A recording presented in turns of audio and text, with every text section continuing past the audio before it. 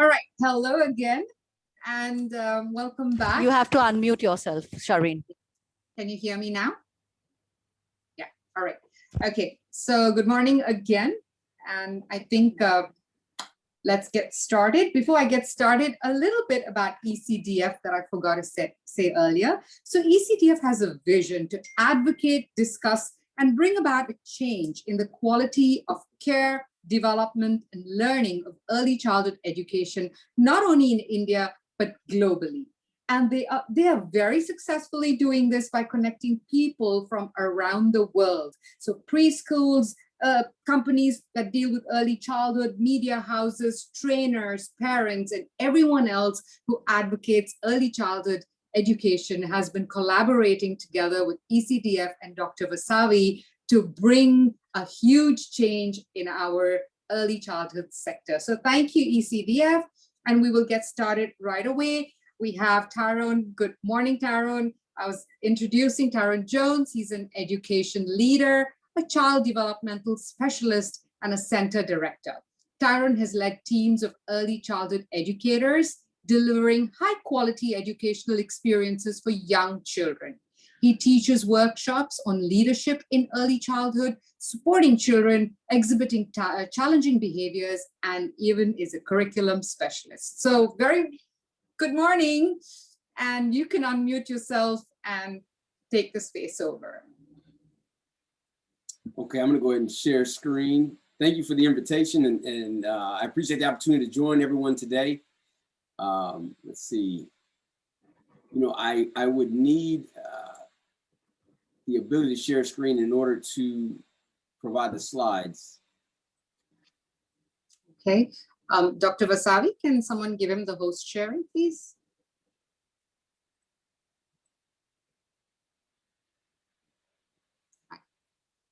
Are you able to share, Tara? I'm attempting to. It says that the host is disabled participant screen sharing right now. Okay, let's just wait for a minute. Sure, Dr. no Vasavi, problem. can No he problem. share the screen, please? Oops.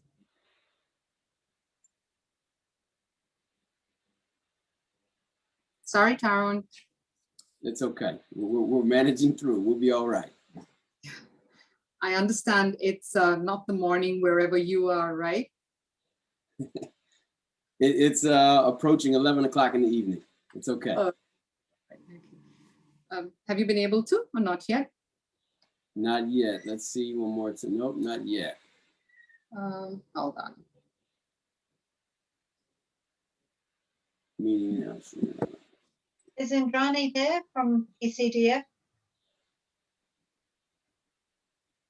Indrani will be able to do it. Okay, I'm just checking.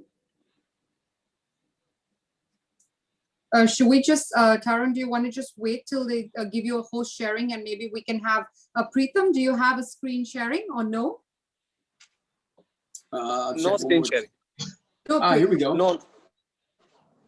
No screen sharing for me. Okay, so Tyron, would you like to just wait or can Prietam go first? I can wait. They access has just been granted, so I'm happy to go now if that works. Great. Perfect. Yeah, go ahead. Thanks, Tyron.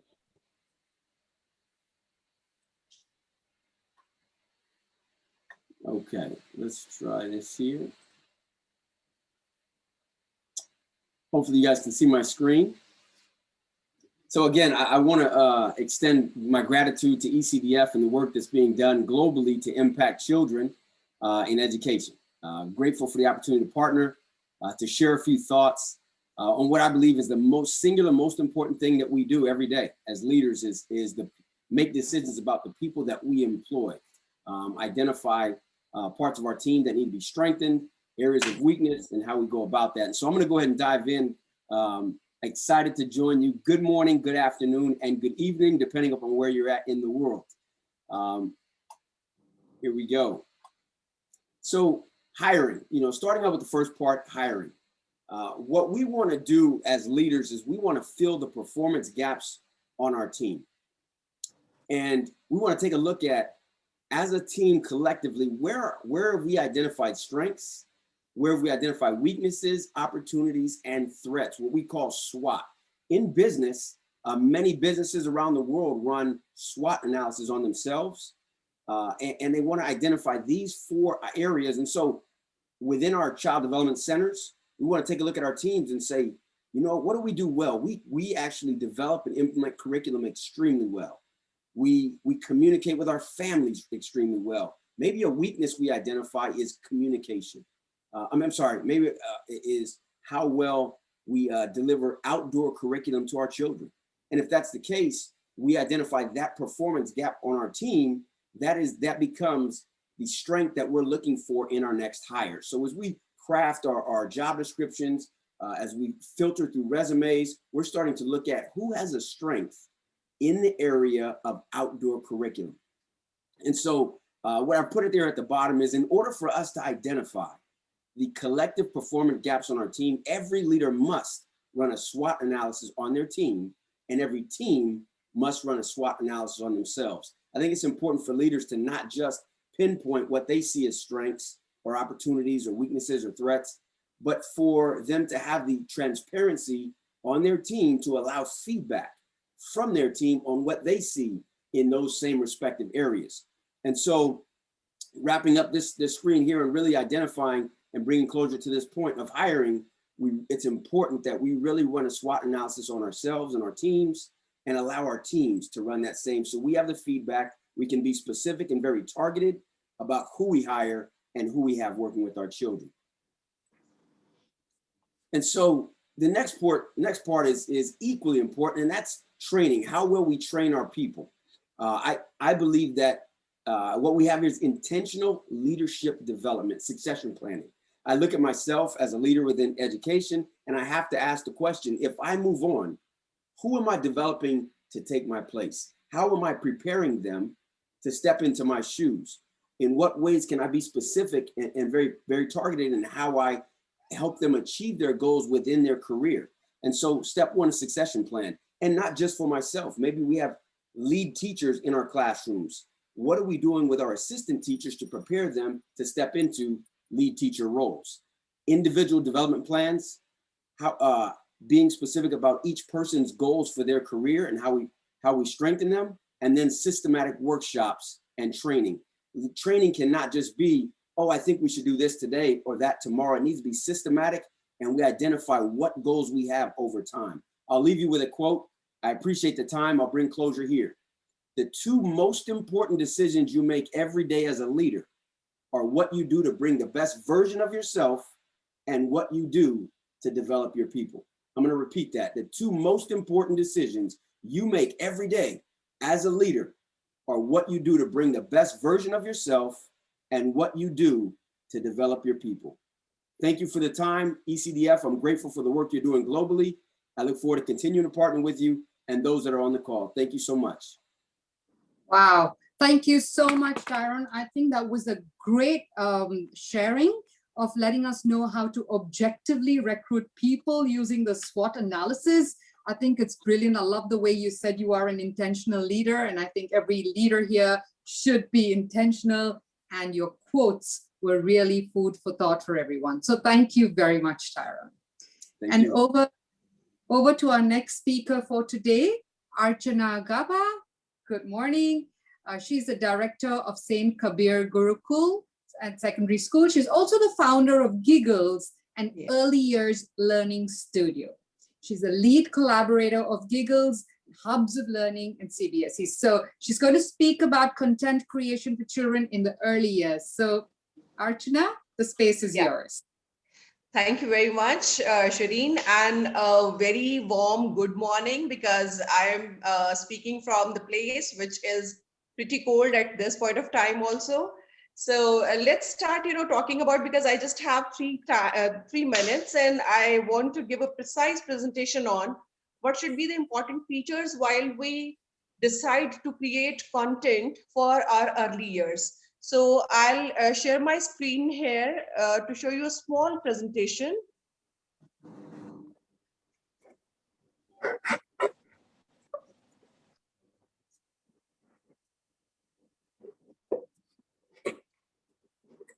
I believe children need a physical setting, both inside and outdoors, where they can play, explore, and learn safely. So, the learning environment needs to include engaging and developmentally appropriate material and be arranged to promote independence and exploration based on children's different stages of development. For example, infants have to interact with their environment in a very physical way, examining cause and create relationship by touching and feeling objects. So the environment should therefore must include, toys made of different materials which are small enough to be picked up by an infant. Toddlers and preschoolers, they use objects in more complex combinations and engage in socio-dramatic play with one another. So their environment needs toys that spark the imagination, such as play kitchens, and that can engage them in problem solving. It may be puzzles, and so a school need to have, different learning centers, clearly defined areas set aside where children can have easy access to materials and engage in independent and self-directed learning activities. In addition to that, indoor learning environment, children need access to outdoor space also, where they can move and engage with the natural world. Outdoor play has very positive impact on health and has been shown to combat childhood obesity and help develop a better, stronger immune system. And besides, research also shows that children who play outdoor regularly have more active imagination, lower stress levels, and have greater respect for themselves and for others. So, I would like to quote the National Center on Quality Teaching and Learning USA. They have identified 13 components that need to be present in an effective curriculum. And my experience tells me that this covers, most of the features which must be kept in mind when we are creating content and environment for our, early years, uh, children who are in their early years. They should, these places, the curriculum should be grounded in child development principles. It should be evidence-based. It should show effect on child, learning outcomes, because children are grasping whatever they are watching. They are trying to, connect the dots, and they are creating a world, for themselves, a word perspective. So that's why it's very, very important that we, whatever we keep them with, we try to create an ideal world perspective for them. Comprehensive, it should be comprehensive across all learning domains. All the multiple intelligence must be, kept in mind while creating activities and content for them. There should, the depth for each covered learning domain, there has to be some depth. These activities cannot be, superficial, like just completing the curriculum without taking care that whether the things that we have tried to teach them have synced in properly or not. There must be specific learning goals, and it should, uh, for that, they need to have well designed learning activities. Teaching has to be, really responsive, culturally responsive, age responsive, sex responsive, and even, the demography of that place, responsive to that also. There need to be support for individualized instruction, and culturally, as I said, that it has to be highly responsive culturally, linguistically, and demographically. Assessments have to be formative and ongoing, and because this is a very serious task, this is a task which cannot be, taken lightly. Why? Because a child's brain develops at a very fast pace in early years. So it's very important that the teachers are really, trained, and not only trained once, they should be supplied with professional development opportunities, time to time. And then the final and the foremost point that I want to put stress on is that it's very important. It's the responsibility of an early childhood education center or school to provide materials as well as activities for the family to be involved. Because generally when the child is small, the new parents sometimes do not know how to engage with the child, positively and productively. So this also is schools and the center's responsibility, the leader's responsibility, the teacher's responsibility to suggest activities and to create or provide or support with material with which parents can really, get engaged in the upbringing and nurturance of the child in a very positive way, and at the same time in their learning also. Thank you. Thank you so much, Archana, for sharing. Last slide, Shireen, I just want to show, I'll not go in detail if you give me 30 seconds more. Okay. So these are some of the things that can be used. So, I would not go in detail in explaining all that. People can just take a snapshot. This is just a list of a few props and toys which can be used for such centers along with the content which is created. Right. Thank you very much, ECD, for the opportunity. It was lovely to be on this platform. Thank you so much. Thank you. Archana, thank you very much for sharing that lovely framework. I think it's a good framework for all of us to take back and reflect on with our own curriculums or whatever we are using. So great. I'm sure everyone took a screenshot of that. Thank you very much. That was very useful. Okay. Thank you very much, Shireen. Thank you. And over to the next talent in the house. We have loads of talent today. I'd like to introduce Caroline Asami. Good morning. She is the founder and CEO of Social Enterprise Create, which is CATT. She's a consultant senior clinician in Singapore, working with children with developmental challenges, an award-winning adult educator at the Social Services Institute, and she lectures at the Singapore University of Social Sciences in Play, Arts, and Child Development. She's also the author of the book, Fighting the Dragon, Finding the Self, Why Art and Play Matter in Early Childhood. So let's put our hands together and welcome talented Caroline. Thank you.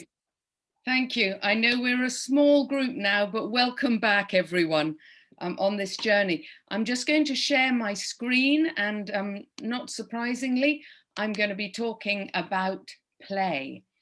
And I'm going to talk specifically about something called developmental play, which is a model that I came up with. I'm a clinician, but I'm also an early childhood educator. And I did my master's in education because I felt all teachers, particularly if they're working in inclusive settings, would benefit from learning some of the models that I know as an occupational therapist and an arts and play therapist. The model was actually born in a school in rural India, in Kerala, with differently abled children. So it's rooted very much where this forum's roots are. So what I wanted to just think about initially was why play? And I think we all know, any of us who work in early childhood, that play is how children make sense of their world. But from my work in Asia over the last 20 years, play isn't taken seriously. And by a lot of people, they don't think it's linked with proper learning. And so I've spent a lot of time researching what play is. And when you're looking at inclusive settings, we don't always understand if children aren't playing at Vygotsky's level of play, symbolic, imaginative, language-based play, we often don't know how to get there. So the developmental play model brought together my experiences as a educator, but primarily an occupational therapist and mental health worker as well. And it's based on this developmental play pyramid. And the idea that if you build strong foundations, children are able to reach higher levels. Now, the foundation level of the pyramid is sensory body play, which is all about how we understand our physical bodies. And this ties in with something called sensory integration, which is a theory, an OT theory developed by Jean Ayres that looks at how neurobiologically the brain gets wired for learning through our 8 senses. And I work as a clinician here in Singapore with a lot of children who struggle with sensory processing, and that impacts on their higher learning. So it's a foundation skill. The other foundation of the pyramid is attachment safety play. And this is all about relationships. We know that if children feel loved and happy, their learning is better. All of us know that as teachers. If you can get a good relationship in the classroom, you change children's ability to learn. And we have neurobiological evidence that shows what pathways get laid down through positive relationships. So that's the foundation skill. And then from that, children grow up and move into creative exploration, movement, engagement, then up into what we call the organized meaning-making play. Piaget talked about that, pre-operational play and things. And it's really when you've got those 3 levels in that we're able to move up to the higher learning. And the reason this is so important in inclusive classrooms is that children who learn differently, particularly if they've got ADHD or are on the spectrum, their brains are different. And if we can use this framework to help them get stronger foundations, we're going to create better inclusive classrooms. So level 1, 2, and 3 are before language develops. So they're the pre-verbal stages. But in a lot of my research about how play worked and about play-based learning in my master's, most people were talking about level 4.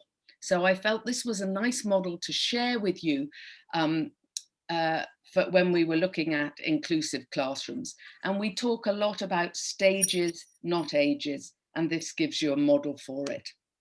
So just really to sum up, thank you for the bell, that children learn in multiple ways, and for inclusive classrooms, we really need to provide opportunities for multiple ways to wire the brain and help children learn and feel happy and understood. Please feel free to get in touch. These are all my links. I have a lot of free resources. I have stay-at-home, play-at-home resources in 13 languages. I have podcasts, and I have a developmental play training approved by the World Federation of Occupational Therapists that you can find out information on the Academy. So if you want to learn about play-based learning, please get in touch, and I hope we can collaborate. Is that my 3 minutes? Yes. Thank you so much, Caroline. I think you know, today feels like a little treasure house with everyone sharing these different frameworks, from SWOT analysis to the 13 different points. And now again, this developmental play pyramid. I think we've really got some work to do at the end of today is to dive in deeper into all these frameworks and use them. So thank you very much for sharing the links. And when you was talking about play, it reminded me of what even Maria Montessori says, play is the work of the child. So yes, I think it's time for all of us to give it more importance. Right, okay, thank you, Caroline, once again. And now we have with us Rita Das. She is the project manager at TIFO Learning Solutions in Gurgaon, which was called Discovery Club before. She has 22 years of teaching experience plus 6.5 years of experience in handling pre-primary operations, including facility management, quality assurance, and human resources. So today, we're giving her the space to talk about inquiry-based learning environments. And Rita, the space is all yours.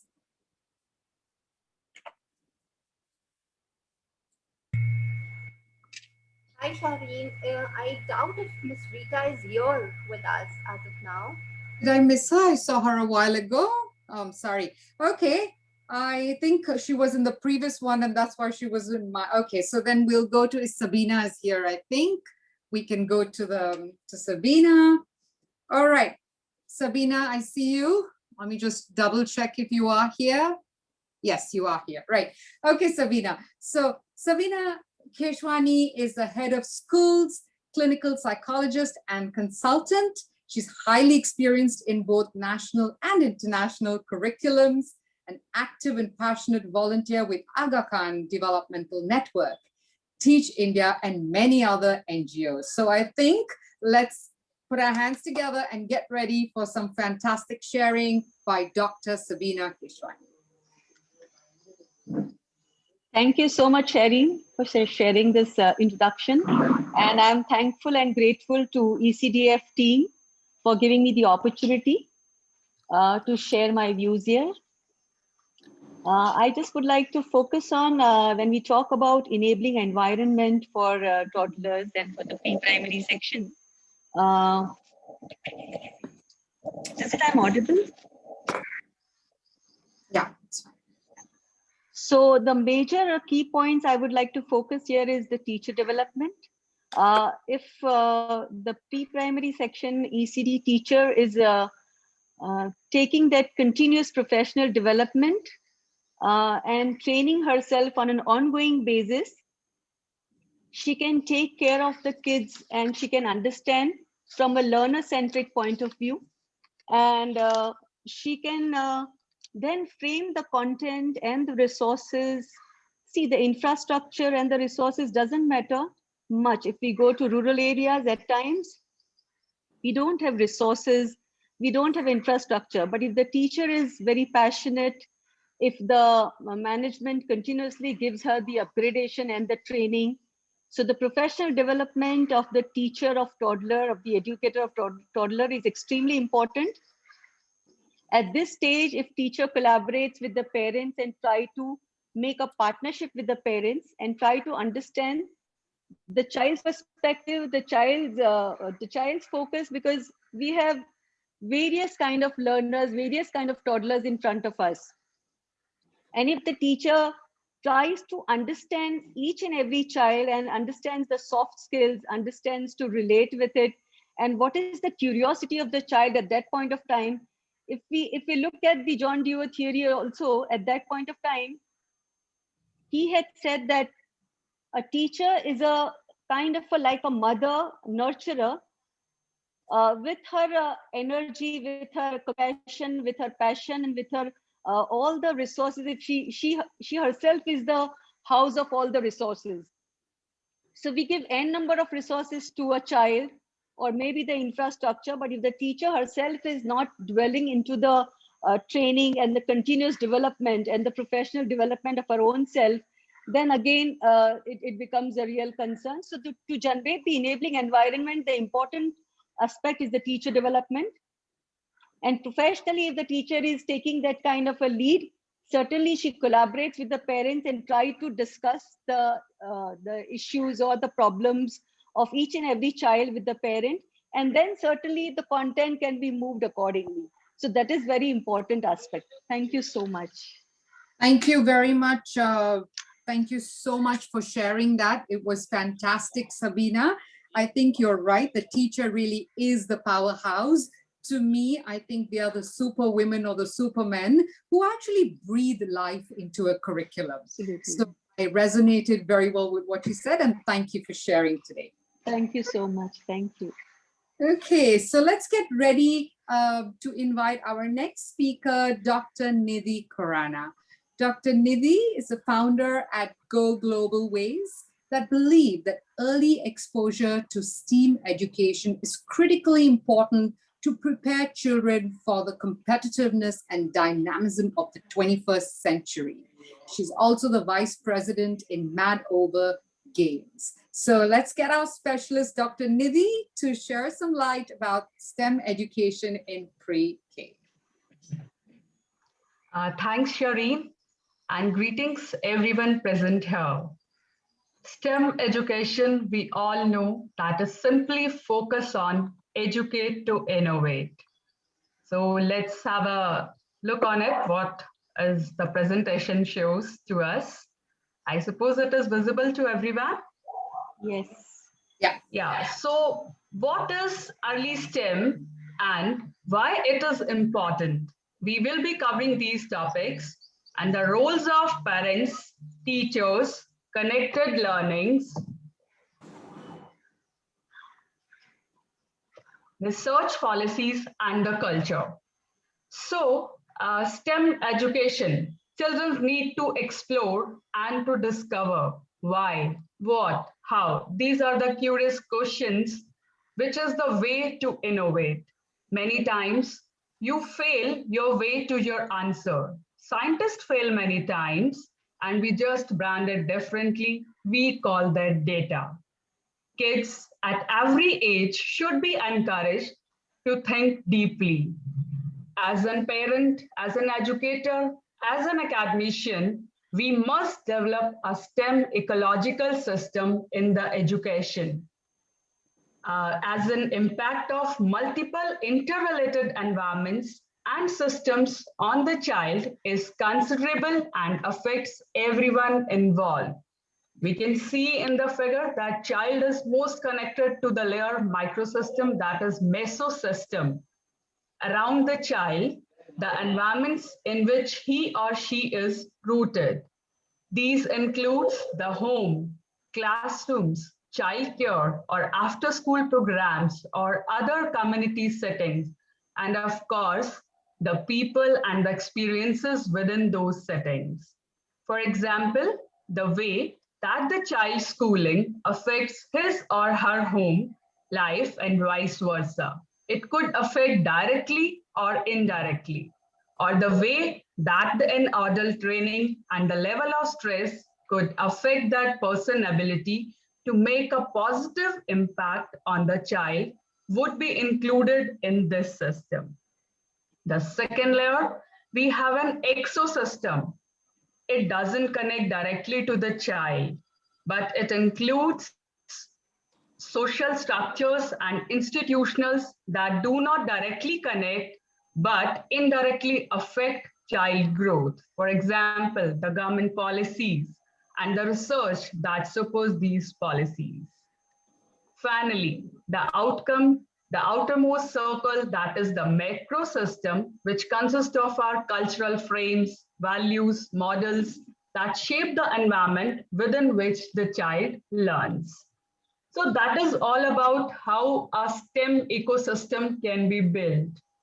STEM starts early, provides key recommendations for educator, leaders, researchers, and policymakers across the country to improve opportunity for children to become confident learner in science, technology, engineering, and maths.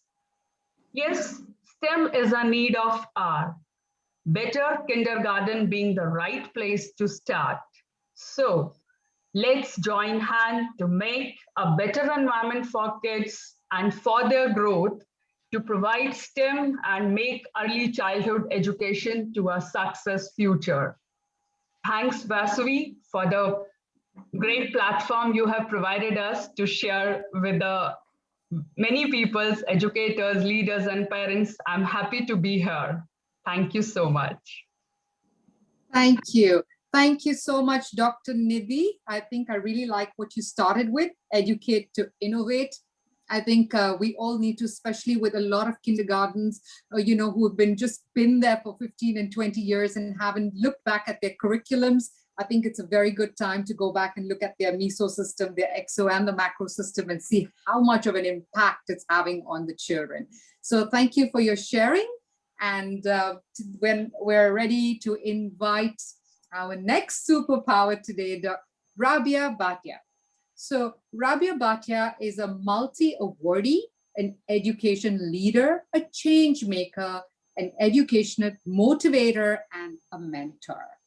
She's also an HR professional, a brand and communications head, and a PR expert, speaker, a moderator, and a trainer. So welcome, Rabia Bhatia. The space is yours. Wow, thank you, Shireen. That was such a wonderful and crisp and sweet introduction. And thanks, ECDF, Dr. Vasavi, for inviting me again on this platform to share my views within so many esteemed leaders, I would say, because talk about Dr. Sabina, you talk about Smriti, or Sanjeev Kapoor sir, anybody. They are like leaders to me, they are like mentors to me. But to be honest, yes, it is always nice to be here with the leaders and share your thought process because of the fact it's about the collaborative learning. So I won't take much time about all of this, and I would like to speak here today about being an HR professional, the hiring, training, and the recruitment of the teachers. We all know especially in India, with NEP coming into picture, schools are looking forward to hire new talent. We have new policies from the new education policy with respect to the teachers, qualification. And across the globe, what I believe as a HR professional, as Dr. Sabina also rightly said, the teacher's professional development is a must factor. You know what I feel, as per my experience, I've always felt rather hiring a new talent, it is always better. Sorry, can the others unmute, mute themselves, please? Can everyone else mute themselves so we can hear Rabia? Thank you, sorry. Thank you, Shireen. Thank you, everyone. So it is always better to train the already existing talent, already existing professionals that we have with us. It is absolutely, it is all about the relationships that we hold with our current people, with our current employees. At the end of the day, what matters is the relationship, is the bonding, is the collaboration that we have experienced for so many years. But if at all there is a, there could be a reason due to some kind of, policies into picture, due to some kind of any reasons that the education department has come into picture and they want the certain qualified teachers to be in the society, to be in the education system. For that matter, why can't we as a school management train our own people rather than hiring and firing kind of? As a HR, it really hurts when you fire the existing resource. It is very difficult to hire a new resource, to hire the similar kind of mindset of people, because of the fact it is not easy to get along with each and everybody. No doubt, every person has its unique talent, every person has got uniqueness in them. Having said that, it is very difficult to have a bonding kind of with each and every person in the organization, or the somebody we are hiring outside from outside. So that new person will again take some time to adjust in the system. We'll again have to induct the new hire. We'll have to again train the new hire as per our own policies, as per our own system. So why not provide the proper training and the proper resource meant for the existing employees, so that we should not have to go through the similar kind of process from the scratch itself, wherein you can't have that confirmation that the new hire will stay with us, and we don't have to again go with the new process of the new hire again. There is a there could be a stability issues, there can be mindset issues. The mindset may not match with the management or with the principal or with the within the team. So why to go ahead with this kind of process? I know it takes time also. We have to spend as a management, as an organization. It's all about the expenses we are incurring in training the old talent and in hiring the new talent. But to be honest, think about and do a proper analysis. As a HR, I have done a lot of analysis when it comes to hiring the new talent, inducting the new talent, and getting them adjusted in the system. It takes a lot of time. It takes much more expenditure rather than training the old talent. And also, because we are already working with the old people, it is very easy to understand their thoughts, understand their views, and work as a team for the growth of the organization. So I think that is all I wanted to say today. And it goes across the globe, with across the organization, whether it is the education sector or a corporate sector. Thank you so much once again, ECTF, for giving me an opportunity. Thank you. Thank you, Rabia. I think it reminds us of the old saying that old is gold. So yes, I think we need to appreciate what we have sometimes. And also, I think it was great what you spoke about. Yes, teams achieve more together, everyone achieves more. And so I think it's a good reminder for all of us. Thank you very much, Rabia. And so next for our, the next speaker for today is the youngest speaker we have over here, Christian Reboledo. I have absolutely surprised and really in awe to see the work Christian is doing. And I can't wait to invite this young voice to share with us. He's the true inspiration. He's a 14-year-old 8th grader at Hyde Park Middle School in Nevada, USA, biotechnology enthusiast in the field of longevity, currently researching utilization of embryonic stem cells to increase health span. Project-based learning and STEM enthusiast working on a project-based learning program for students. He's a member of the Canadian Open Learning Academy, aiding students in camps like Kakuma in Africa.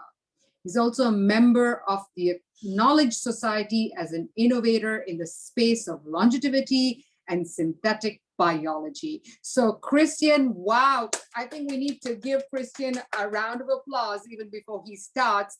At 14, I never even knew what these words meant. So Christian, the space is all yours and you have all our ears now. Thank you so much for that introduction. Yeah, so my name is Christian, I'm 14, and today I'm going to be talking about the importance of resilience and coping mechanisms. So I'm going to be sharing a small presentation with you today.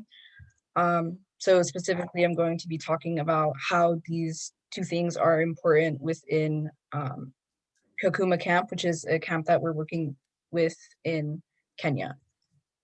So there are a lot of different problems within this camp in Kakuma in Kenya, because only less than 1% of students make it to higher education, which means that they waste their lives in the camp and don't get to receive the education needed and necessary to pursue further career paths and things like that. These schools have very scarce resources, internet availability is low, police force and enforcement is very high, so their education isn't meeting the potential that it could be. And that's why there's an importance of resilience and coping mechanisms here. Storytelling is one of the main coping mechanisms in Kenya and a lot of these camps. That's why in the Canadian Open Learning Academy, we are doing storytelling competitions and things like that to influence and impact these students to be able to spread messages of hope and perseverance. And that's why, given all of these terrible conditions that they go through and that many other people go through within the education space to actually receive this education, it's important to be perseverant and to maximize what you have to achieve a goal outside the potential initially stated within the jurisdictions of these problems. And so that's why it's important to not be afraid to reach out because you have limited resources and that's why it's very important to maximize said resources to be able to reach your full potential in the education space especially. So it's important to definitely ask questions, reach out for help and things like that, because without doing so, you aren't able to maximize what you have and you are not able to receive the education that you should be receiving. And in these camps especially, it's very scarce that you find somebody that will leave this camp due to the fact that education is at such a lower level than all these other countries, such as the US, for example, and Canada. So that's why it's important to utilize resilience and coping mechanisms to be able to push yourself and further your educational and academic prowess. So that's why with these kinds of mechanisms and motivational skills, anyone would be able to thrive no matter where they come from.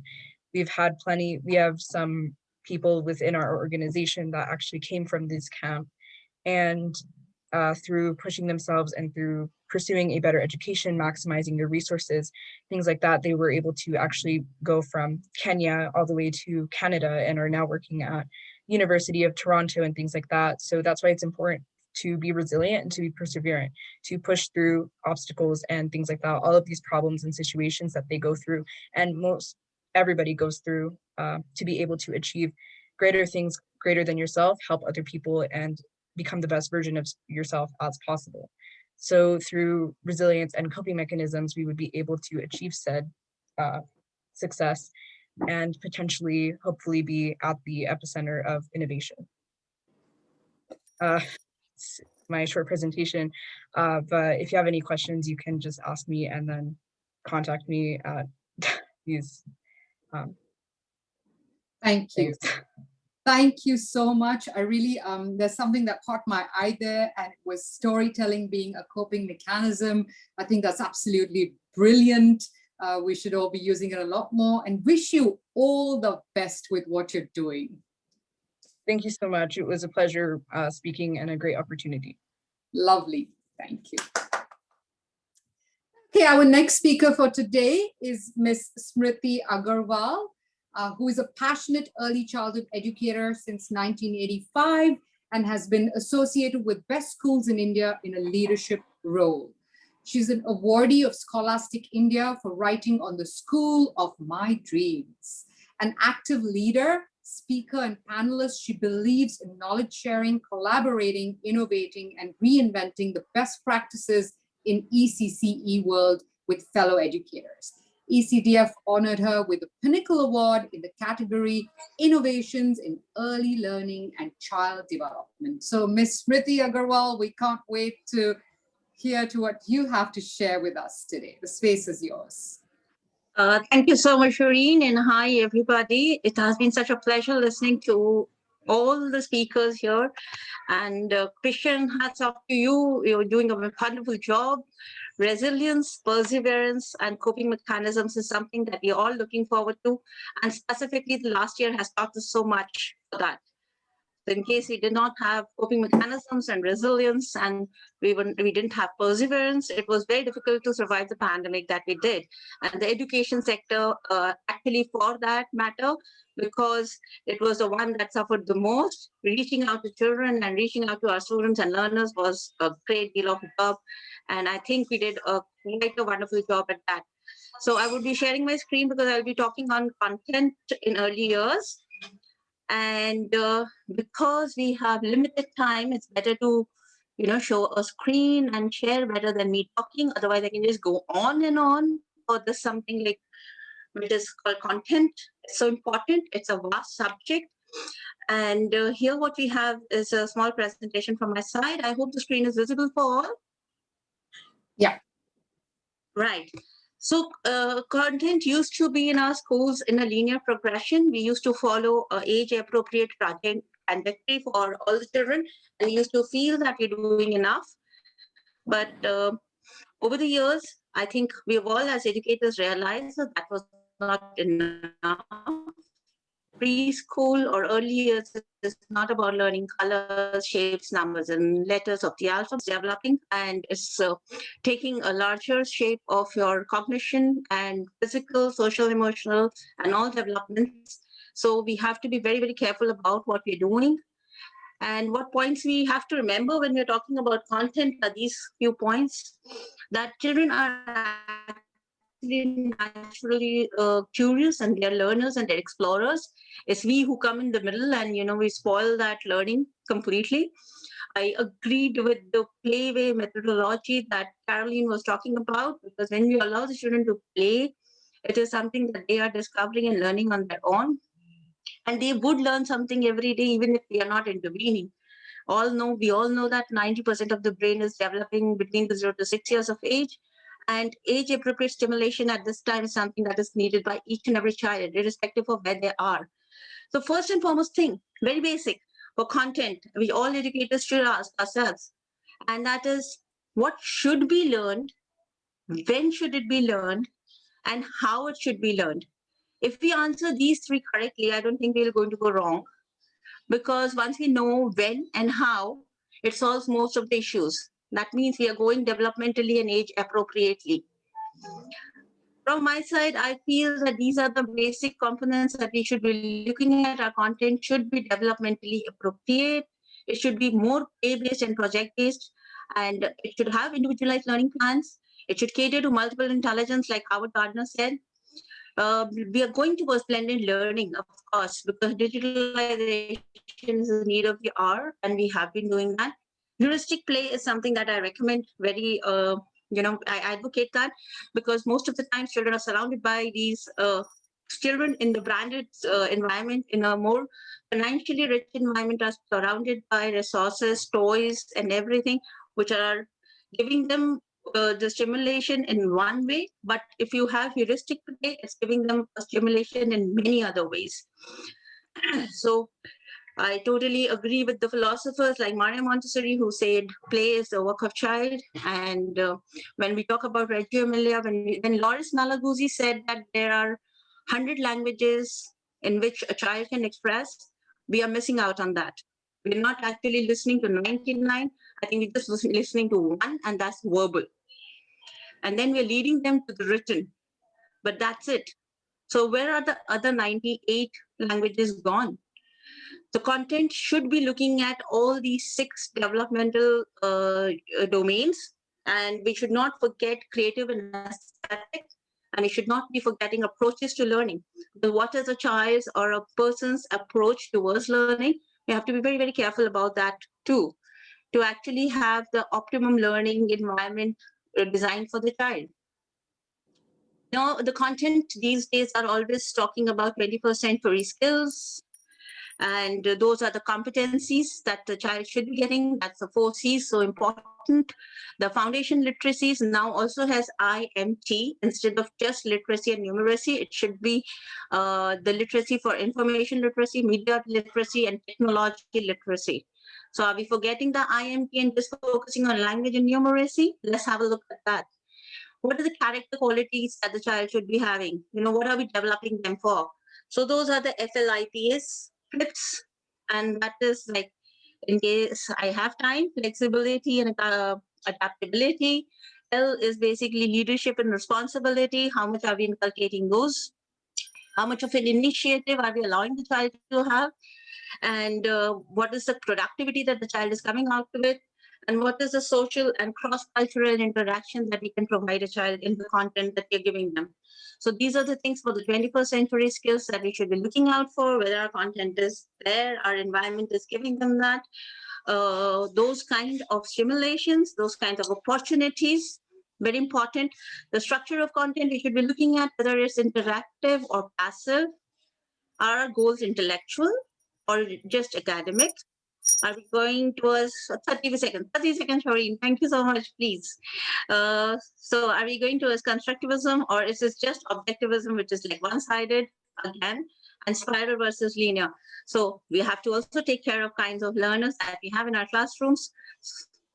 Objectives for our ECE curriculum, of course, are these. We can just take a snapshot. These are something that is obviously talked about and we all know about it.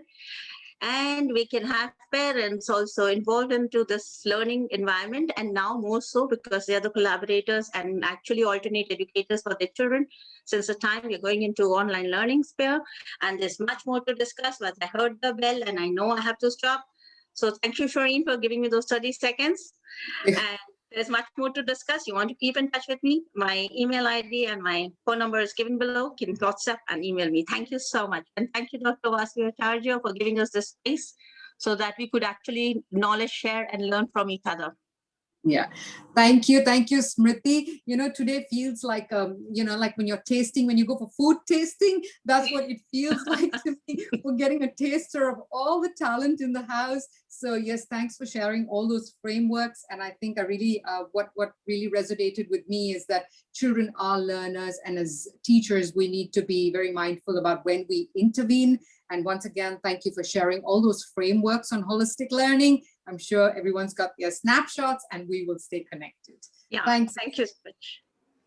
Okay, and over to a very familiar face that all of you have been seeing, who will be speaking next, Simran Palani. Welcome again. She's an educationist, strategist, and change maker with 22 years of experience in the US and India. She is an ECDF zonal head and is in Bangalore, a gold medalist in early childhood education, and recently pursuing a PG diploma in education leadership. Simran is already a great leader. Welcome, and the space is yours, Simran. Thank you so much, Shireen, and you're doing such a wonderful job. Thanks a lot. It suddenly feels different when I'm a speaker and somebody else is welcoming me. Thank you very much. I will make the most of my time and I will share my screen. I'm going to talk about a very touchy topic, which we all know, which is out there, but we really don't like to talk much about it. But this is something which is close to my heart, and I'm doing much of my research in this. Parent as partners, I like to call it. And we're talking about parent collaboration and not confrontations. Yeah, usually early childhood educators would agree how much of a confrontation or it is not a collaboration. It usually gets into confrontation. Thank you for your clap. So we will go through it quickly, and I would request you to keep your phones ready if you want to take a snapshot, but also you can contact me back. So respect is a two-way street. Let's not forget that. Parents usually want to get respect because they are like the parents, but teachers also want respect, and it is a and always the middle focus is the student. So let's look at 7 ways that we can enhance this relationship, engage together in meaningful dialogue. Actually, it is such a simple statement, but if you go to see, even when we talk about PTMs, are we engaging in meaningful dialogues? Yeah. Are we just trying to, prove a point? Please don't do that, because that's such an important forum that you get to spend with your child's teacher. Show mutual respect, actively listen to one another, collaborate on issues that are affecting your child's learning. There are a lot of times parents go, well, my child doesn't do that at home. Correct, but he or she is doing something in the school. Maybe we want to take a notice of it. Empathize with one another, open themselves to learning from each other. This is the most crucial point, because I feel teachers have a lot to learn from parents if they listen what they want to share about the child, and vice versa. Involve students as responsible collaborators in their own learning. And this is the source if you want to read more about it. Now, here are some very, what do you say, common things which happen when comments serve as roadblocks. My child is bored. Now, here is when this comment is coming up. Look at how it is being perceived. Parents think that a teacher is saying my child is not being engaged. What is the teacher hearing? You're not doing enough to help my child. You are incompetent. And what is the result? The door is closed. The communication ends there. But that's not what we want. We want to make it more productive. We want these engagements to be more, more meaningful dialogues where mutual respect is taken care of, where child's best interest is taken care of. What should be done on both sides? Teachers should request for more details. It is important for parents to provide more information. Parents, you are looking at your child at home. Teachers, you're looking at the child at school. Now, another comment which usually does come up, Mrs. Jones is a helicopter parent. We have heard that all, right? But try to understand, what is a helicopter parent? Parents who are always at school? Parents who have 0% faith in their teachers? Are we trying to kind of label them? Parents who send multiple emails, they don't trust their child's teacher, and so on and so forth. And a parent who doesn't leave the teacher the time and energy to do what you're asking. What are the strategies to combat this? Listen. I think the whole point in this that I'm going to come out is going to be listen, be genuine, be respond to concerns. Sometimes, especially after Corona, you will find parents with more anxieties, more concerns, and teachers and we educators will have to have more kind of intake of empathy and patience when we are trying to understand parents, because they are having a lot of anxiety and they're not clear what's happening. What strategies have you as teachers used in diffusing tense situations? Are you making detailed notes? Are you open for the parents to give you feedback? Ponder on it. Are you open for parents to give you feedback? Sometimes we are not. Let parents know you are open for feedback. So this is what you as a teacher can do. Remind parents that their child is a work in progress and let them not put a lot of pressure.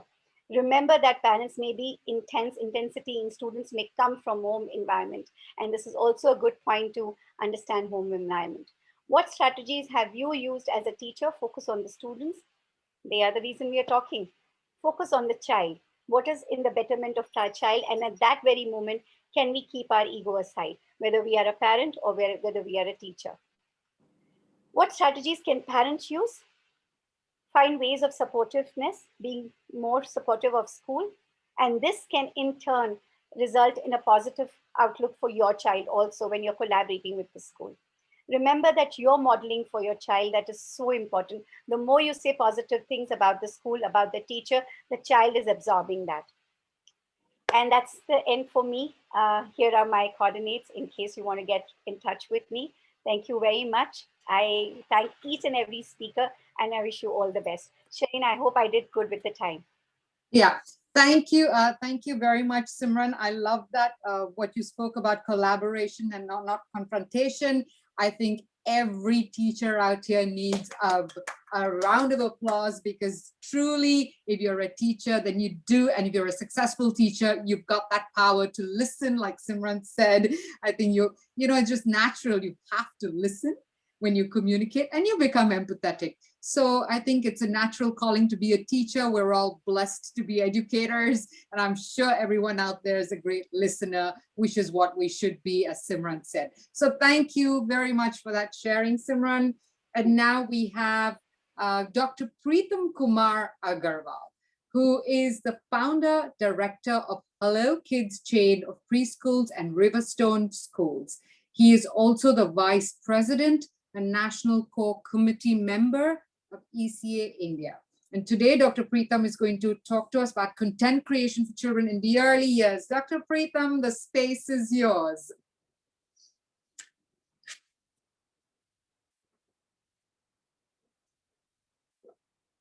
I see, is Dr. Prietam here? Saw him earlier. Oh, I don't see him here anymore. So I think we'll come back. We'll go to our next speaker today.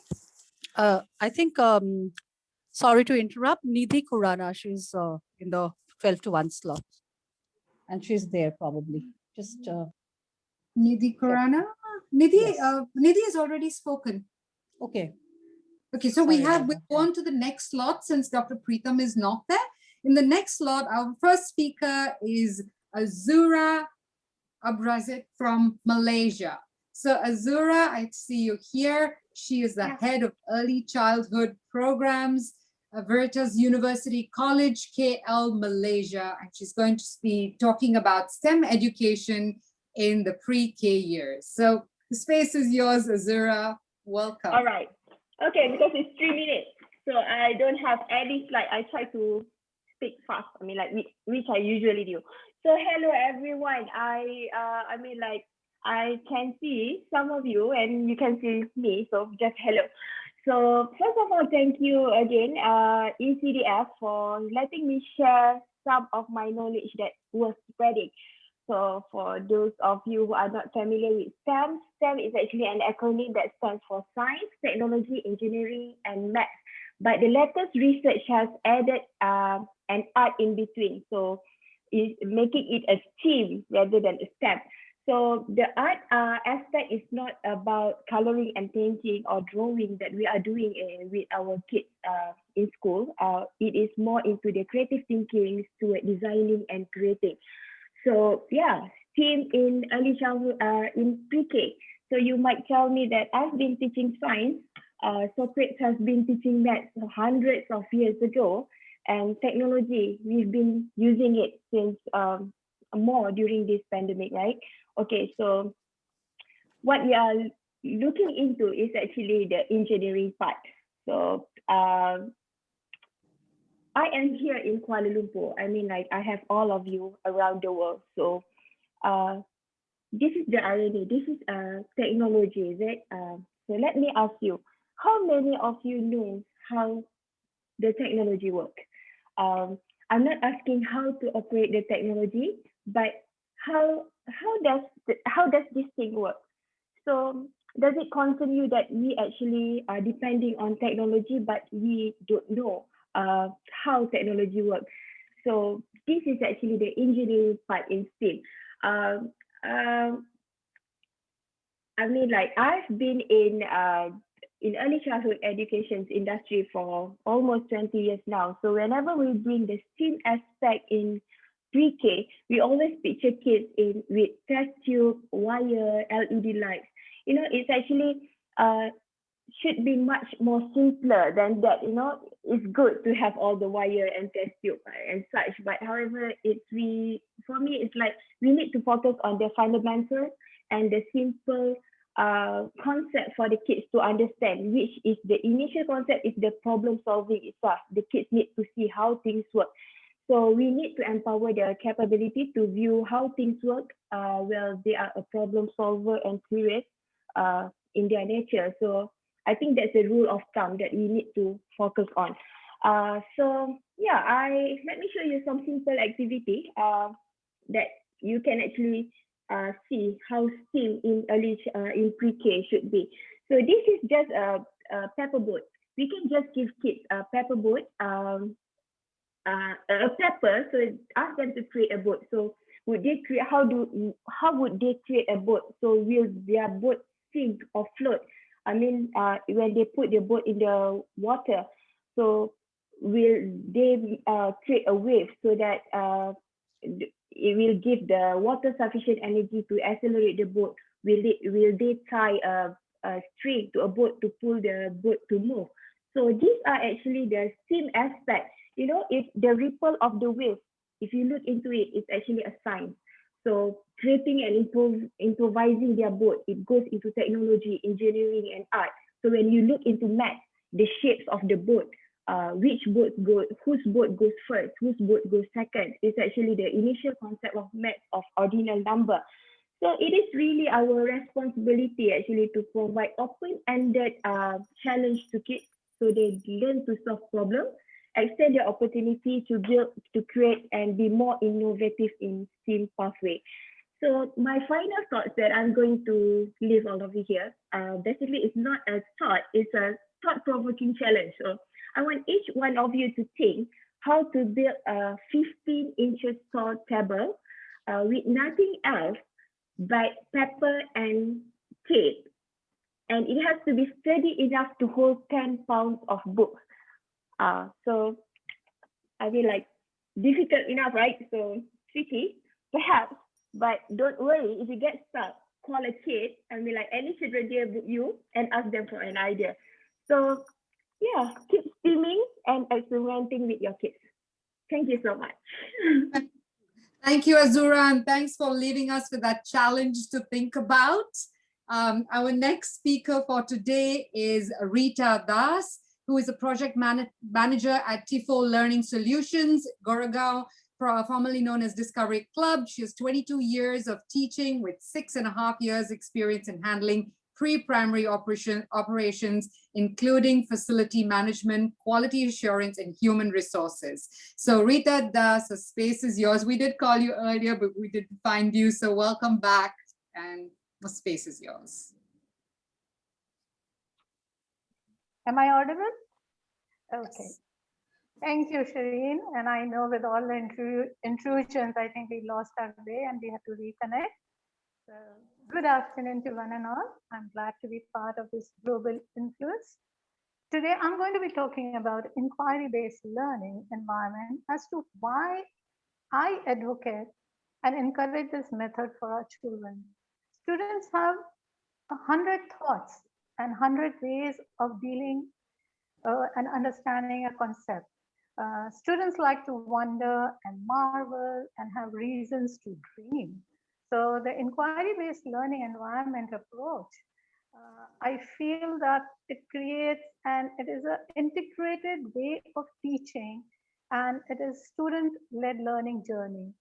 It also helps the students to express themselves freely in many ways and are actively engaged in hands-on learning. And when they learn with hands-on learning, they retain the knowledge and they learn much better.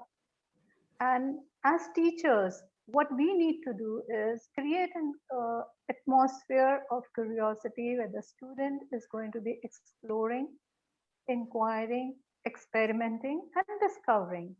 So without actually the teacher teaching the child is learning and actively participating and discovering, and this will help the students retain the gain knowledge for a longer time. And when inquiry-based learning environment is created in the classrooms or in our environment at home also, it will nurture the talent and passion. It will empower the students. It will increase their confidence to talk about it. It will teach self-regulation. It makes children more meaningful and develop strong research skills. It deepens the understanding to go beyond memorizing the facts and content. And this will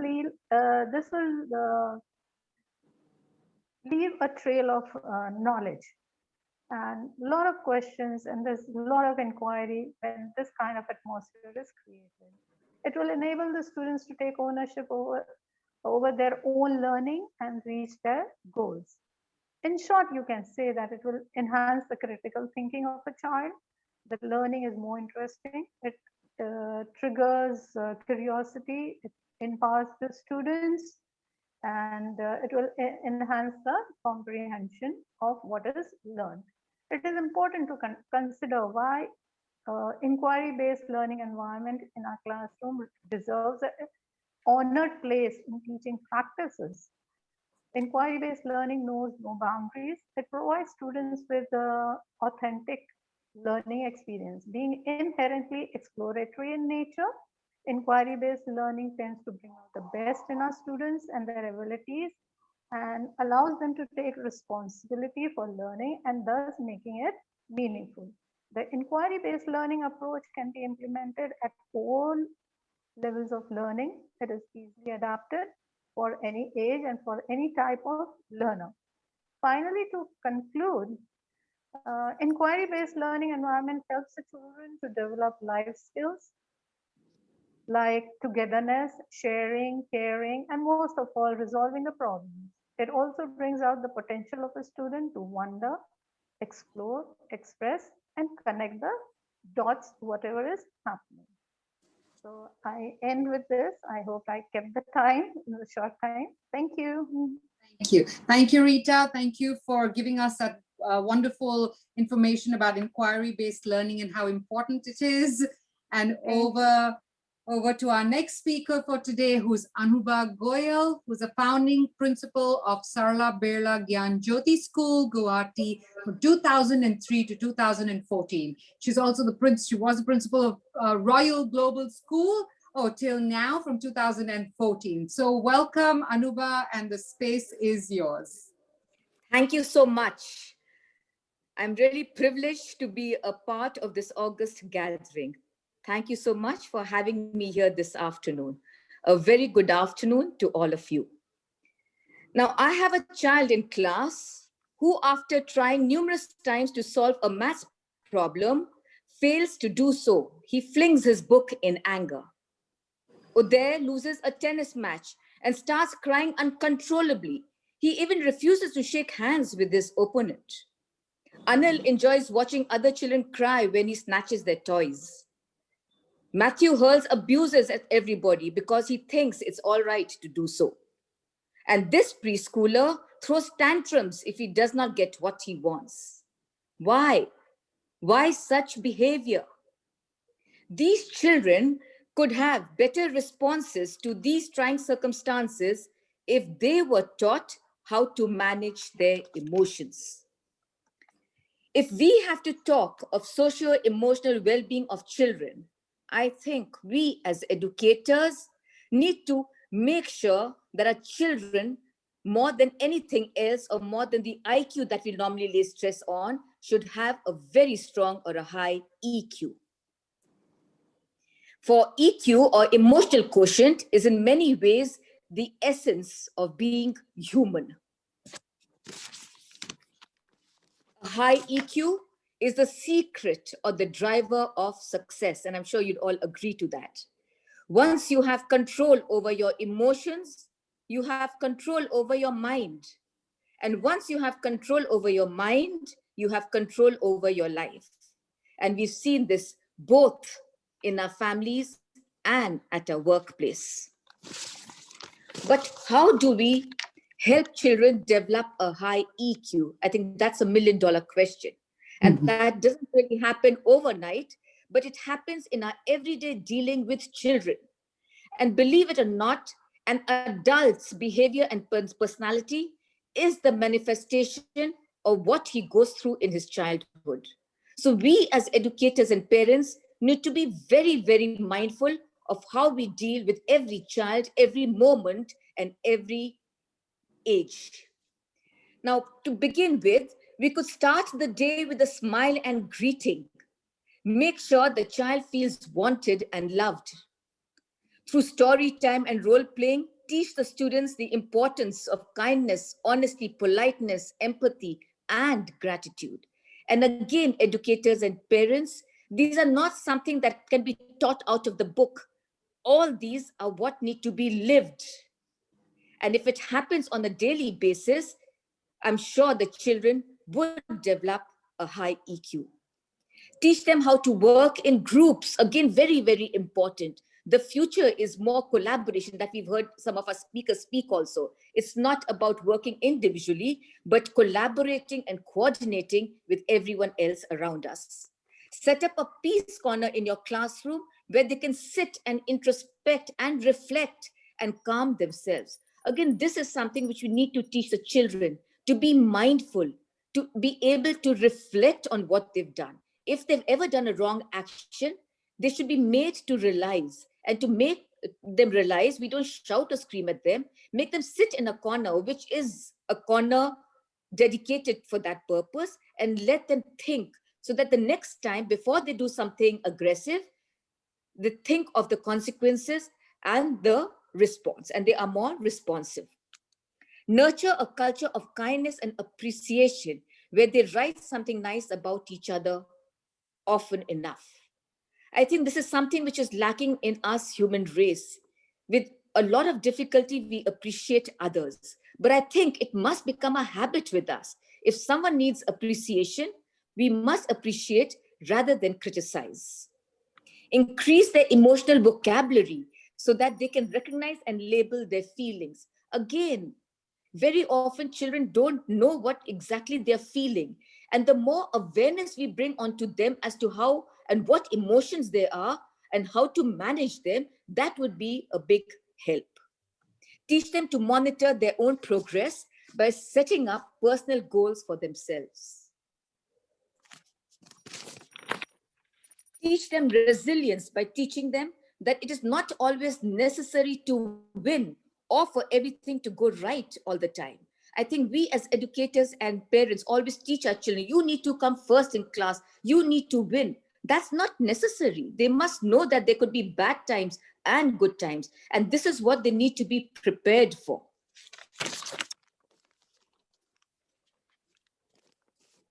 Okay, I think we're running. Importantly, for educators and parents, practice what you preach, for the children would model what they see.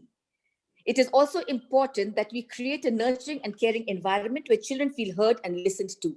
It is our duty and responsibility to plant the seeds of well-being and watch our children grow into emotionally healthy and resilient individuals. Thank you so much. Thank you. Thank you so much for sharing, Anubha, for sharing all those beautiful things for EQ. We have a lot to take back with us, and we need to all teach, not just preach. So thank you very much. Thank you so much.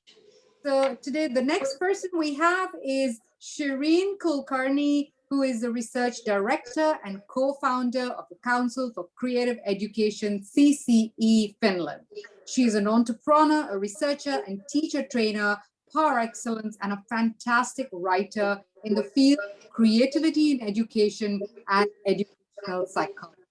So Shireen, we're all here. I hope, and the space is yours. Thank you so much, Shireen, and it's very beautiful to be welcomed by Shireen to a Shireen. It's very nice to be here, and I feel like participating in an elocution competition where you don't know when your turn is going to be, so I can feel that excitement here. So thank you, ECDF, for this excitement. And I will today talk about one interesting topic, and that is about blame, actually.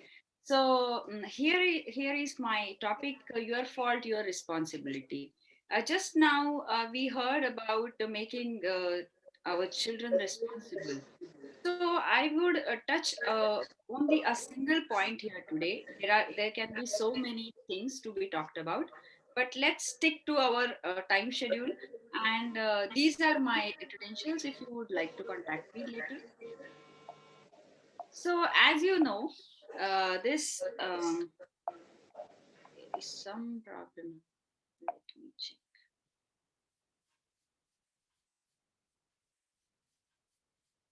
I'm so sorry for this.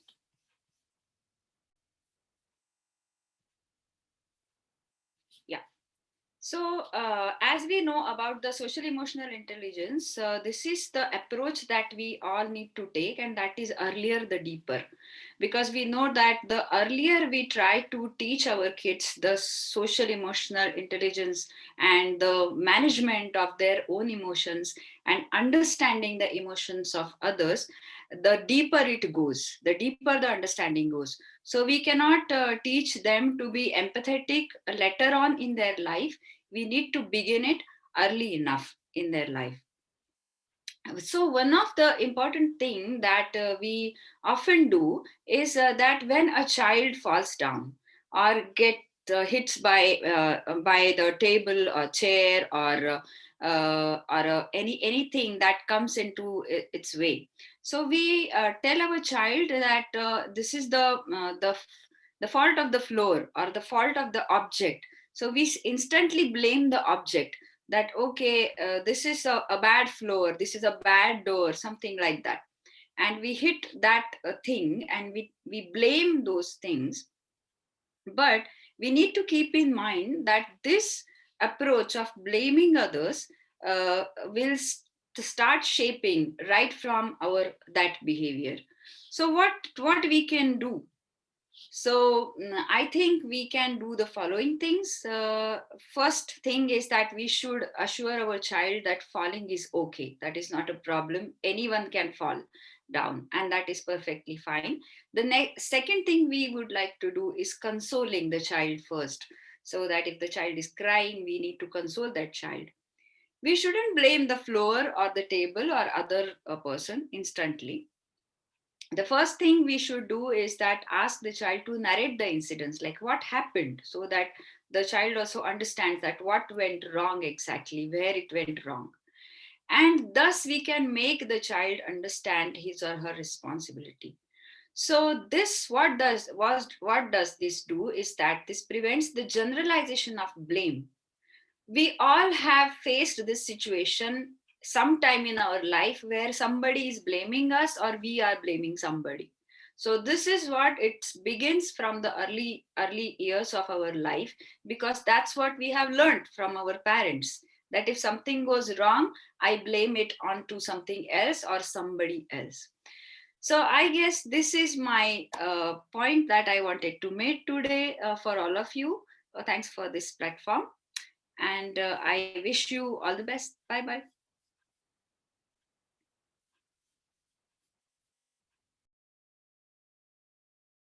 Shireen, you are on mute. Thank you very much for sharing, Shireen. That was lovely. And our next speaker for today is Dr. Charlene Wrighton, who's a co-author of award-winning Zophonics, multisensory language arts program. She received the Teacher's Choice Award in 2011 for Zophonics preschool kit and the Teacher's Choice Award for Zophonics kindergarten kit. Yes, I've seen so much about Zophonics, so I'm very excited, and I'm sure everyone else is. And over to Dr. Charlene. The space is yours. Thank you.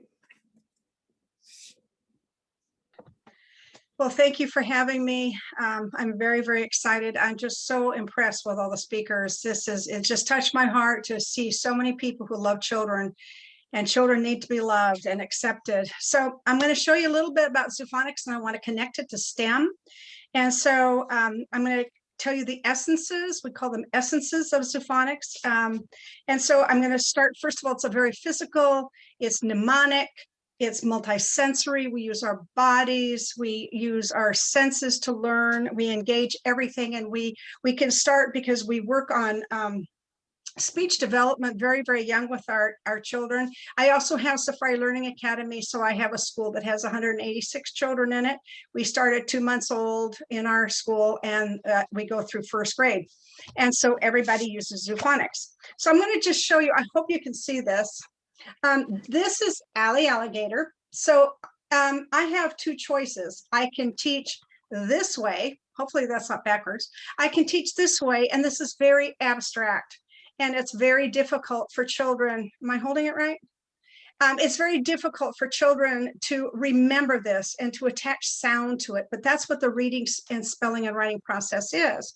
So my career was in special education. My sister's career was also in special education. And so we had some of the hardest, the children that had such difficulty learning.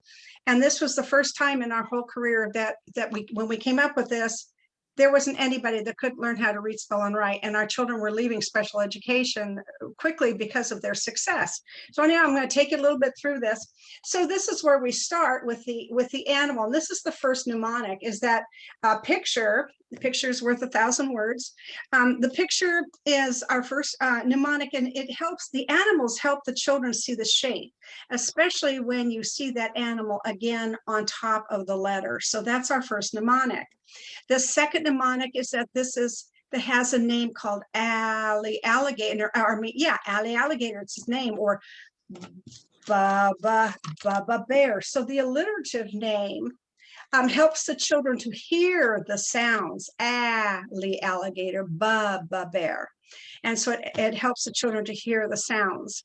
The third mnemonic is that we put a body movement with it, because when the body is moving, the brain remembers. And we were 36 years old, and we were saying that forever, and we never really understood. We didn't know the research behind it because they hadn't done the research behind it.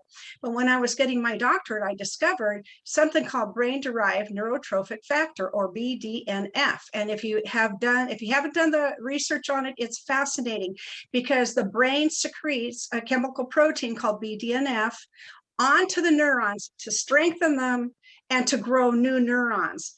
And so that physical movement is essential. We're very play-based, and we use our bodies a lot in catching and tossing and running. But anyway, we use all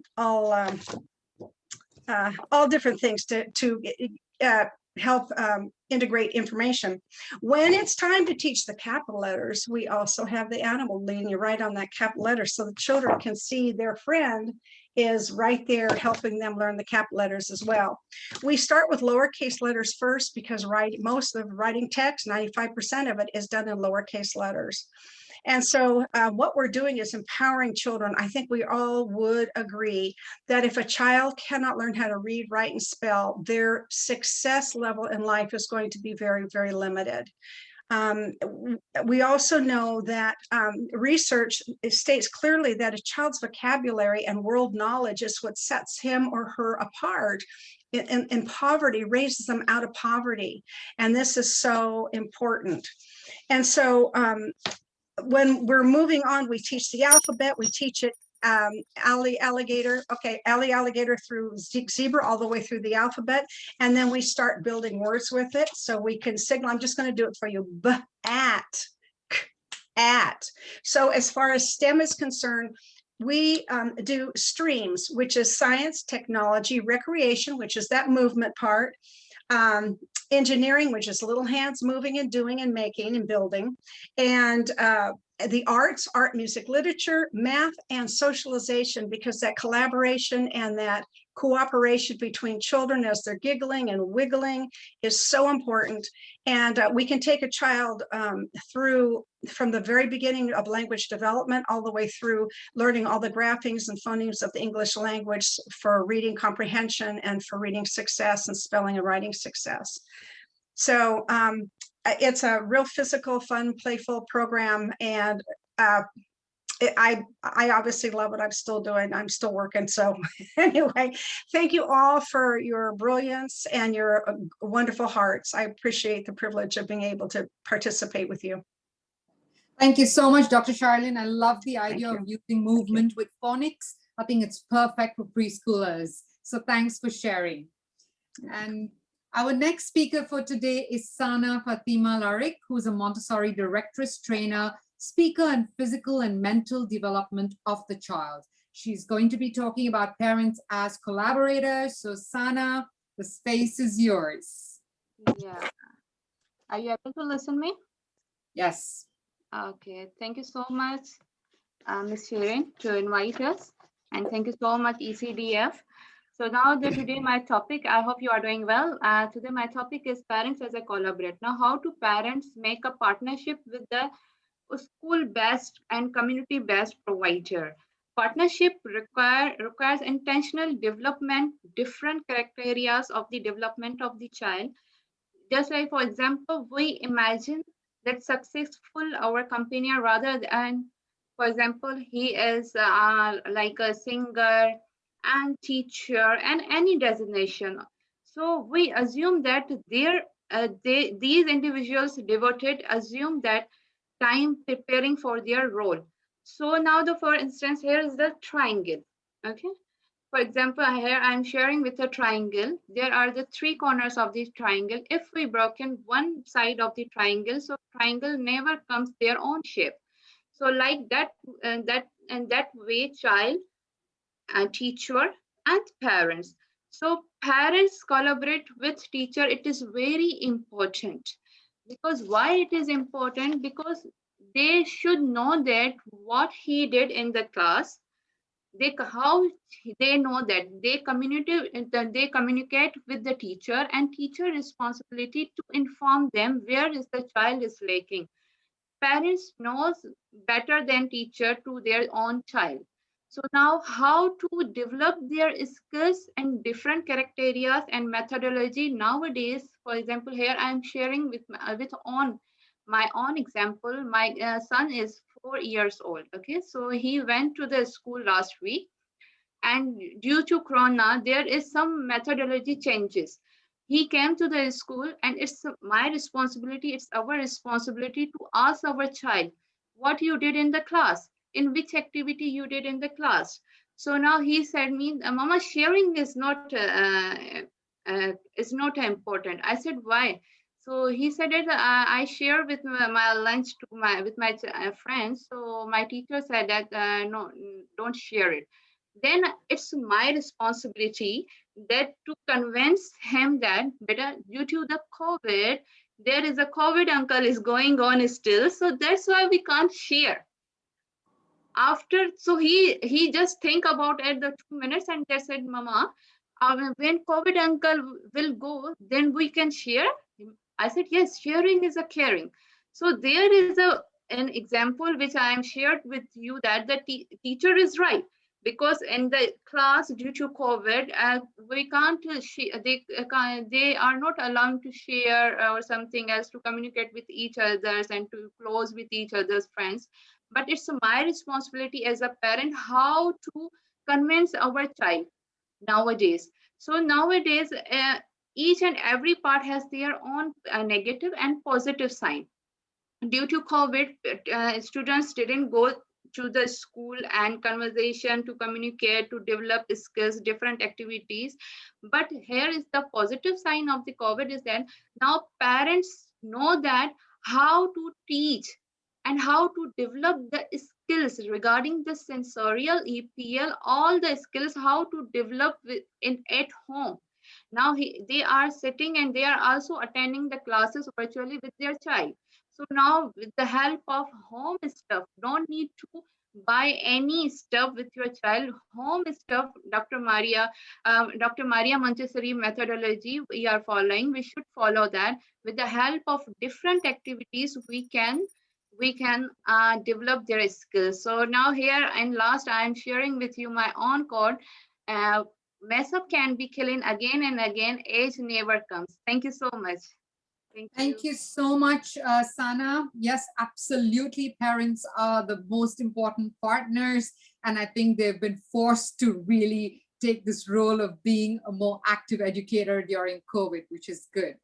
Thank you again.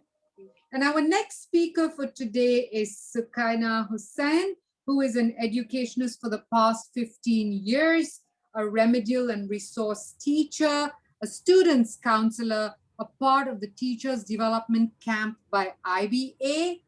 She's currently working as a special needs and remedial coordinator. So Sukaina Hussain, welcome, and the space is yours. Good afternoon and hello. I'm Sukaina Hussain from Pakistan, and that's quite an honor for me to be here with you all. So I'm not going to take a lot of time, so let's start with it. Okay, so my topic is socio-emotional skill of children. So let me start. Okay, so let's talk about what is socio-emotional well-being.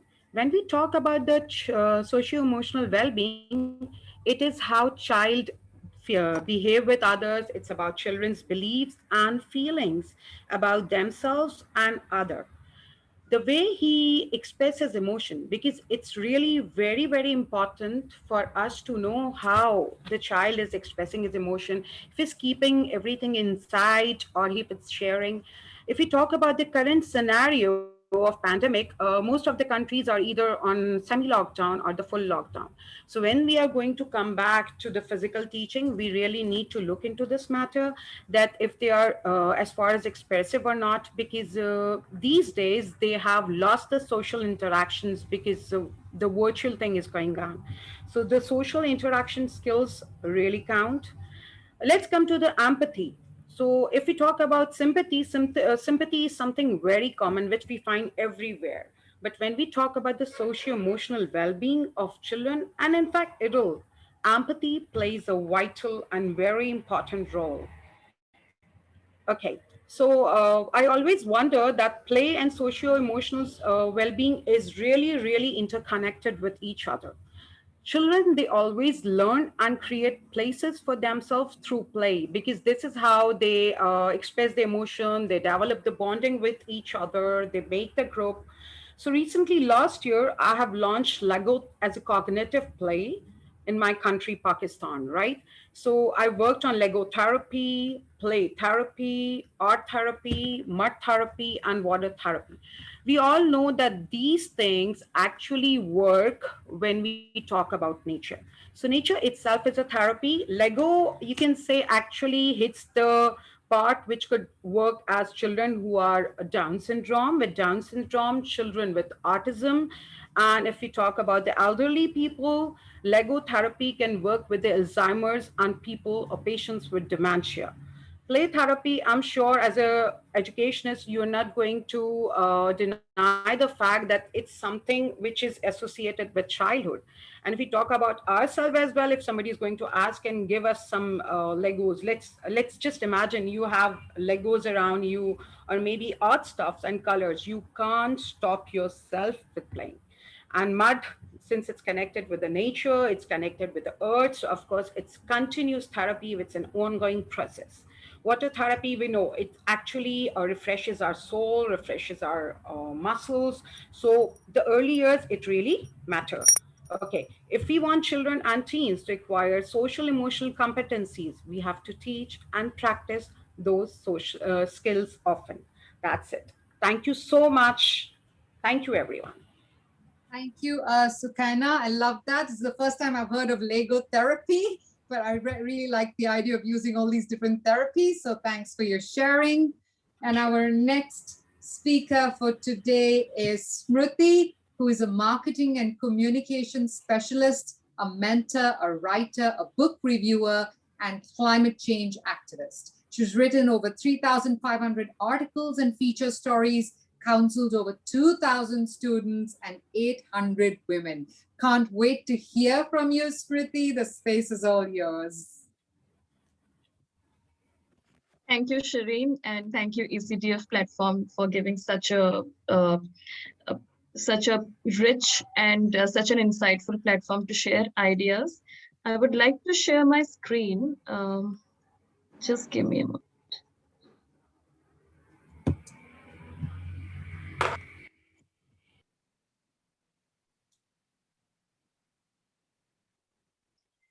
Okay, so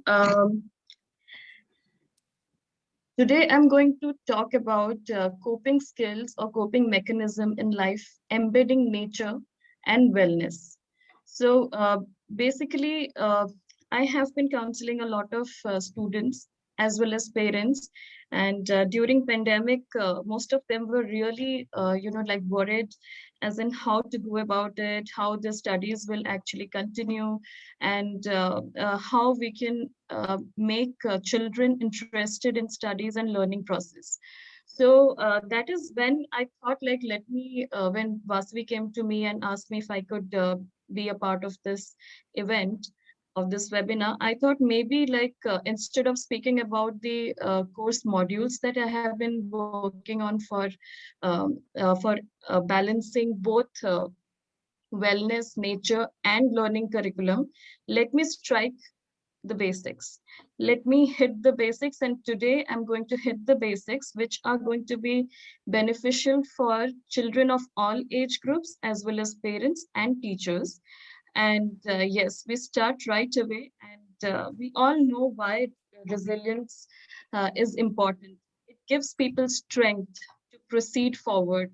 It lowers absenteeism rate due to sickness. It reduces our risk-taking behaviors, which can actually lead to some bad habits in children as well. Like they can maybe take up some habits like smoking, or may get into drugs also. So there are various negative sides of not being able to cope up with problems when it comes to any kind of problematic situation. So not everyone knows how to handle a situation. It is either inherent or adaptive. So we are going to talk about both. Inherent, it's there within us, but then we are not able to utilize or maximize the utility value of that inherent abilities that we have to cope with any kind of situation. And as a result, a lot of people who are not able to cope with the situation, they become either overwhelmed or too much impulsive, aggressive. So how to be resilient then? So we are going to hit these 5 pillars to make our purpose resolved and met. So the first pillar is self-awareness, mindfulness is the second one, third is self-care, fourth one being positive relationships, and fifth one being the purpose. So these pillars are going to keep us on track, and we are going to have like 5 simple ways, and you all have to be with me. I hope most of you have a pen and paper next to you.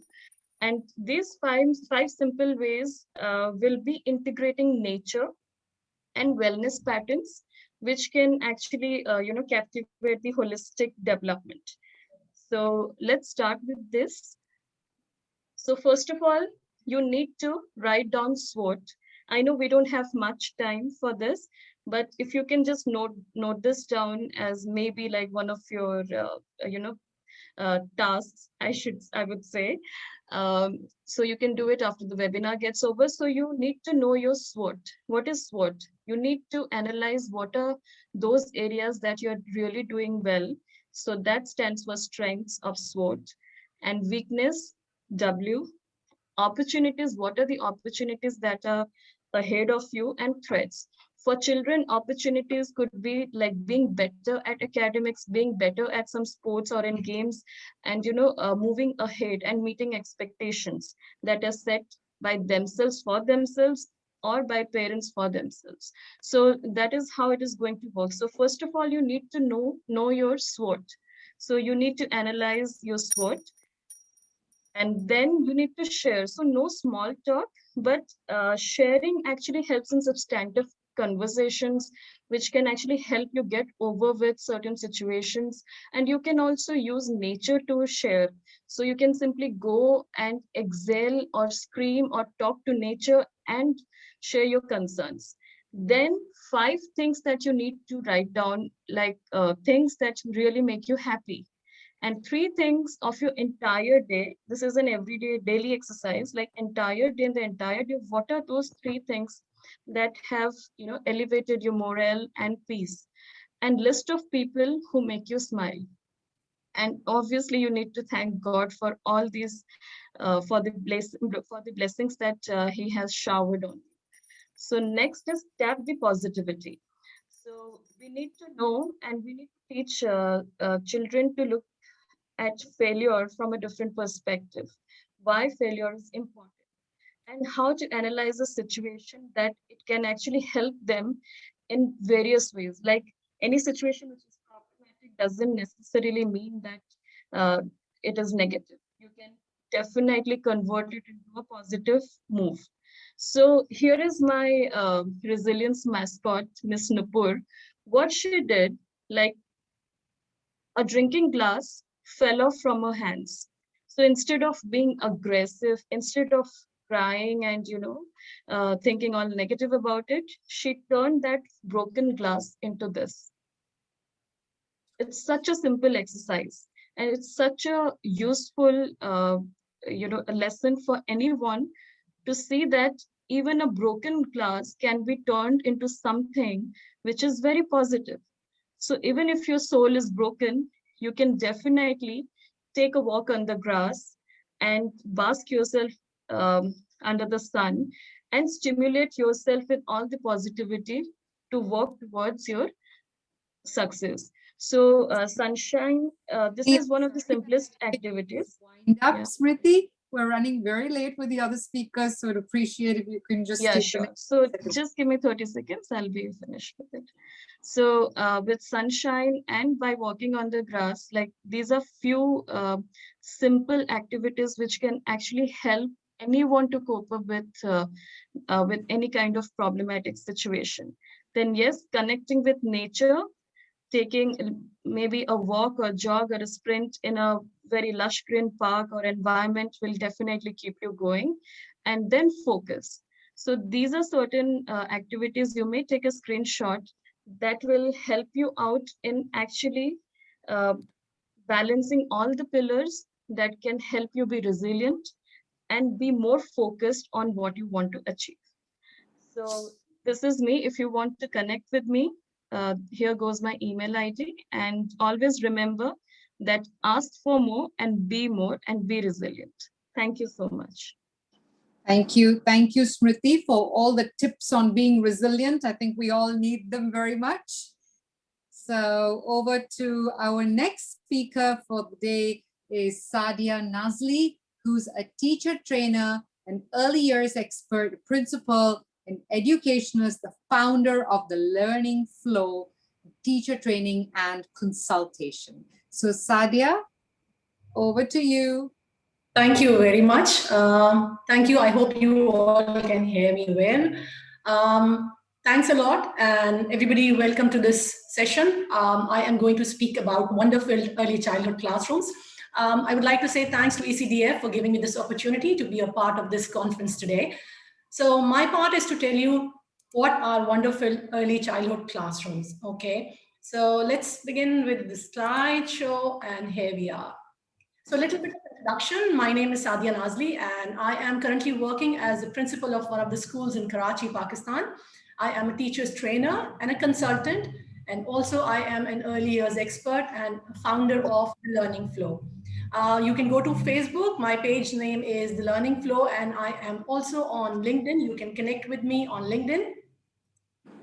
So what are the wonderful early childhood classrooms, basically? So they are welcoming. When you will enter in the classroom of early classrooms, you will say, wow, because of the colors, because of the boards and the displays and everything. So they are welcoming. These classrooms are safe just because all the resources from our puzzles to our blocks to our smart boards and furniture, they are all age appropriate and they are colorful, and you should make sure as a teacher that they are safe. And because of the attractive displays, they are welcoming. So make sure that your displays, if you are in any of the country, like if you are in UAE, so your board should be trilingual. So you should have the display boards with English, Arabic, and maybe Hindi or any other.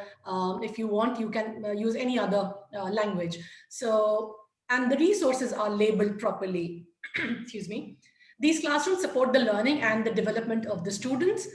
Here I'm going to share some pictures. In this picture, you can see the teacher, she's taking circle time, which is the most important time of a day. So make sure that you have a dedicated area where you have a circle time mat and some resources, and you are taking your circle time every single day in the same place. So you should have a proper dedicated area for your circle time.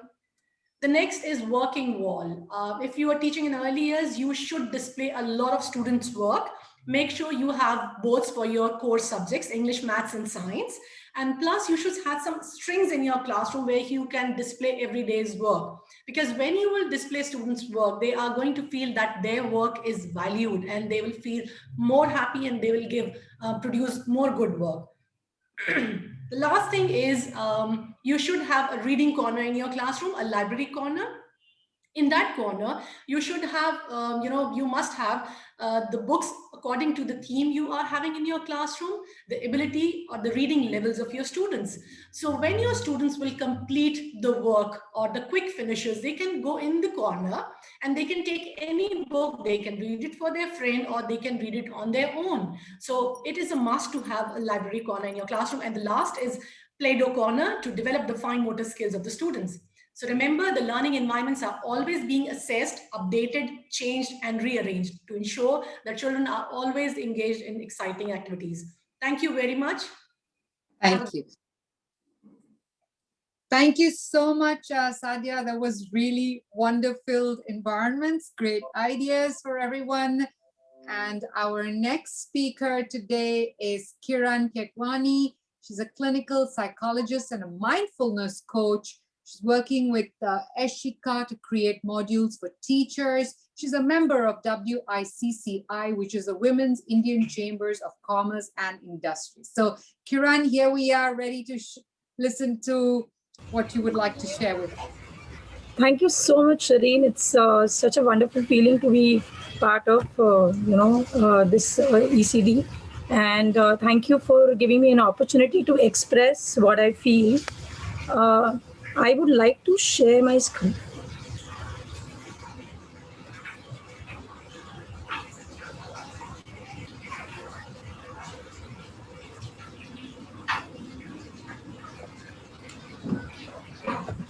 Sorry.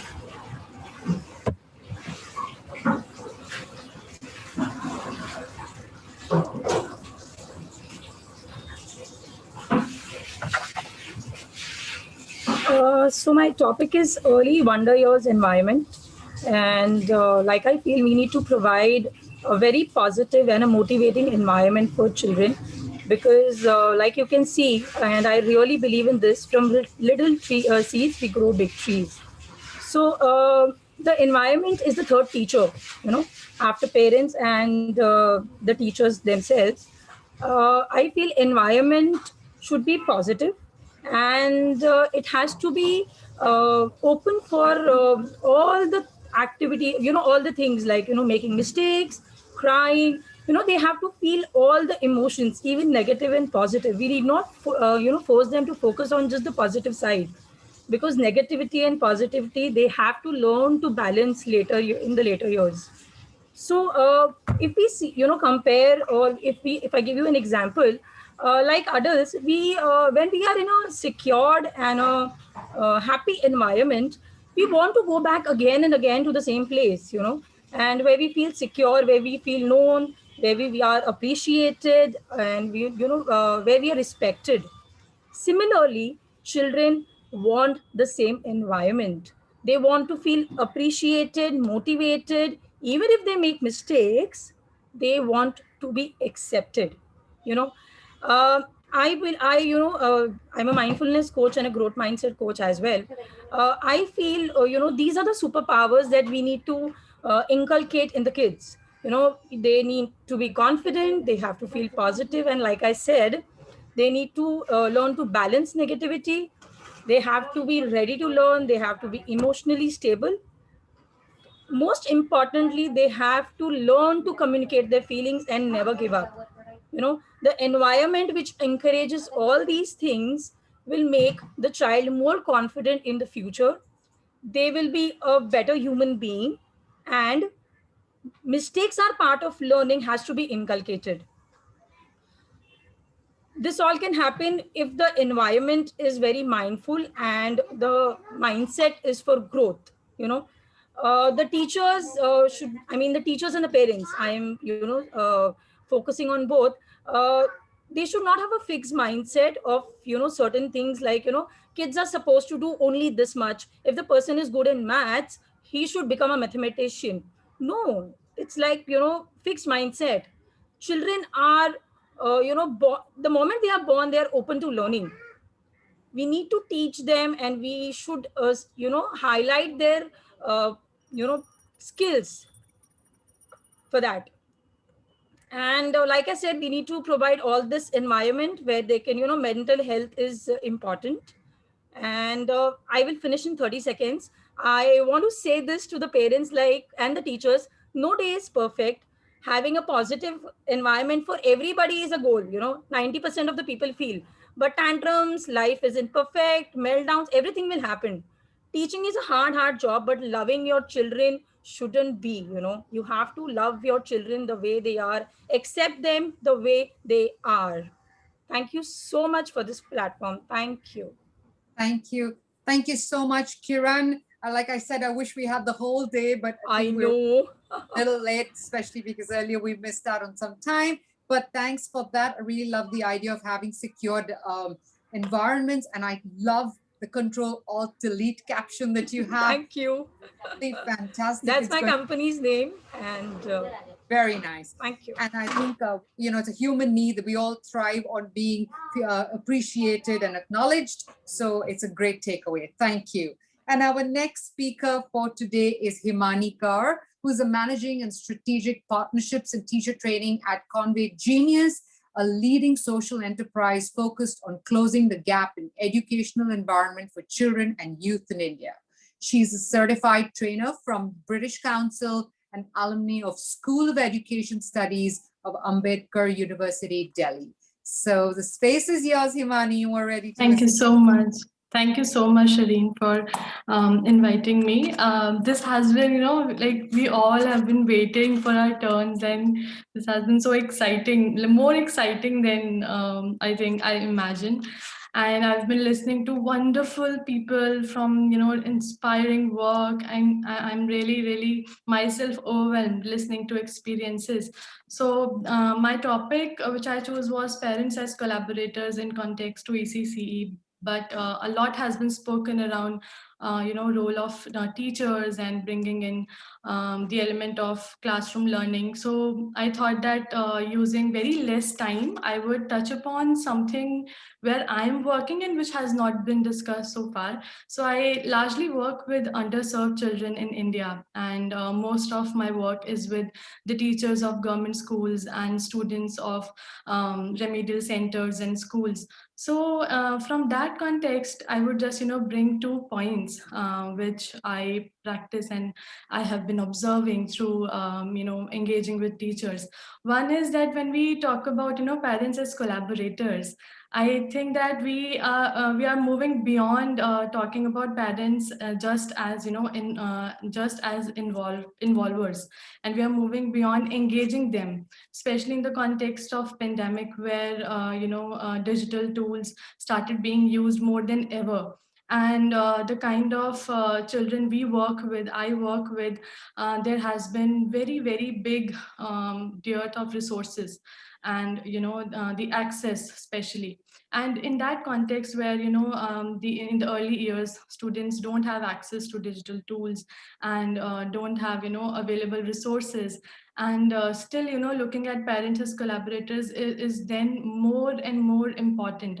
And I just want to bring this point that we should also look at transforming parents as educators, not just teachers, and helping parents to basically building on their existing skills and what resources they have in hand. For example, when we talk about project-based learning or active learning, then also looking at the rural context, and looking at those parents who don't have the access and still we want to do that project-based learning, then how in that limited resource environment we can transform them and make them understand the importance of their engagement. So the idea of Krishnamurti, when he says that educating the educator, and the transformation begins from the parent himself, the parent itself. So that's something I wanted to bring as an element in today's forum. And also in the context I work with, the importance of government's engagement and also teachers at the ground is very important. So I will just close this discussion which I'm trying to again and again bring by saying that that I think education in ECC is beyond, the classroom teaching learning, but also towards the holistic development where we are trying to, uh, help parents in developing a worldview. So in the early years, I'll just conclude by saying that in the early years, the child is developing the worldview, how the child is looking at the world, how, he is going out in the community. So it is even more important to involve parents beyond just sharing grades or just sharing the resources with them, but also involving them in the planning and in the further teaching learning process. Yeah, thank you so much. Thank you. Thank you so much, Himani. I think you've provoked everyone's thinking to really do all we can to bring the parents to play the role of the educators. And I love what you said about Krishnamurti, educating the educators. I think that's something I totally resonate with, and we all need to collaborate to get that done, especially with the COVID. Thank you so much, Himani. And we have the final and the last speaker in the slot. I apologize for the delays and I apologize for having to ring the bell. But the last speaker for today is Ritika Grover, before we go on to our next slot, who is Ritika is an independent education consultant. She's a teacher trainer for pre-primary teachers, preschool setup specialist, a curriculum creation expert, and an author. So Ritika, I can't wait to hear from you. This sounds very exciting. The space is yours. Thank you so much, Shireen. A very good afternoon to all you lovely parents and educators. And I'll be talking about something which is very close to my heart, and I truly believe in it, which is creating wonder-filled early childhood environment. Before we look into creating such kind of an environment, let's just look at the definition and let's just ponder on the definition of wonder again. Something that causes astonishment or admiration, to feel surprise, to feel curious. And imagine that if we create environments which will have these elements, it will encourage children to be curious, to explore, to ask questions, and eventually learn. And according to me, these skills are very, very important, especially in this age. And the reason that I am saying this is that children who will be starting kindergarten from this year will probably be graduating by 2040.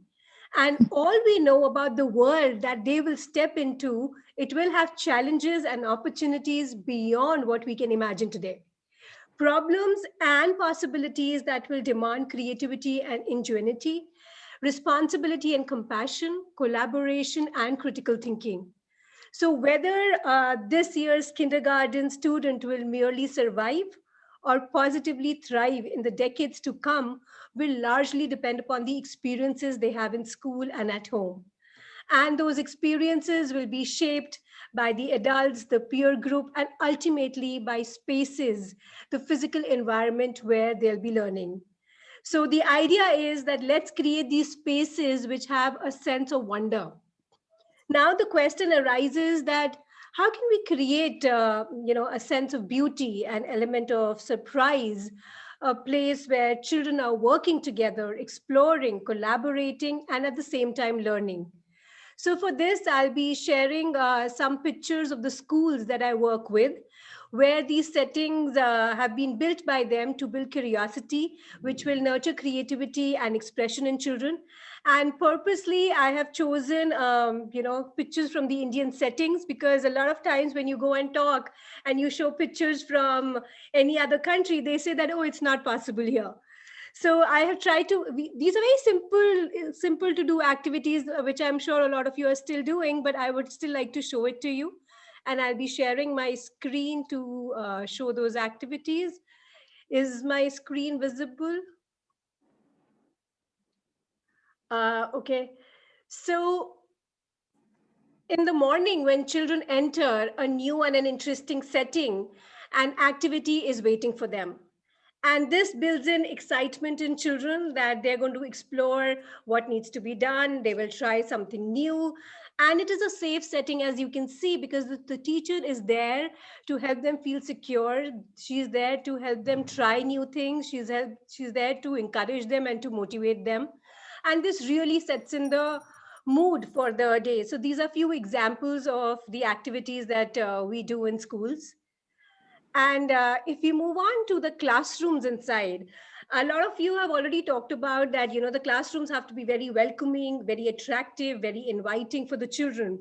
So, we can have various kinds of things, like we can have toys, we can have building material, we can have posters, we can have images, we can have musical instruments, the way you can see, where the children can touch these things, explore, see, create, talk, and even express about it. So, basically, when a child is creating something, the teacher is there as a support and a guide who is only observing the children. So, when the children are creating something, the teacher goes and asks, "What are you creating? How are you creating this? Why are you creating this? What is it that you like about it that you're creating?" And the display then goes in the classrooms, and even the parents can come and see what the children have created. And here you will see that every child has a different creation, because every child has a different dislikes, the experiences that they have is very different. So we do a lot of displays of the children's work. So here what the teacher has done is, whatever the drawings have been done by the children, they have asked the children, and they have written in their verbatim what the child has written.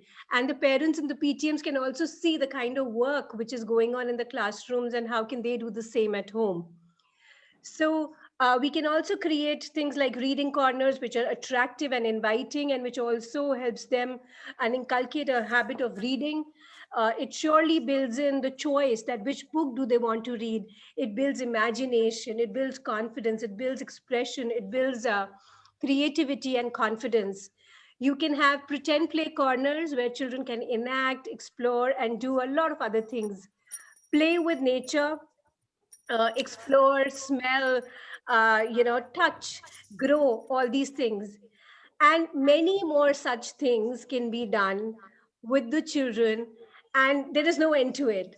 The only easy tip that I would like to give you, that if you really want to create a wonderful environment in your school, is think about your childhood. Which environments gave you this sense of wonder when you were a child? Thank you. Thank you. Thank you, Ritika. That was very inspiring. Thanks for sharing those photos of some real wonder-filled ideas. I think it's really lovely that children go to school and they have something exciting and wonderful to look forward to every morning. Who doesn't like that? All of us do. So thank you very much. I think we've come to the end of this session. I apologize for the delay we had. Thank you to all the speakers for sharing your expertise, your frameworks, the ideas. I think it's been a whole morning of brilliant learning. So thank you. A rainbow clap to everyone over here.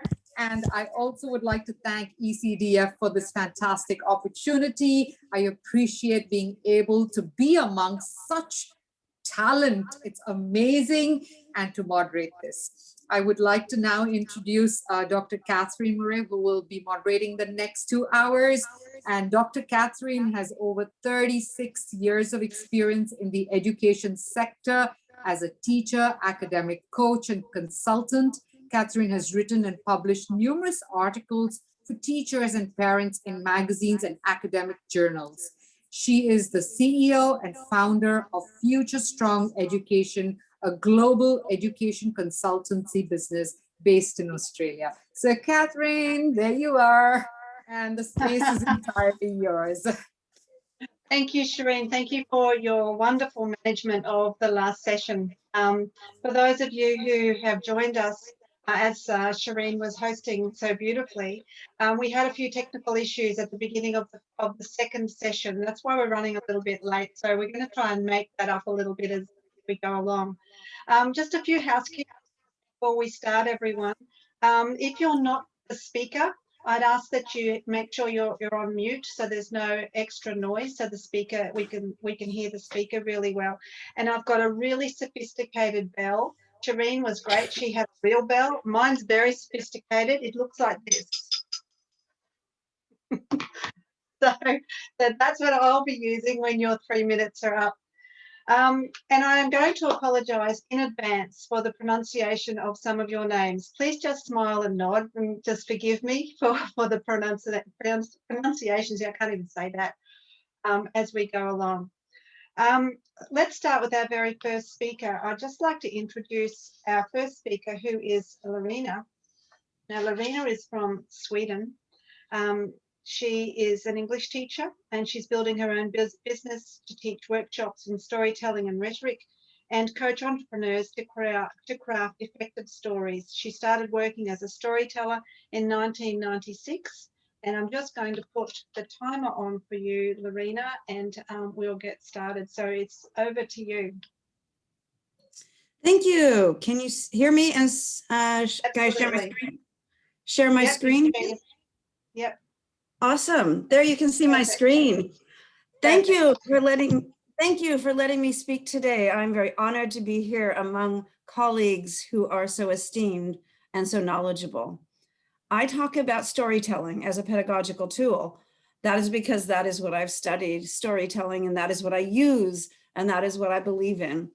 A lot of the things I've already heard here today are so many wonderful things to think about in education, but this is just one more tool, storytelling. And many people think storytelling is something just entertainment. They don't understand how truly valuable it is as a pedagogical tool, what you can do, how students react to it, and how much you can actually convey. The other day, you see a picture here. The other day, I told a story to some of my students, an Aboriginal story from Australia about a huge frog, Tiddalik. And suddenly we had so much learning from that story. We had literacy because there were words they had never heard before, like billabong. We had information because the students had to know about all these different animals they have in Australia. And they wanted to look up and know about their habitat, what they were looking like. There were so many questions and information driven by the curiosity from the story. So there was literacy, there was information, all driven from one single story. There were values. I found it very interesting because I asked them at the end, I said, was that frog greedy? And my students, every single one of them said, what's greedy? They had never heard the word greedy before, which led us to a very long discussion about what is greedy, what is selfish, what does it look like? And the discussion for those values was very deep and meaningful. And I think that we are going to build on that even more. So we have literacy, information, values, and most importantly, empathy.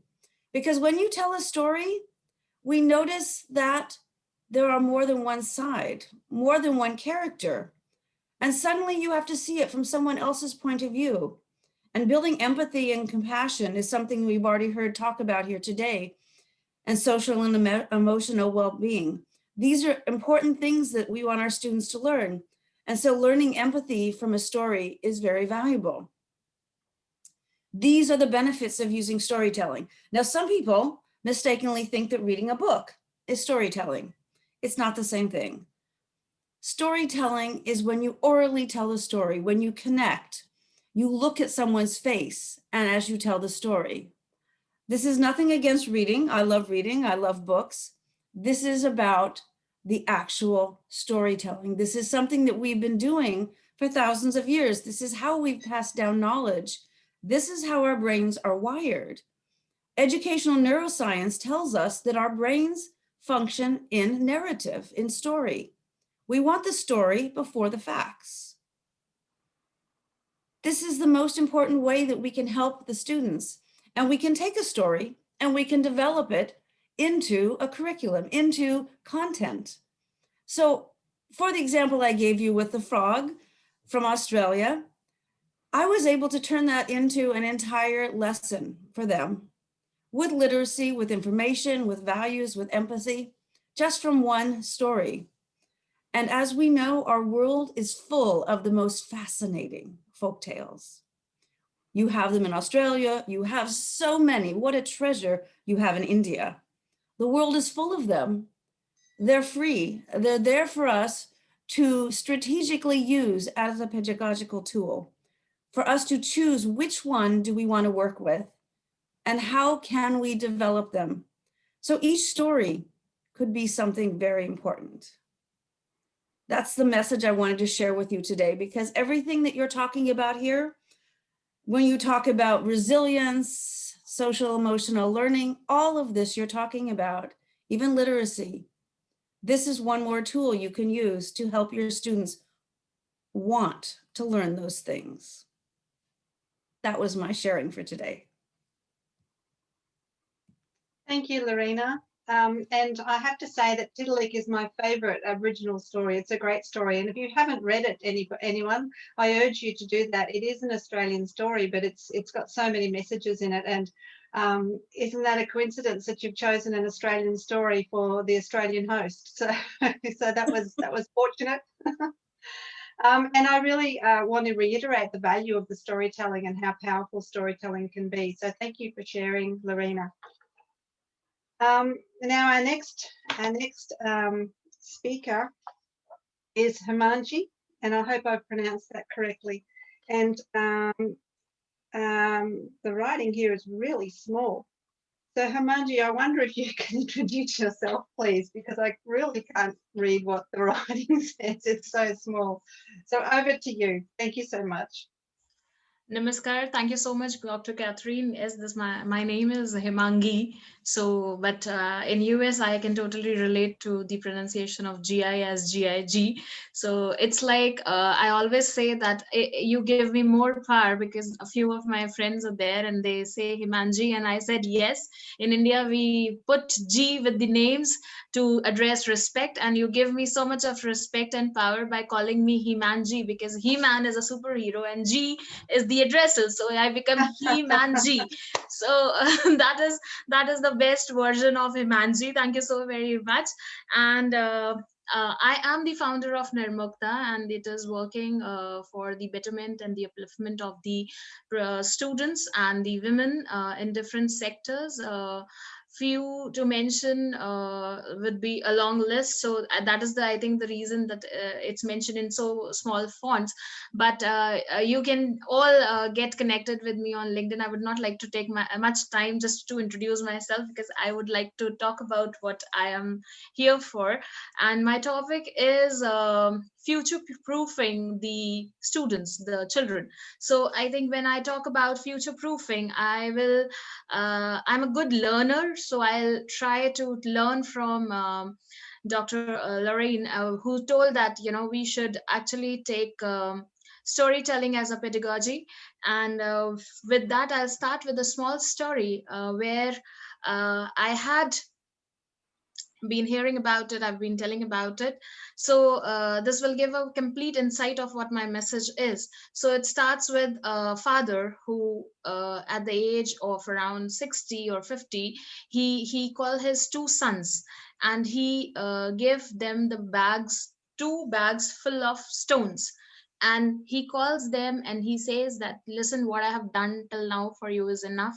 And now I'm giving you all my assets in the form of these two bags, and you can take them, live your life, and I'm sure by the end of the decade, you will be as profound as you want and willing to. So with that, he hands over two bags each to his sons, and he just sets himself free. So the sons were very happy to know that all his assets, all his dad's assets have been given to them, and they just leave. When they open it, those are the bags full of stones. So at the end of the decade, they prepare themselves and come back. When they come back, one was there breaking those stones with the hammer, and the other came from like riding or driving a very huge car. So when the both brothers came in front of each other, they were like, "Whoa, you are so rich. How could you?" Then the other one, who was not that rich, rather very poor, he started blaming his dad there and then, that, dad did cheating with me. He has did this cheating with me. He gave you all the money and he gave me a bag full of stones. So do I, said the other brother. So he said, what? You got the stones as the same as me? So he said, yes. Couldn't you understand that dad gave all his assets to us? So the one who was very poor, he was surprised and astonished that why did this happen, and how can stones turn out to be so powerful tools. So the elder one, who actually had all that in his mind, where he was willing to share with his brother, he said, couldn't you realize he gave all the diamonds he had with him, but in the raw form? You couldn't realize that he gave the diamonds. You couldn't carve them. You couldn't, you know, harness what the resource was. And then he realized, the younger one who was not rich, he realized that the stones he was trying to hammer and he was trying to break and sell them were actually the diamonds in the raw form. So this is what the future proofing, I believe, because this is the thing where the child who was given the bag full of stones were actually the bag full of possibilities. But by the time he was being given the bag had the opportunity which a child realized. So he had to have the mindset of a person who has the mindset of a possibility maker. So the parents, what we are looking forward to is that they should start their teaching their children ABCDE. I'm sure each and every parent teaches that alphabetic knowledge literacy. Now I have a different version of ABCDE. I have A for acceptance of each and every incident and life lesson, whether it is positive or negative. B, believing in the fact that you have a purposeful life and you have a purpose in life to fulfill. C, compassionate. You have to be compassionate to the environment and the ecosystem you're in. Diligently disciplined is for D, and E is for empathy. So once we start teaching our children the moral values, the core values of life lessons is what the future proofing is all about. So it's just like having a relay race, one in creating that benchmark and then giving it or passing out to the students. So when the father actually took all the diamonds in the raw form, he extracted all those diamonds and then he handed over to the children. He actually knew the value of the raw form of diamonds, and he made his children explore the possibilities of creating those diamonds and bringing out the different aspects and assets for themselves. So I think when I teach my students, I'll just end and give a closure. And that is a very prominent poem which has a line that the woods are lovely, dark and deep, but I have promises to keep and miles to go before I sleep. So we have to teach our children that there will be distractions, there will be devastations, there will be, miseries and things coming in. But you need to have focus. You have to have the belief that you have a life because there is a purpose in life and you have to achieve it. And the purpose of life is to bring and make the purpose grand. So if we start teaching that to our children, I think the professional and the personal lives will be much more easy and thorough for them. So I think this is how we can bring the change in the lives of our children, and we can actually future proof them. Just telling them there is only light cannot give them the understanding. We have to tell them there is darkness as well to understand the true meaning of light. So thank you so very much. With that, I'll try to put the closure to it. Namaskar. Thank you, Himandi. And I think that notion of duality, the light and the dark, that children need to understand and be able to cope with and be quite resilient with is an important message. So thank you for sharing that message. Now have Asnaha. I hope that's right. And again, she has quite a few things to be acknowledged for. She's an Ed Puzzle coach, Nearpod certified educator, Floop ambassador, a Seesaw pioneer, a Wakelet community leader and ambassador, a Tech SDG ambassador, global ambassador for Women's Tech Network, and certified innovative Microsoft educator. And she's the head of the primary and PYPC organisation. So please welcome Asna. Thank you so much, Dr. Catherine, for this introduction. So what you have just heard is like all these tools and technologies I have, gathered in this unprecedented times, because I lead primary years programs. And before I tell my teachers, to use or infuse these tools and technologies, I myself has to learn it. And I believe that I'm a lifelong learner. And when it comes to learning, complacency kills. So this is what all about me. And I'm currently located in Bangladesh. I'm a proud Indian, but I'm enjoying my life here in Bangladesh as well, because there is no that cultural shock. Things looks quite similar, and I'm trying to learn to live here in Bangladesh. So here we go. Today I'm going to talk about a topic which made me a teacher and which made me who I am. So I'm quite fascinated by inquiry-based learning. And when I first visited a school which follows inquiry-based learning, and I thought that what it is, where am I? Where teachers are not only the sole distributor of knowledge, and learners are valued. So that particular incident made me think that I can be a teacher in a school, and that's how I started my journey as an educator.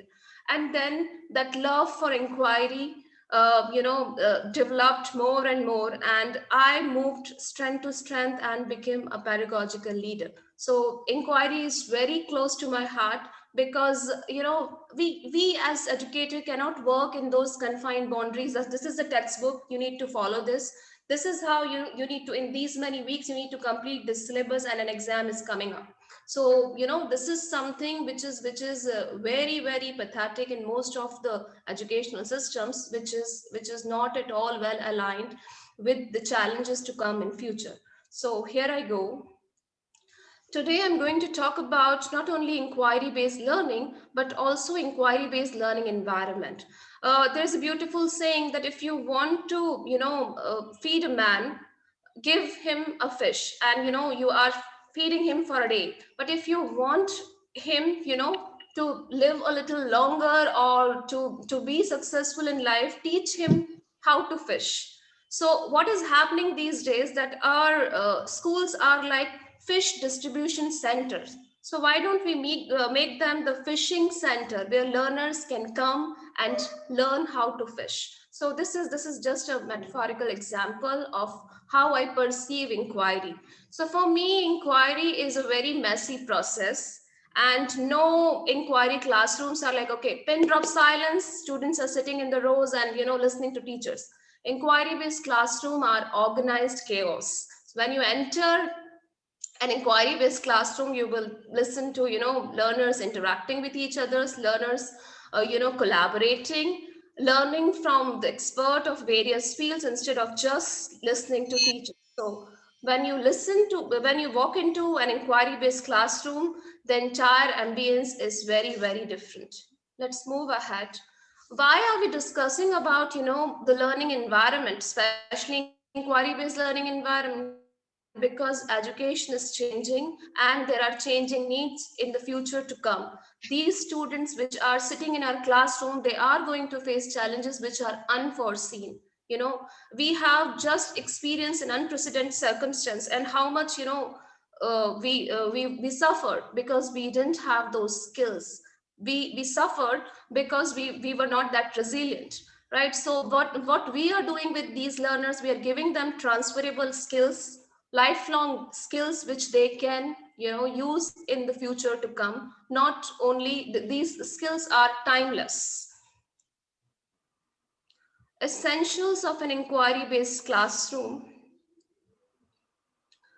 It is very important to understand that, are you pushing or pulling your students in your classroom? As you can see in this picture, we all are aware about with the Bloom taxonomy. So when we are pushing, our learning starts from remembering and understanding. But when we are pulling students in our classroom, our learning starts from create, and we slowly, gradually try to help them create and synthesize information by themselves, instead of being a dictator, giving them okay, this much you have to learn, and now it's going to be stopped with an exam. Rather, we help them to bring in real life solutions for the problems which are global in nature. So wherever they are in place and time, they see world as a global village, and they try to bring in solutions which are more sustainable. We need to finish. All right. So it's great being here. I try to keep it short and simple. So just one last thing that I would like to add on. To learn, student need to do something. So never ever, try to confuse inquiry-based learning with the activity-based learning. If you're doing an activity, it doesn't mean that inquiry is happening. Inquiry is much more than that. Just because you covered it, don't think that they have learned it. We are teaching the students. We are not teaching the syllabus or the content. Saying this, I'll say thank you to everyone. I tried to kiss it. I tried to keep it short and simple. Thank you. Thank you, everyone. Thank you, Asna, for your information there. And I know it's hard to keep to time and there's so much to say. So thank you for sharing. Our next speaker is Paras, and she is a preschool education consultant, curriculum designer for the early years, and an inclusion expert. So could we please welcome Paras to speak with us now? Hi, thank you everyone for welcoming me, and it's wonderful to be part of this forum. I'm just going to start my share screen. Okay, I think you'll be able to see it. So I'm going to talk about a wonderful early childhood environment. I did hear a few other speakers talk about it, so I'm not going to repeat that. But we all have heard that, when a flower fails to bloom, we need to fix the environment. And similarly, in early childhood education and care, environment is extremely important. So let me quickly talk to you about what a wonder-filled classroom environment looks like. Once upon a time, I used to manage in an early learning setting. So the photos are from my previous job. In my opinion, a wonder-filled environment should promote exploration and discovery. It should allow for self-expression, creativity, and thinking. We are aware of experiential learning pedagogy. We know about play pedagogy, and there are so many other child development theories that talk about the importance of first-hand experiences. They talk about children learning through interaction. They talk about children learning through sensory exploration. So therefore, children should have lots of opportunities to play and consolidate their learning, to explore and interact with their environment. For sure, we want the environment to be safe. We want it to be safe physically as well as emotionally. So when I talk about emotional environment, of course, children should have the feeling of belongingness. What I mean by belongingness is that when a child feels accepted, when a family feels accepted, and when a child and his or her family feel that their culture is accepted, not only accepted, but celebrated as well. That leads to a very positive relationship between the child, family, and the setting. And this positive relationship is extremely important for learning and development and for the child to thrive within the setting. We definitely want our classroom environments to be physically safe, but at the same time, environment should allow for calculated risk-taking. Calculated risk-taking is very important during early years, as it encourages children to push boundaries and it allows problem solving. And of course, individual needs have to be met with. Children have different learning styles. They learn at different pace. Some children are visual learners, some are auditory, some are kinesthetic. So environment should take care of these different learning styles as well. And I think I'm coming to the end of the time as well. So let me wrap it up. The role of an adult in a wonder-filled environment is to ensure a wide array of experiences, open-ended resources, and observe and scaffold children's learning. Thank you. Thank you, Paras, for pretty much sticking to time. Thank you for doing that and sharing your information about the environments, which I know we could all talk about for much longer. So thank you for keeping it short but informative. Thank you. Thank you. Our next speaker is Ananya. I hope I've said that correctly. And she is one of our young voices, and it's an honor to have her join us.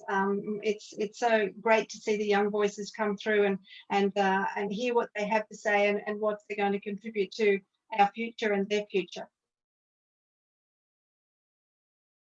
So she's of grade 12, is that right? Yeah. And she's a Royal Global from the Royal Global School, and I don't know how to say that. And Ananya, you'll have to help me with that. The school that you go to. She's very passionate about public speaking, and she's a budding writer and recognised for it in the National Kathu Utsav. And she is also a social worker. And she's going to be talking about the learning experiences during the pandemic times. So welcome. Thank you so much, Dr. Catherine. I hope I'm audible to everyone. Wow. Good afternoon. So I would like to get right to it. I'm going to be speaking about learning experiences during the pandemic time. And as a student, of course, there are a lot of things that we observed at this time that I feel would better aid us going forward. So number one, what we realize is that there is a need to reestablish the connection between teachers and students. Of course, owing to how the world has been in the past year, there is a need to reestablish that socio-emotional connection that we have, and there is a need to evaluate how students are doing outside of the classroom. Even if we are familiar with our students and our teachers, there is a need to go ahead and relearn everything. As a speaker from the earlier set had already talked about, we need to go ahead and gauge what a student may be going through outside of the classroom and try to understand them better in that sense. Of course, second, I'd also like to talk about the fact that we have had to learn online etiquette, as it is now called, that there are a new set of do's and don'ts. And in that, there is a clean slate that we have to work with.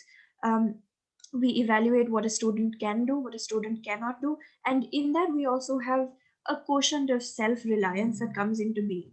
Of course, when we learn online or on the virtual platform, a student is being, for the lack of a better word, pushed into a new circumstance where, of course, it can really throw a child off course. There is so much going on in the world, in their own environment, that there is a need to go ahead and really connect on an emotional level.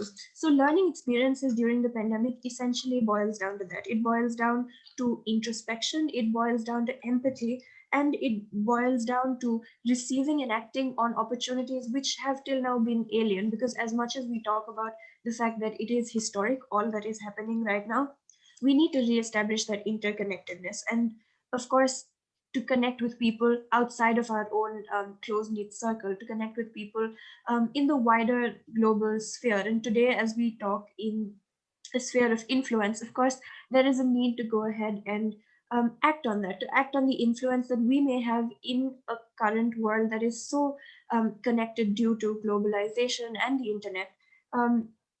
I think in essence, that's what I'd like to say.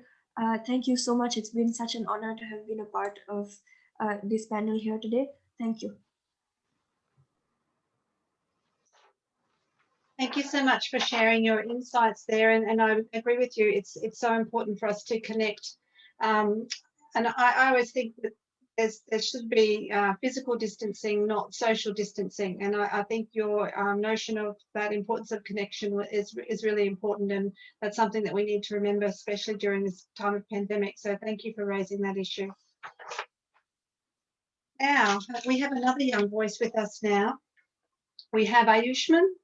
And he is in grade 11, and he's the founder of a youth organisation, and he is a white medalist of the Youth Karamavir Chakra Award in 2020, and second in the Best Debater in Upper Assam. And he's going to be talking about the use of technology for the for the betterment of education delivery. So over to you, Ashwin, and I'm sorry if I've pronounced that incorrectly. Thank you so much, Dr. Catherine. I extend my warm greetings to respected speakers and dear viewers. And also thank you for giving us, the young voices, this platform. I quote, "Technology will not replace great teachers, but technology in the hands of great teachers can be transformational for a society." The importance of technology in education is undoubtedly the ability to reach more students faster and efficiently. After all, technology is all around us. and only continues to expand in its many uses. The question is, why do this generation student need technology in classroom or in the curriculum? First and foremost, it simplifies the access to educational resources. Second, it improves the learning experience by incorporating the technology, like artificial intelligence. For instance, teachers can develop more creative and innovative lesson plans to hold the attention of their classes. Thirdly, students can learn at their own pace. As we all know, different students have their own different pace and different style of learning, but the technology will help them in their own ways. Fourth, it helps students to prepare for their future careers. We all know that technology is widely used by professionals across a wide range of fields and industries. Its inclusion into the classroom may help students feel more ease and familiarity with approaching to start their own careers. Besides the excess of information, new technology can actually excite and empower students because so many children are already familiar with technological devices like tablets and smartphones. Learning through technological lessons will likely become more exciting than daunting. Teachers who will use these new tools may even see enhanced engagement and participation in their classrooms. With this, I'd like to conclude. Thank you. Thank you so much for sharing your information about technology, and it's really as a communication tool that we can all share and involve ourselves in, so that we can further our connections, I guess. I guess you're sort of following on a little bit from some of our other speakers in connecting all of those things together with technology. So thank you for sharing your thoughts with us, and thank you for being on time. Our next speaker. Thank you so much. You're welcome. Our next speaker, I'm just getting something organized here. Our next speaker is Prietam, and she is a senior principal. She is a curriculum designer. She's a parenting expert, and she writes actively on different issues pertaining to early childhood and parenting.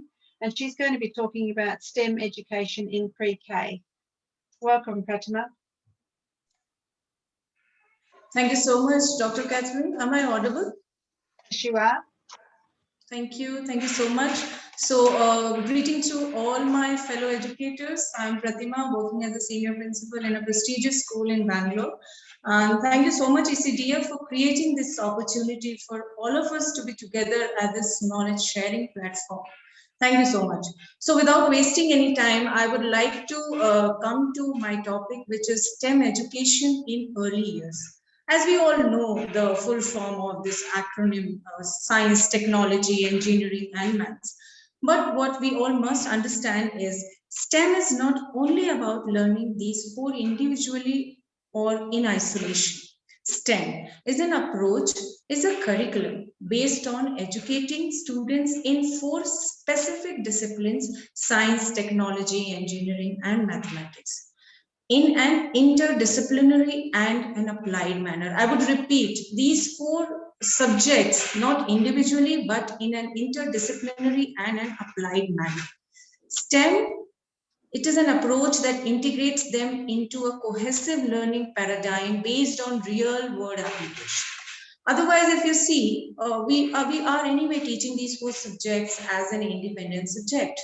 But what we all must understand is STEM is a teaching philosophy that integrates all four disciplines together into a single cross-disciplinary program which offers instructions in a real-world applications. So getting a maths degree does not necessarily mean you completed a STEM program, even if math is a STEM subject. Without the integration of four disciplines, you do not get the educational benefits that make STEM degree so valuable and so desirable. I really wanted to explain this because, you know, it's essential for us to understand. So how we can incorporate STEM into our, you know, our little one's world? You may be surprised to realize that you are probably already doing this every day. How inside a kitchen, as a mother, if I can tell you, when I'm asking my child to get me a glass of water, a cup of flour, we are talking about maths, capacity, volume. When you can ask your child to get you 3 eggs, So you are talking about maths, numbers. When you are asking them to taste, sense, see, touch, smell, you are talking about science, isn't it? Interesting.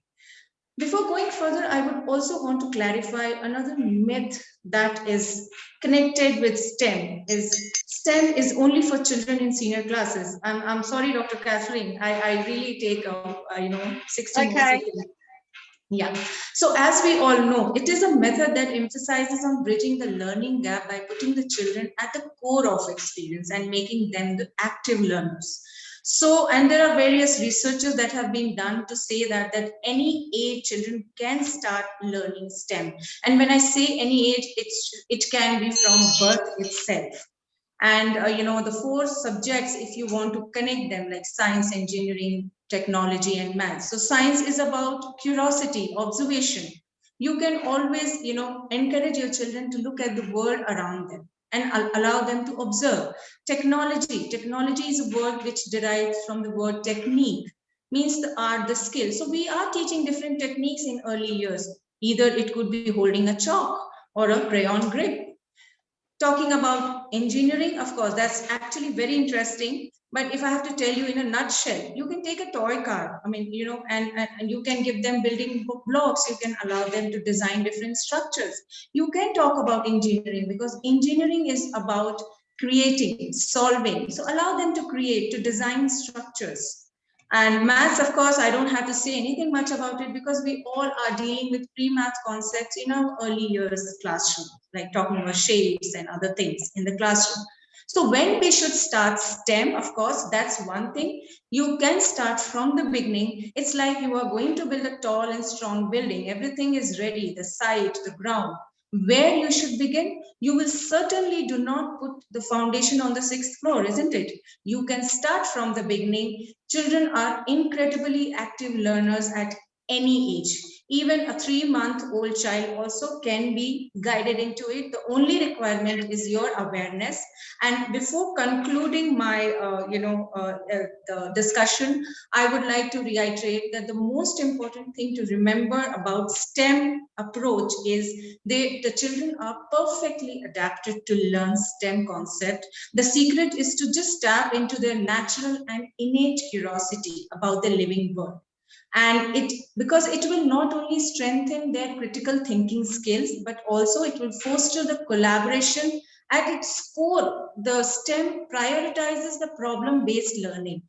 Taken together, these proficiencies have the power to give rise to a new generation of innovators. So let's not wait another day to start engaging our young ones in STEM education.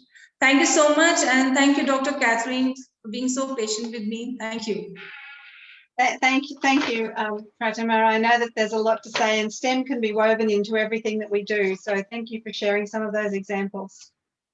Our next speaker is Ponima, and she's a renowned media person. She's a young educationalist. She's an enthusiastic entrepreneur, and she's the founding director of Giggles Preschool. And she's going to be speaking about content creation for children in the early years. Welcome, Ponima. I hope I've said that correctly. You're on mute, Ponima. There you go. Thank you so much, Dr. Catherine, for the lovely introduction. You pronounced my name perfect. Yeah. Oh, good. Okay. Very good afternoon to everyone. Thank you, ECDF, for giving me this platform to be a speaker. Today, I'll be sharing my thoughts about creating content for kids in early years.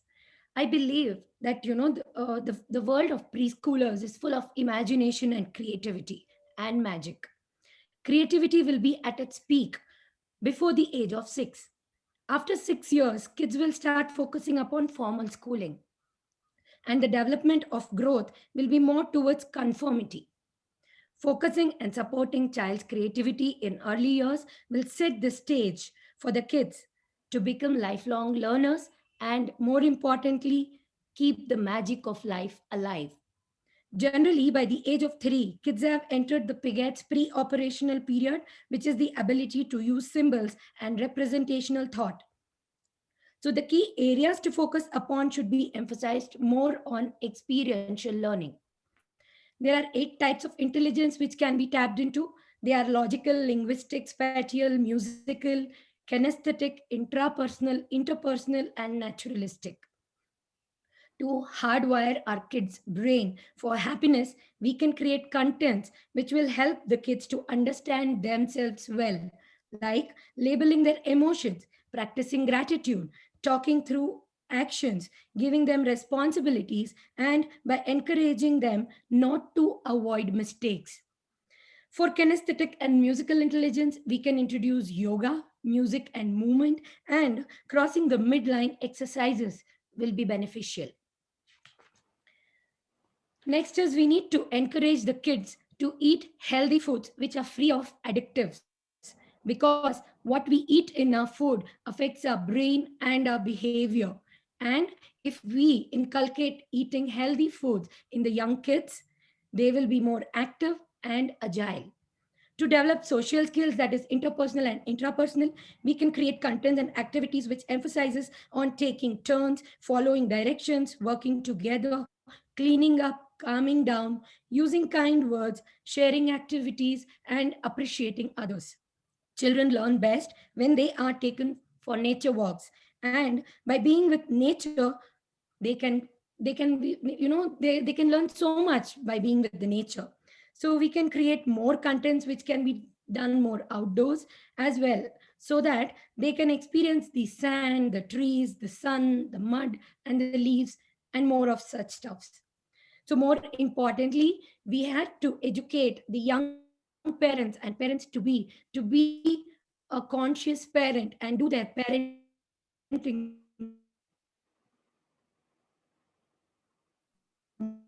of parenting is allowing your children to be their authentic self by letting go of our preconstructed ideas of um, what it means to be good or bad.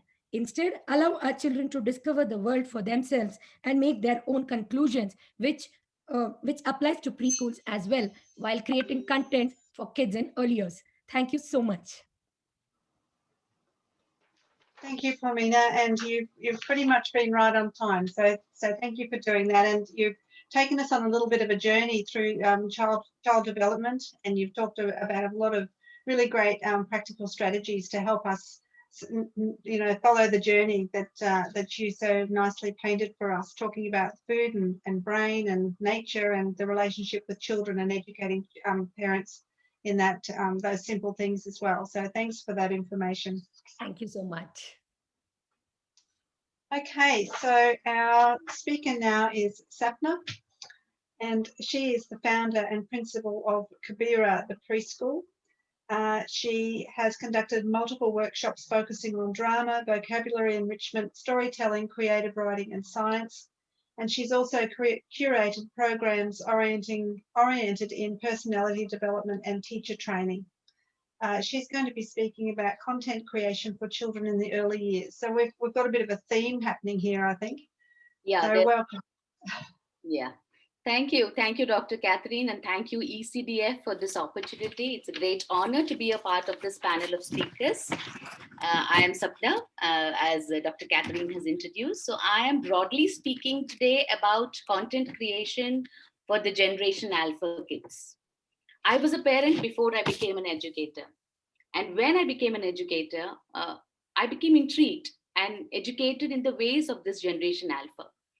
Over the last few years, I've been working on developing pathways to give educational experiences that this generation will not only need, but they will also expect from preschools. They think differently.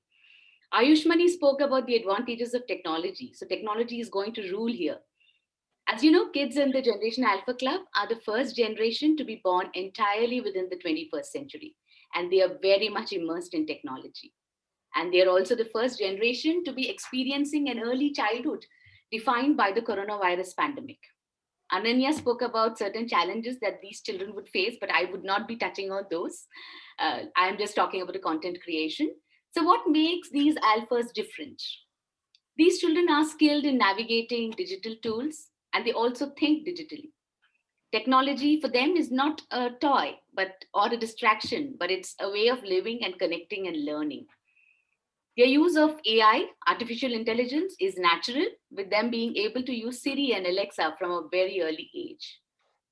I'm sure that most members who are in this forum will agree with me when I say that this is a generation that expects meanings and purpose behind whatever they are learning. And they also expect hands-on instead of teacher-directed experiences in classrooms. To suit these tech-savvy young learners, personalized learning programs, learning through play, STEM, and STEAM-focused early childhood curriculums are being developed. Pratima just spoke about this philosophy, the philosophy of STEM, which I very well agreed with. I feel that introduction to information and communication technology, ICT, which we call, in the early years needs to be planned and creatively used throughout the curriculum and across all 7 areas of learning. Introducing cause and effect toys, which will help the children understand how basic technology works and how it can be used within their everyday lives, has to be introduced. They can gradually progress to using remote control and programmable toys later. When we talk about ICT, how can we forget digital storytelling? Lorena just began this particular session with a talk about storytelling. I would like to say, yes, storytelling is really effective, and especially digital storytelling. Over the last few years, it has been gathered that learning significantly improves when concepts in math, literacy, and environmental studies were introduced using digital storytelling. There is an incredible amount of engagement and enthusiasm in the children to complete the stories and also participate in written plays based on these stories. Digital storytelling will be another good addition to the curriculum that we will be planning for the early childhood children. Though digitally inclined, this generation also loves to play outdoors and is a generation that loves nature.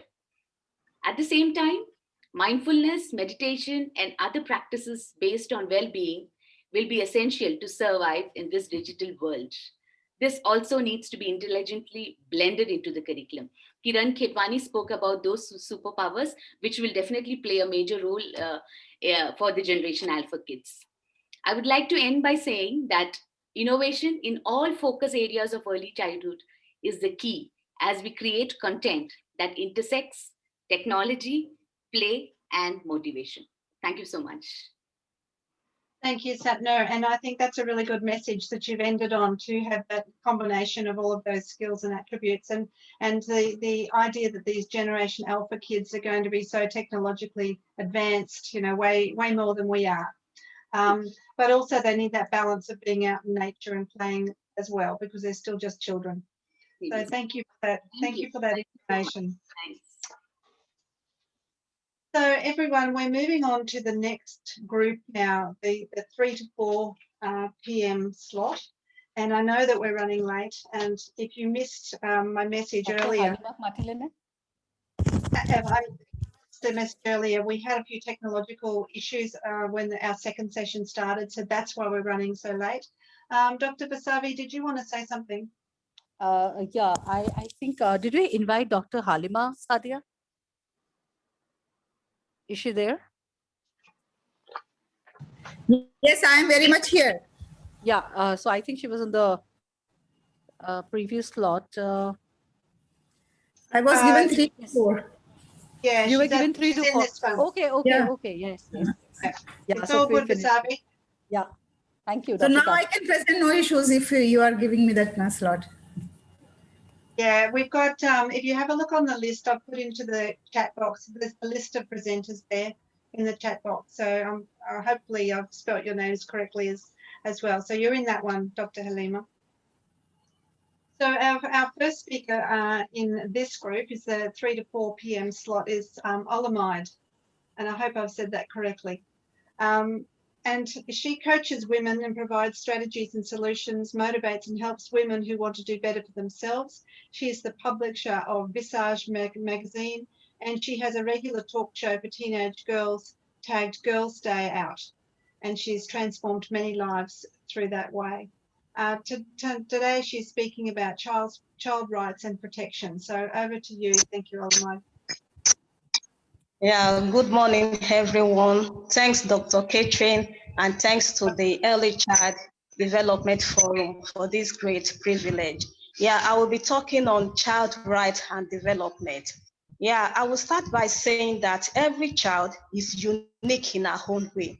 Either the child is a boy or a girl, either the child is from a rich background or from a poor background, either the child is from, a black race or a white race, regardless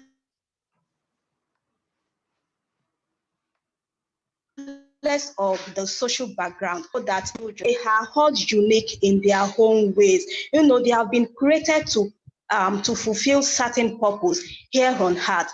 So hence the need for them to be properly guided, and their rights protected.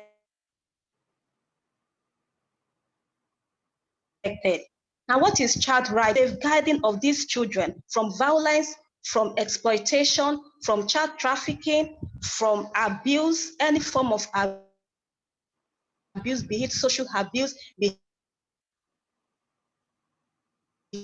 it sexual abuse, any form of abuse. The United Nations Conventions, on the right of the child provides for the protection of children in and out of their home. This is for us to know that whether the child is in the school, is within the home, is within the community, they must be protected. And every child has a right to quality education. They have a right to good health care. They have a right to security, either social security. They have a right to justice. They have a right to food and a right to social life. And I will be using Nigeria, my country, as a case study, taking education, for instance. In Nigeria, about 22.4 million children, they enrolled in the public or what we call elementary school. And only 6.8 million of them, out of the 22.4 million got admitted into the secondary school. You can see the drastic drop in the number. Why only 1.7 million of them got admission into the higher institution? You can now see that, there is a drop in this number. What happened to other children? Of course, they drop out. Any could have happened to them. It could be one factor or the other, just because their rights were not well guided and protected.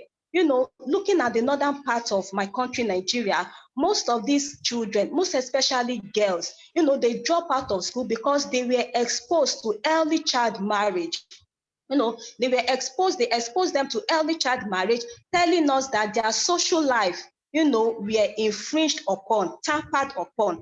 And what happens to these children that eventually drop out, that could not further their education? They were exposed to insecurity, they were exposed to thuggery, exposed to robbery, exposed to juvenile delinquency, and any evil thing you can think of, thereby truncating the future of these children. Now, what is my recommendation? The right of a child, either to education, either to good health care, either to social justice, either to security, either to social life, must be guided and protected. And who owes these responsibilities? Parents. Parents must guide their children properly. The home is the very first, community that a child finds herself. Do you understand? So parents has a lot of role to play in protecting the rights, of these children. After that, the community where they live in, we discovered that most of these children, in fact, it was recorded during the lockdown in year 2020 that, most children, most girls in my country, they were raped. Some were raped by, either a distant relative or a close relative. So this is for us to tell us that the community where these children live in, they also have a role to play in protecting them from insecurity. Do we understand? Then also the government of that particular place, any government in the nation of the world, they have a role to play in protecting the rights of these children. And this can be done by increasing the budget on education, creating more awareness, either on education, on good health care, and all that.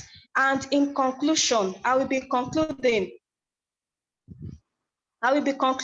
by saying at childhood, the woman is still forming. That is, the child is still forming and developing. Hence, the need to carefully guide the child until they reach the age of maturity. That is where you can say, oh, you've tried your best either as a parent or as a community. And the child requires a particular attention and protection as they grow. They require some particular attention. We must always pay attention to these children, most especially these children with unique and outstanding talent. Special attentions, must be given to them as they grow.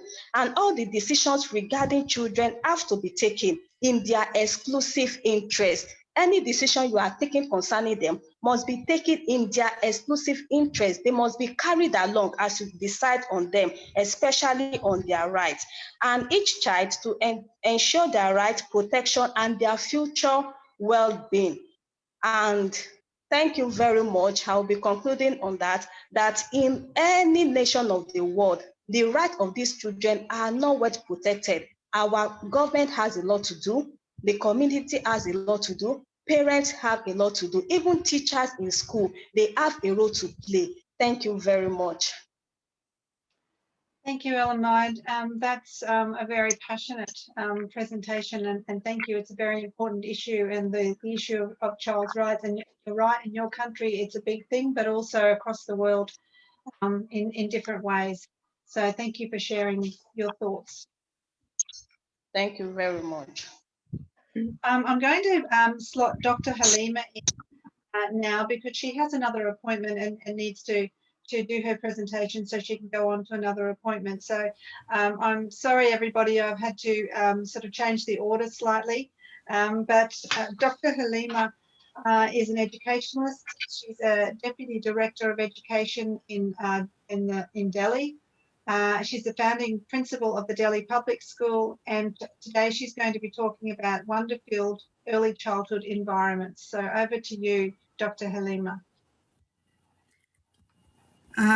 Good evening, everyone, and thank you very much for understanding. This is called empathy, and I'm so much impressed by the organizers' sense of empathy. So my dear friends, today is a very special day for me because since morning I was listening to my friends and with lots of wonderful ideas. Let me just narrate a small story for 3 minutes. I was a happy principal of DPS Ajman, UAE, and there everything was going on very well. And primary section was the happiest section for me, because whenever I used to have any stress, any frustration, any pressure, I used to go to the pre-primary section to get relaxed. And there the teacher used to hug me, they used to touch me, they used to express their love to me. And I was celebrating success in all the spheres of school life, like in the education, like in the sports and all other areas. And there was one very beautiful program that's called Coffee with Princey, where 90%ers were only allowed, and they used to have coffee with me. And that program was very, very popular among the students and the parents. One day what happened, we were celebrating Children's Day, and on the Children's Day, I used to give the freedom to the students that if they want to ask me anything, they can ask. So this little girl who is on the screen, she told me that, ma'am, can I have coffee with you? I'm not a 90%er. That sentence has changed my entire outlook towards the education. And then I started realizing that in this school, there are not only 90%ers, there are other students, and how I am a person who is always advocating about mind your mind, who is always advocating about that everything depends on the mindset, how I can be so insensitive to bring such harm to the minds of the children. And failure is not a person. Failure is an incident that a person has tried. Failure shows the person has tried, and again the person will try, and he's going to be successful. So when I came back to India, and during pandemic, I stuck here in India. So I started my educational channel with the name of Jahaneman, and then I started practicing this practice that. It is said that the children, they learn more or they retain knowledge more by teaching others. 90% they retain knowledge when they are teaching others, while 75% by learning by doing, and 50% by discussion, and 30% by demonstration, and 20% by audiovisual, and 10% by reading, and only 5% by lecturing. So as per this pyramid, I adopted this method of teaching others. 90% retention will be there in the mind. And I started having one program called Mini Teacher Live Show on my channel. And I invited anybody, even the special children, those who have in the school, those who are neglected, they are not getting any opportunity, any chance to do that. And then I found that where I started giving attention towards the children, whosoever he is, without looking at the marks, without looking at the grade of the child, I found that each and every child has some potential. It's not that the children are useless. It's not that they cannot do anything. So as we advocate that happiness is a birthright for everyone, similarly, I advocate that celebration is a birthright for every child. Whether the child has scored 80, 90, 60, 10 or 12, but the child has the right to be celebrated, because the child is the future, and child is going, the child is going to bring out the best when we are going to have confidence in that. From that day, this is my endeavor, that I just try to bring out the best in the child. I'm not here to make them 90%er. I'm not here to make them 100%er. I'm not here to make them doctor and engineers. I'm here just to make them the best version of themselves for what God has created them. There is a purpose in everybody's life, and we have to just try to find out that talent in the child so that the child can be the best version of himself or herself.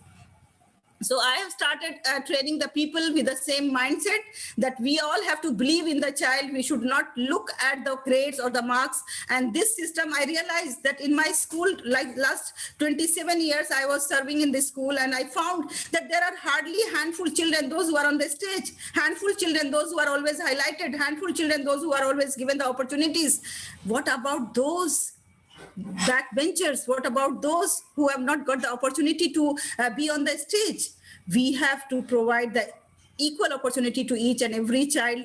Then only we are going to get the best. And this is my firm belief. And with this belief, I'm organizing all my programs, all my trainings to the teachers, to the parents, to the students, that just try to be the best version of yourself. For whatever God has created you, you have to unleash your potential. You have to unleash your talent, and the teacher is there to facilitate you. So thank you very much for listening me. And this is what I want to say, that let us help the children to be the best version of themselves. Thank you very much. Thank you, Halima, for that very passionate presentation as well, and your message about bringing out the best in each child. I think we got that message loud and clear. So thank you very much for sharing that. Our next speaker is Priya, and she is a professional chef turned early educational entrepreneur. That's an interesting turn of events. So, and she's going to be talking about multicultural education beyond the classroom. So over to you. Thank you, Priya. Thank you, Catherine Murray. Doctor, good morning, good afternoon, good evening, based on whichever part of the world you've logged in from. My salutations to all of you. My name is Priya Roy, and I'm a professional chef turned early education entrepreneur. I run my own preschool facility in Trivandrum, India. As educators and childcare professionals, we play an immense and strong role in molding the children in our care.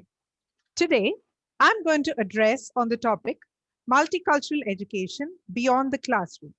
Before I say anything, I want to play a short video of my students going through a regular academic year. So let's watch.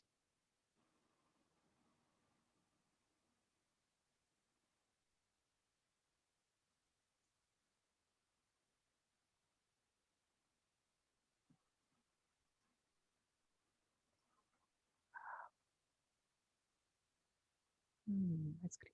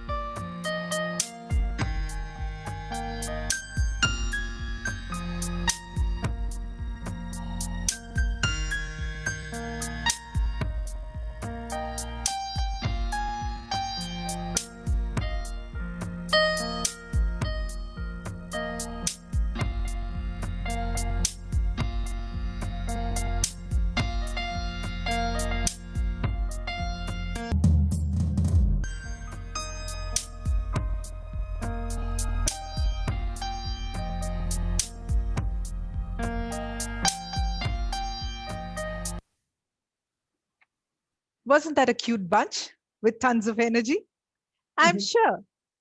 I'm sure in the video, we all noticed the smiles, the joys, the curiosity, and happiness of pure enjoyment, be it Ramadan, Ganesh Chaturthi, Christmas, Holi, or Makar Sankranti.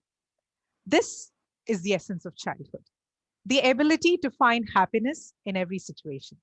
Dressing up for the celebration, learning the reason behind the festivity, eating and sharing specific dishes pertaining to that special day, songs, dances, decoration, all are part of an education. This inclusive education to our children from different cultural backgrounds is what is important. India by itself is a total potpourri of cultures with strong influences through geography, traditions, religion, and cultural backgrounds. And it's up to us, educators, to make the children respect one another without any bias of caste, creed, or religion. We as educators are the ones who can make them global citizens without any tag attached to them. I thank ECDF for this wonderful opportunity. Thank you. Thank you, Priya, for sticking to time. And I love that notion of global citizenship. I think that's a really important aspect that we can all take away from your presentation. And thank you for the little video too. Thank you. So let's go to Tanvi now. Tanvi is a psychologist and she trains teachers, school administrators and students of education and psychology on behaviour management, special education, counselling skills and life skills. She's going to be talking about social and emotional well-being of children. So welcome, Tanvi. Thank you, ECDF, and thank you, Dr. Katri. I hope I'm audible. You are? Yeah, so what I have chosen to speak upon today is the socio-emotional well-being in young children. And I'm going to talk about its importance and, a few factors about it. So to put down, the broad category, it includes both individual capacities in the emotional domain and social competencies of the individual. So to explain in a simple language, it is the child's ability to, or maybe, let's call it the individual's ability to recognize, label, and eventually manage the emotions. And also to be able to, understand the, individuals around them and to empathize with them. One of the skills also is about, being able to talk about their preferences, clearly communicate their needs and wants, and, be able to express themselves openly. So that is what socio-emotional well-being is, all about. Those are the skills in that.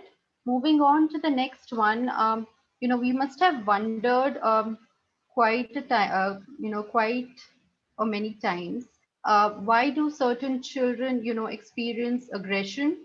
Why do they experience temper tantrums or maybe even anxiety? Okay, with the pandemic coming in, we see children restless. We see them worried about something constantly. So why is this happening? Okay, so in my opinion, I feel these are the children who are not able to recognize the emotions that they are facing, and which is why it's an alarming situation for us.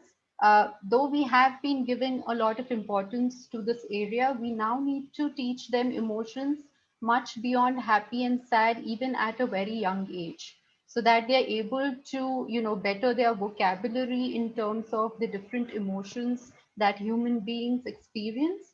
And once they're able to identify, what kind of emotions they're going through, they're then able to reason out why. Why am I feeling jealous? Why am I feeling excited? And so on. Now, the whole aim of socio-emotional well-being is not just teaching, and expecting the students or the children to be, nice all the time, but it's also about, telling them that it's okay to feel the negative emotions that you do once in a while. Okay, so it is about teaching them how to deal with them in a yet positive way, though they are negative emotions. So the outcome of teaching them these various emotions is definitely that they are better able to self-regulate their emotions, and also this will in turn help them to reach their best potential. Okay. Now, to the educators, some would saying that there are quite a lot of resources available, and how to teach these social emotional skills to the students. If that's the question you're wondering about, you can teach them through books which have social stories in them. You can teach them a lot of games to identify the emotions, like the wheel of emotions. You get flashcards of emotions. You can have these inside out game of emotions. So there are various and tons of resources available online, and please make use of them. Also, you would want to take a screenshot of the few of the books that I have mentioned here by well-known authors who have been able to make a lot of difference in the lives of the young children. So my tip to all the teachers in the end would be that, as teachers, and why more, because of the pandemic, students are going to come to the classrooms physically with a lot of baggage. We don't know what kind of emotions they have gone through during this pandemic.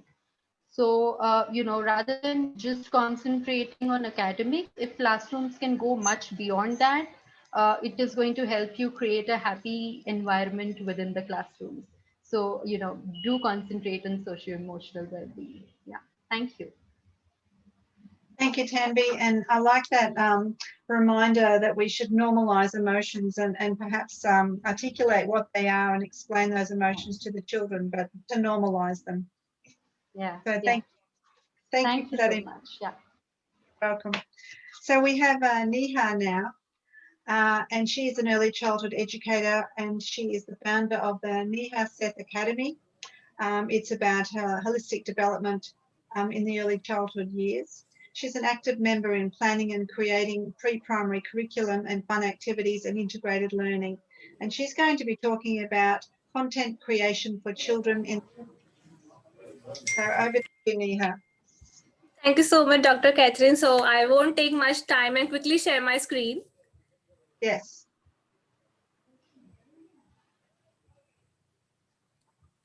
Okay, so my today's topic is content creation for children early years. So what is this all about? Sometimes teachers are worried like what we have to teach in class and what all activities we can conclude to teach this early minds, the young minds. So basically, there are some practical implications of early childhood education. In recent decades, studies have shown that early childhood education is critical in preparing children to enter and succeed in classroom, diminishing their risk of social, emotional, mental health problems, and increasing their self-sufficiency later in their lives. In other words, if I say that the child needs to be taught to rationalize everything and to be open in interpretations and critical thinking, which is which is very important. So I have concluded 3 strategies which I personally use and that educators can use to strengthen the quality of their content as well as the classroom language. So the first one is organize classroom learning around content-based and multifaceted units of study. So now what is that? Learning through extensive study of a topic is a hallmark of effective language and literacy instructions in these years. For example, thematic units organized around multi-facet topic elicit the use of complex vocabulary by teachers and are one way to foster complex language knowledge among children. Each unit should revolve around not only around the content, rich themes, but also around a complementary set of target vocabulary words, right? That lend themselves to talking and writing throughout the unit. These words should be academic in nature, more commonly used in academic content areas that they're in a day-to-day conversation, and conceptually abstract, therefore requiring study and extended discussion to promote an understanding of the concepts and ideas they represent. And the second is content should be based on language-rich play. The play, it is like important part of a childhood. Play is a means of learning in early childhood. And educators should be able to weave language learning throughout the play of young children. Educators can also and can use songs and gestures and flannel boards, stories, puppets, and other materials that prompt the use of talk by children and adults alike. Language-rich play includes not only adult-child interactions, but also beginning as early as toddlerhood. Groups of children, when facilitating play among groups of toddlers, and educators should intentionally support and guide the language experience, for example, by narrating events and using strategies to encourage peer interactions. The third strategy, which I mentioned, is using a mix of instructional methods. Debates about instruction often treat different methods as an opposition, but effective instructional approach actually serves children best when multiple complementary instructional strategies are used in combination. For example, when a instructor-led teaching is alternated with activities in which children learn cooperatively with other one. So these are some strategies which I just conclude here, like what are the different strategies to make the content for the classroom, how to provide the best content to the early childhood. And at last, I just conclude with a big thank you. Thank you so much, ECDF, Dr. Catherine and Dr. Vasavi, for this opportunity. And you can also connect with me through Instagram, Twitter, LinkedIn. I'm available everywhere. So you can just connect with me and with my mail ID. Thank you so much. Thank you so much, Dr. Catherine, Dr. Vasavi. Again, thank you so much. Perfect timing, Neha. Thank you so much. And I really like the way that you talked about play and language-rich play, because I think that's a really important component, and the method of mixed instruction. So thank you for sharing those with us. Thank you. Thank you so much.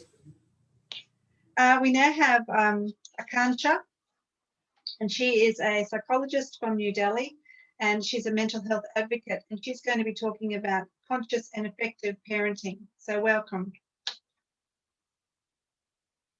You with us?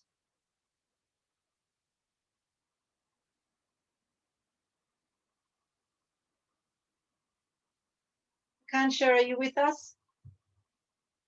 Doesn't look like it. Yeah, probably. Yeah, we can move on, Dr. Kathy, and wait for her for the next turn. Yeah. Yes. Okay. So, Fahim. Sorry, Fahim. Yes. Yes. I'd just like to.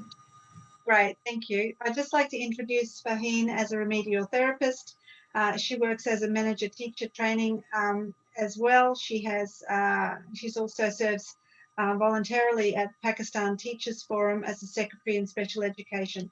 And she's talking tonight about, or this afternoon for you, strengthening inclusive early childhood programs. So welcome, Fahim.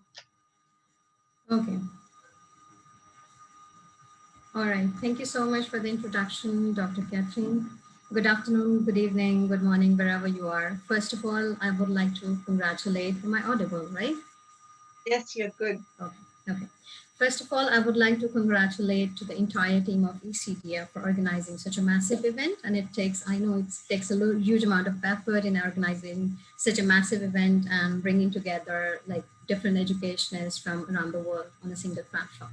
So my name is Prietam, and I'm working in Pakistan, and I'm working with students with learning difficulties, basically.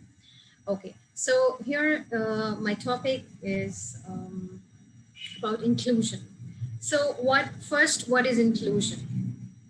We often hear about inclusive schools, and it is not about being there physically with all the other people, but it is to be part of that community and be involved at the same time. We all probably experience or face it often when you would walk into a room full of people and you don't belong. You're not a member. How would you feel? That doesn't feel good. So how can we fix this fix this for schools and for our students, for our children? We need to make sure that children whom we are working with don't experience this idea of not belonging. So how can we do that? Now, to make inclusion work in educational setups in early childhood education, we need to first recognize the benefits, and then we need to find out the challenges and how to implement that in our education system. Okay, so now first, what are the benefits? Okay, studies show that inclusive education is beneficial for all the students, not just for students who get educational needs, special educational needs. In fact, according to researchers, inclusive education has short-term and long-term goals for all students. They are more comfortable with and more tolerant of others. Now they'll be more compassionate, they'll be empathetic, and they have increased self-esteem and tolerance for other students. Now, what are the benefits for special needs children? They have increased language development when they are paired with students with, no difficulties. They have increased self-esteem. Their feeling of acceptance is there. Now, the research suggests that inclusive classrooms score higher on measures of quality. Okay. Now, coming to challenges that we face in implementing the inclusive culture in our schools. Okay, is it 3 minutes? Just about. Oh, okay. So first of all, the teacher's attitude is very important, and teacher attitude is the effective implementation. It is actually the main problem, because teachers are, if they are not trained, if they are not aware of the things of inclusion, they will not, cater to special education. Now, to implement inclusive culture, we need to have zero tolerance to discrimination, and we need to develop some policies, and we need to provide support for teachers, and the resources and our classroom should be fully equipped. Okay, now we need to forget this one size fits all. I'm about to conclude it. Okay, we need to forget that one size fits all, the story of elephant and a snake, where we need to forget this, and we need to come, work on more differentiation. Okay. Now, differentiation is actually a teacher's reacting responsibly to a learner's need. Okay, I have a lot to talk about differentiation, but whatever the concept is, the teacher should know the learning styles and different educational needs of the children in order to support them. Okay, thank you so much. My contacts are there. Maybe you can collaborate with me, and maybe I'll get a chance to present some other time. Thank you, Fahim. I know 3 minutes isn't very long, is it? So thank you for sharing that. And I think when you started talking about that feeling of belonging and how that feels when you don't belong, I think that was a really powerful beginning. So thank you for sharing that and sort of set the scene for the rest of what you said. So thanks for sharing that. Now our next speaker is, and I'm really sorry, I hope I pronounced this correctly, Meenakshi. Yes. How did I go? Excellent, Catherine. Thank you so much. Okay. And she's sorry? Very common Indian name. Oh, not so common in Australia. Oh, yes, I know. She is a psychologist, and she's actively involved in child and adolescence counselling and therapeutic guidance. And tonight, Meenakshi is going to talk about wonder-filled early childhood environments. We've got a lot of creativity and wonder and enjoyment and awe in this session, which is really lovely to see. So over to you. Thank you so much. I'm extremely honored and glad to be a part of this wonderful forum today. Thank you, Dr. Vasavi, for this invitation to speak on wonder-filled early childhood environment. Needless to say, I think the very first wonder-filled moment, much before we start off in the classroom, is of course for the child and the parents, the day the mother knows that she has conceived. And now for all the love and the learning that needs to develop, wonders never cease from that moment. What then could be the other wonderful moments that we could provide them with? Yes, across cultures. I think it is an international language without barriers. Well, the good news is there's an abundance of wonderful early childhood moments for the children. First of all, I think science has enough evidence to tell us about brain development up to happening by age 6 maybe. And then the tremendous speed of growth from crying to speech to relationships to social skills. But what is important to realize that even before there is some thought and language, there are emotions, and learning happens because of the pairing of all these emotions along with our sensations, both positive and negative, for developments later on. And sadly enough, pathology too. The next, of course, would be contact from, comfort from contact. I think that's what we call it. Children experience through their senses. So the touch, the textures, the color, the taste, the smell, sounds that they're exposed to becomes very relevant. Luckily, they have an inherent affinity with the natural environment. That's the home away from our home, for adventure, for discovering, for stirring up imagination and finding out, very important for us, what actually attracts them. They can even learn music from all the sounds of nature. That is, if you can cut out the noise from the traffic and the technology that goes on. Reading out and talking to your child. Yes, repeat and repeat the same story over and over again.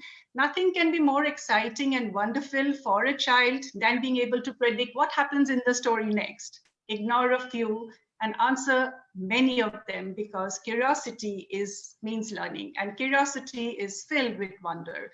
The child will also learn very silently all throughout. Example, even by the festivals we celebrate. And I think in India, we have enough opportunities for us, so we don't have an excuse. The only thing we cannot afford to give them is stress and trauma. We can bombard our children with wonders so that these are embalmed as cognitive development patterns for later development. The best part is the whole thing happens naturally. We don't need adults to guide them. We just need to be there to share with them. And restricting our no's, don't do this and don't do that. Love, yes, lots and lots of it. It's a major medium because we can never run out of it. There's always a huge stock available. Only thing is we need to provide safety and security. So let's not miss out on having our wonder moments together with our children. Thank you so much. Thank you, ECDF, for giving me this opportunity. It's wonderful being here. And spot on time. Thank you so much. that's lovely.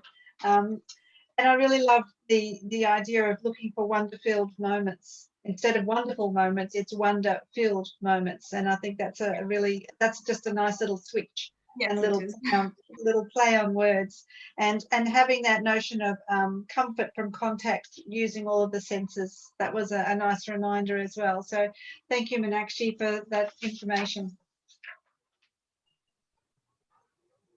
So we have Karina now. And Karina is an educator in an international school. She's a council member of WICCI Elementary Education. And today she is speaking about multicultural education beyond the classroom. So some more multicultural education. So thank you, Karina. And you're on mute, so you need to unmute yourself. Thank you for the introduction and greeting of the day to all of you. And first of all, I want to thank ECDF and to giving me such a beautiful opportunity to address on the multicultural education. As ma'am said that it is the topic which is being addressed a lot, as the multicultural education is the need of an hour. Even Priya ma'am, there was a Sapna ma'am who told about the students, that kids are nowadays techno savvy. So I just want to add up, as we all know, the kids are brilliant. They know much more. They are curious. They use the technology to a lot of extent. The thing is multicultural education, how we give grades, we have subjects. So I think Indian curriculum should make it mandatory multicultural education. The reason might be everyone might be having their viewpoint, but according to me, why I feel it should be included in Indian curriculum, as the child is of age of 3 years, 4 years, they learn, they observe, they are the keen observer at that age, because multicultural education not only gives them the cognitive development, social development, they learn to tolerate, they learn to accept others. While the teacher is celebrating Independence Day, they can hear about their they learn democratic values. Suppose teacher is using a puppet or a paper doll. Yes, so she may narrate a story of Shivaji Maharaj, or she may just tell the story with the help of the paper doll. She may tell about the independence, how we got independence. So they are learning about democratic values. So, and even if the parents are getting involved with the teacher and the school, the kid may really do wonders. They are celebrating any sort of festivals. Now, as there was Makar Sankranti, there was Onam, there was a Lori. So all these festivals are related with field harvesting, cutting of the crops. So how the child in the school is going and celebrating, as it was not pandemic, but then up to on the online basis, they were gathering and they were sending the clicks. In the same way, from that age, they learn to share also, instead of sharing the food in the break time. If they are using the clay, yes, with the help of the parents, they can make the food item, the traditional food item, which is used by different communities. So even they can display that. So they come to know about other community, they come to know more about other religion. Again, in the same way, if the child is made learn, instead of how we, some parents feel that academics is much more important, I totally agree.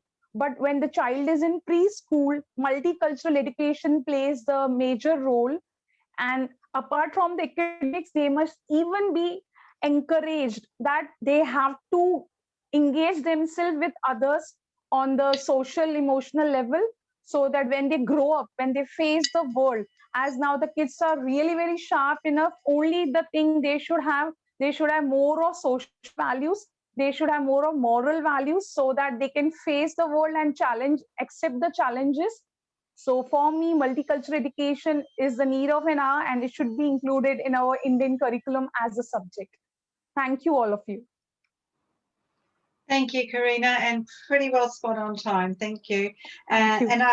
And I think at the beginning, when you talked about how children observe how other people act, I think that's a really important thing that we need to remember as adults and as educators, that children are watching everything that we do. Yes, they're and also. And that if we embrace the different festivals and give a value to everybody's culture, it's a really positive thing. So thank you. Thank you, ma'am. If you've just joined us for the 4 to 6 session, we're running a little bit late, so we're just finishing off the 3 to 4 p.m. session. So we won't be much longer. We're just about through it all. So thanks for your patience. We've got Laura now, and Laura is from Montessori. She's a passionate Montessori educator, and she's a tutor with 7 years experience in facilitating children to see themselves as citizens of the world. And this is another multicultural presentation just now, so cultural education beyond the classroom. And I would just ask everyone to make sure that you're on mute, please, so that the speakers can not be distracted. Dr. Vasavi, did you want to say something? No, I don't want to say anything. We were just discussing something. Okay, sure. Really understood. I was not on mute. Sorry. That's okay. Over to you, Laura.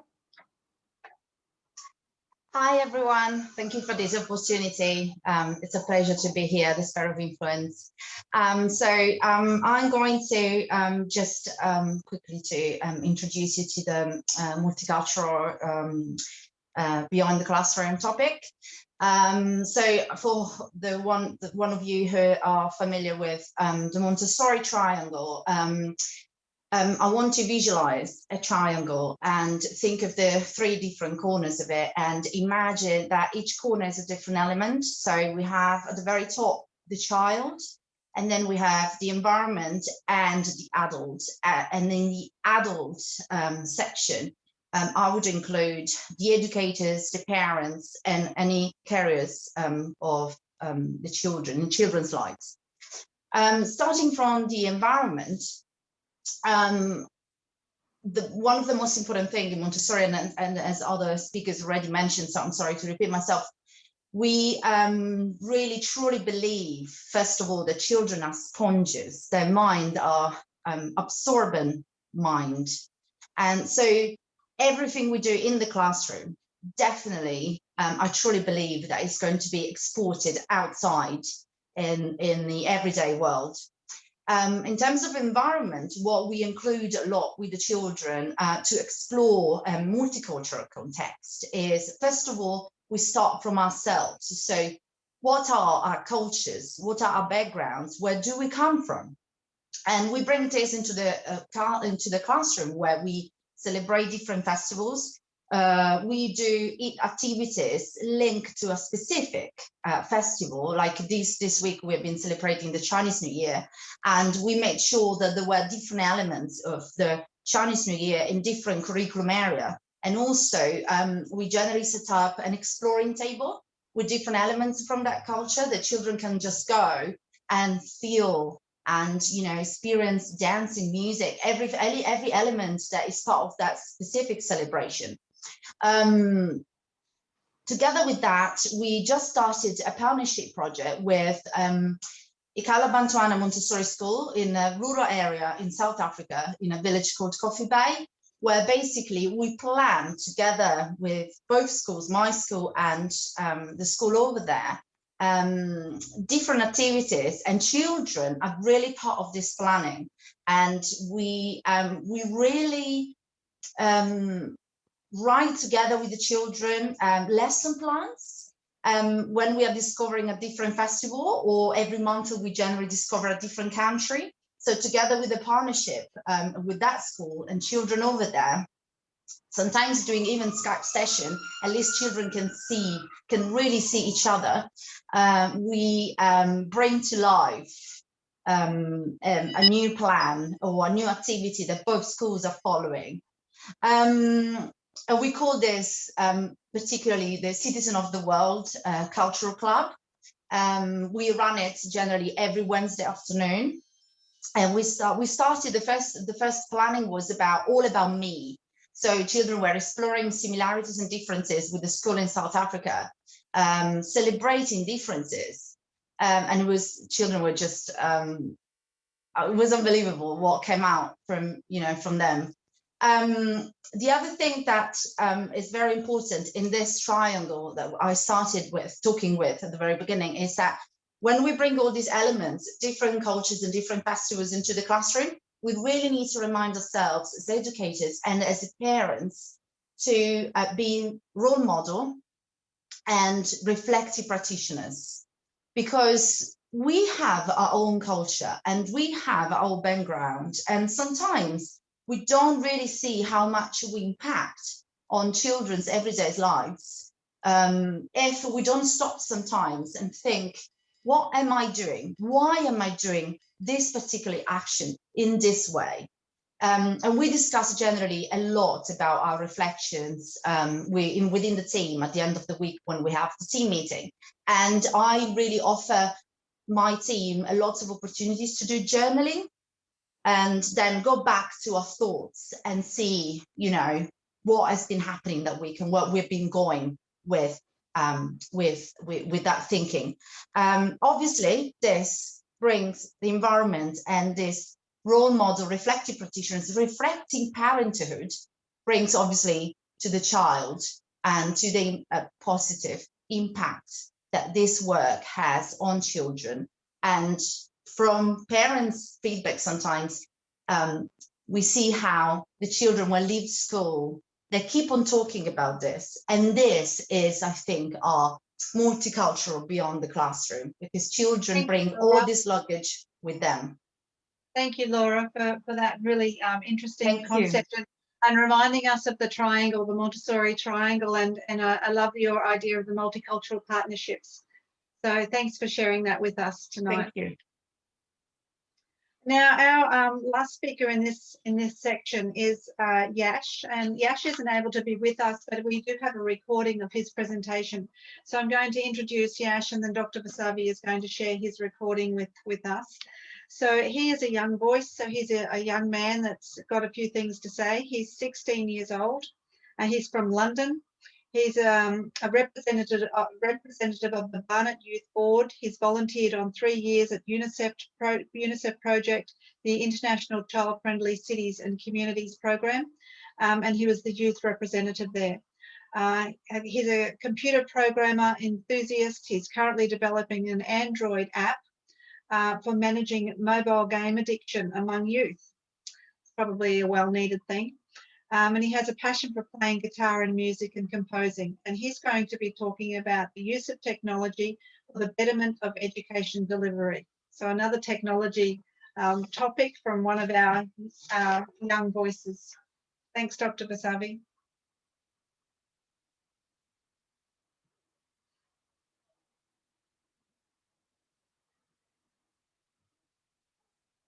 Oh, volume.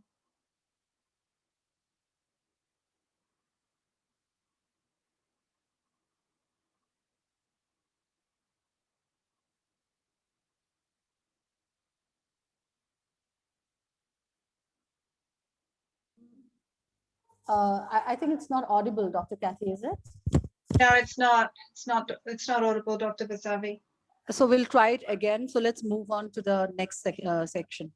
Yeah. Okay. You want to try that one more time or no? Not right away. In Dr. Sue's slot, we'll be trying it again. All right. Okay. All right. So I'm just going to share my screen for a moment to finish off this section.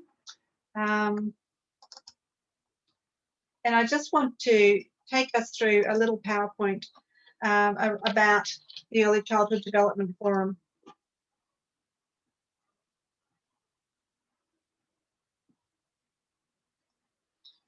Okay, so the Early Childhood Development Forum is in India, as we all know. Now, just what I wanted to bring your attention to is the work that Dr. Vasavi and her team does in the communities in India, and she runs many things for disadvantaged children. We have some partners who have shared with us and supported ECDF for this conference that you've all been a part of, and we just wanted to acknowledge them here. So you can see that they're on the screen there, and you can also see that there's an invitation there for you to become a member of ECDF should you so desire. And I have been a member of ECDF for some time now, and it's a very rewarding organisation, and the whole team does an amazing job, and they really give back to the community. So I think this is a really worthwhile thing. If you're looking for an organisation to support, I think this might be the one. And Simran showed us right at the very beginning of the day the team, the ECDF team, and there's a number of people in India, and there's also an international wing. So I'm in that as well, and so is Dr. Sue Allingham, who is the next moderator in the next section. We have some other wonderful people that contribute to ECDF as well, and together we work to support Dr. Vasavi in her quest to help all young children and early childhood educators. So if you want to get in touch with the ECDF, here's all the details. The email there at the top there is probably the one that you need if you want any information or want some advice about how to join or what you might be able to do within the organisation. Now, to finish up our section, this is to finish up our section, and now I'd like to introduce the next moderator for the next session, and this is Dr. Sue Allingham, and she's from the United Kingdom, and she's the founder of Out of the Box Consultancy. She's also a consultant editor of the Early Years Educator. She's authored 2 books that support practice across the early years, and she's a coach, a mentor, a trainer of repute in the UK. So with no further ado, I'd like to welcome Dr. Sue Allingham to convene the next section. Good morning. Thank you, Kathy, for that wonderful introduction. Can you hear me and can you see me? Yes, perfect. Fantastic. Good morning, good afternoon, good evening from a very chilly mid-morning near London. I hope the weather is better where you are. And thank you to ECDF, Dr. Vasavi and the wonderful team. I gather there were some technical hitches in my early hours of the morning before I was up, but we're on the home straight now, so good luck everybody and fingers crossed. It gives me very great pleasure to introduce these speakers, and I'm just going to tell you how I'm going to run it. I'm going to ping 1 ping on the bell when you have 1 minute left, and 2 pings for when your 3 minutes is up. So I hope that's all okay with everybody. Okay, so let's start with our young speaker today. Kian, are you here, Kian? Yes, I'm here. Hi, Kian. Hi. Kian is a grade 5 student at the International School in Bangalore. He's done a lot of annual awards for excellence, student leadership. He's lived and studied in various curriculums in India and Germany. He loves football and cricket. I have 4 grown-up sons, Kian, I know how you feel. And he is going to speak about learning experiences in pandemic times. Thank you, Kian. Thank you, everyone. Hi, everyone. I'm Kian. I'm 11 years old and a grade 5 student in TISB. Today, I will be sharing my learning experiences that I have had through the COVID-19 pandemic. Let me start by quoting Mahatma Gandhi. Live as if you were to die tomorrow. Learn as if you were to live forever. About 12 months ago, learning for us was much simpler. Us sitting in buses, going to school, in the classroom with our classmates and teachers, at our desks using whiteboards or blackboards, and a normal school environment. We could play in the fields at break times, walk to the cafeteria at meal times, and everything was so much fun when you and your friends weren't separated by a screen. Thanks to the coronavirus, learning for us nowadays is sitting in front of a computer for 7 hours a day, which I'm sure most of us don't enjoy. Let's move on to some pros and cons of online learning. Online learning does bring a few benefits. For example, you can learn from anywhere in the world. You also cut out on commute time, which allows you to spend more quality time at home with your friends and family. You also learn a lot more about technology while sitting in front of a screen for so long. And in my opinion, the best thing about online learning is you reduce pollution by not letting hundreds of buses on the street every day to go to school. You also cut down on the usage of paper as you're doing most of your work online. Let's move on to some cons. The feel of being in a classroom physically with your friends and teachers is a humongous miss. It is very easy to get distracted as you can turn your camera off and drift away from the class. Or internet can be a spoil sport. Also, finding a quiet place in the house to actually focus on learning when there was so much noise around you would have also been a challenge.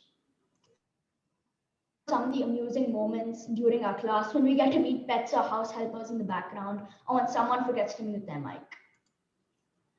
If I were to list all my learnings through the COVID-19 pandemic, the following would come to mind. I realized how we could learn from anywhere without having to be in a physical classroom. I also learned that working at home with my family was really fun, and I learned how to mop, dust, and help around the house. Being unable to travel made me realize how much we actually learn by visiting new places and cultures, and how much I miss traveling. I've also learned to be thankful for everything I have: school, friends, family, and to be able to live in a community where I can still get out of the house even during the pandemic. And last but not least, I've learned to play several new video games. Online learning has had a huge impact on the world, teachers, and us. And I'm sure all of us want to get back to school and experience learning in its fullest. I want to thank ECDF for this wonderful opportunity, and I want to thank you all for listening. Thank you. Thank you very much, Kian. That was fabulous and perfectly to time as well. Can I borrow you to come and speak to the teachers and the government in England, please? Because what you've spoken about learning in pandemic times is so important. It's not just about sitting in a school at a desk, is it? It's about so many other things. Thank you, Kian. That was brilliant. Well done. Thank you. Okay, I'm just going to slot somebody into the time plan that wasn't scheduled originally. And I'm going to ask Nellie. Are you here, Nellie?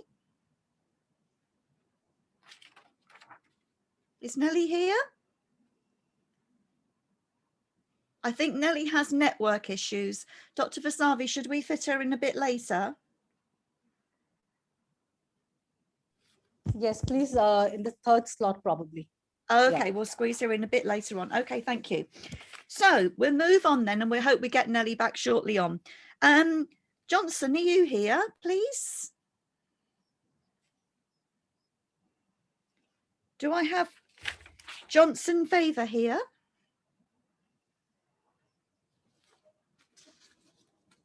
No, apparently not. Shall I move that one forward as well?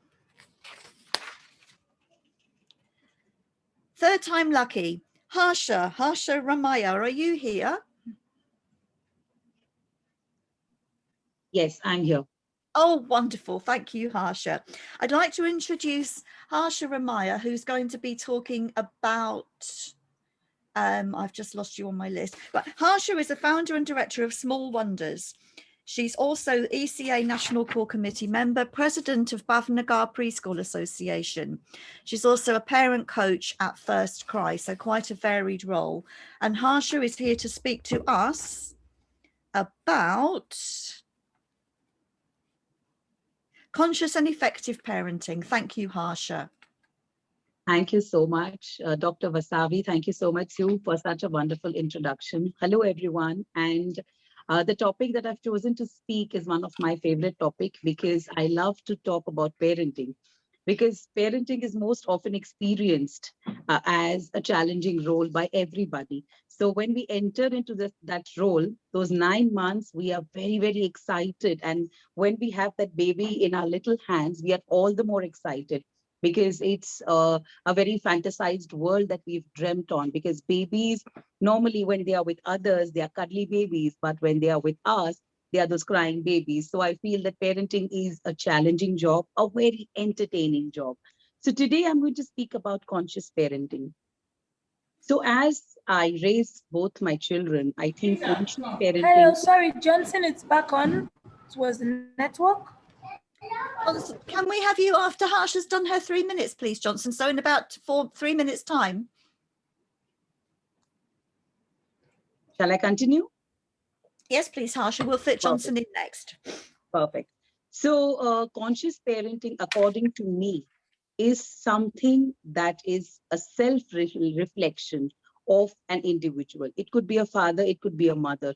We all look for raising healthy and happy children. But when it comes to consciously parenting the children, it's all about self-reflection. As somebody previous to me just spoke, that children are sponges. We have heard this sentence more than 100 or million times, but we forget when we talk to children. So conscious parenting, according to me, is something that helps you self-reflect. It is all about being mindful. So if a person or a parent is not mindful, is not able to self-reflect on and off, will not be able to do a perfect conscious parenting.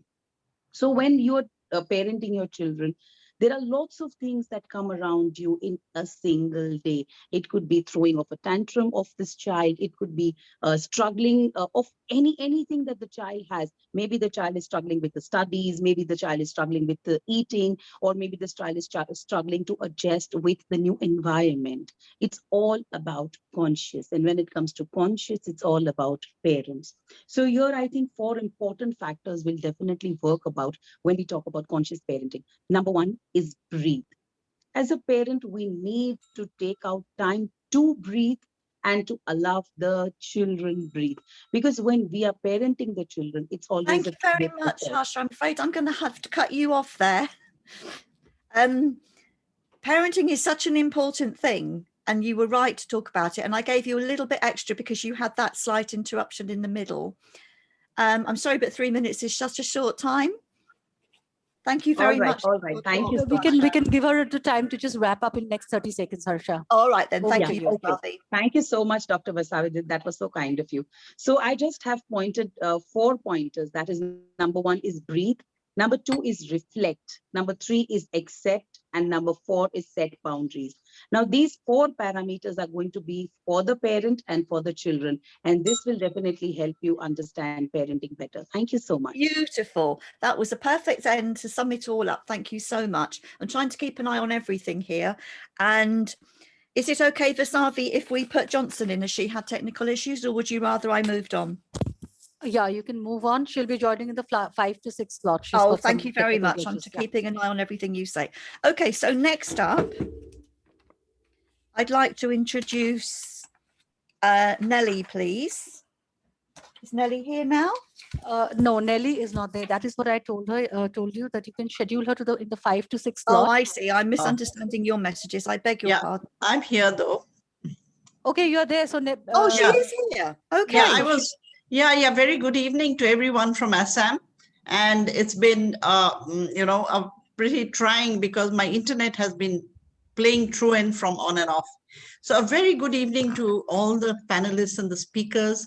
And I've been listening in the morning as well, that we are sharing on the same platform of education around us and around the children.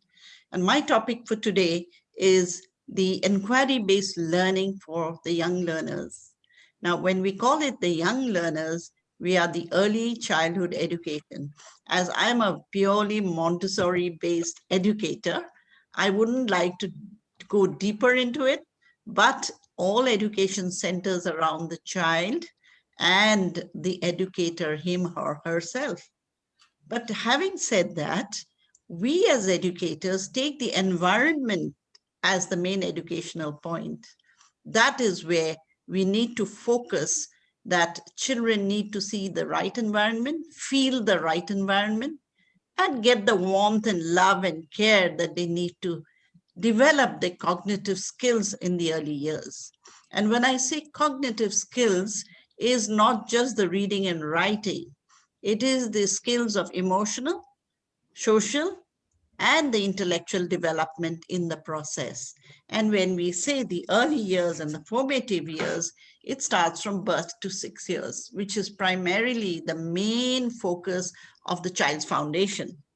And why do we do it? We want the child to explore the environment, the home environment, and the educator's touch and feel of the child, him or herself, when they come to a school. And when we call it, from the Montessori point of view, we don't call it the school, we call it the house of children, precisely for the child to feel it is an extension of the home to the school. And the school is like a bigger jargon, but we call it the extension of the home. Hello. Yes, Hello? can you hear me? Yep, still here, yep.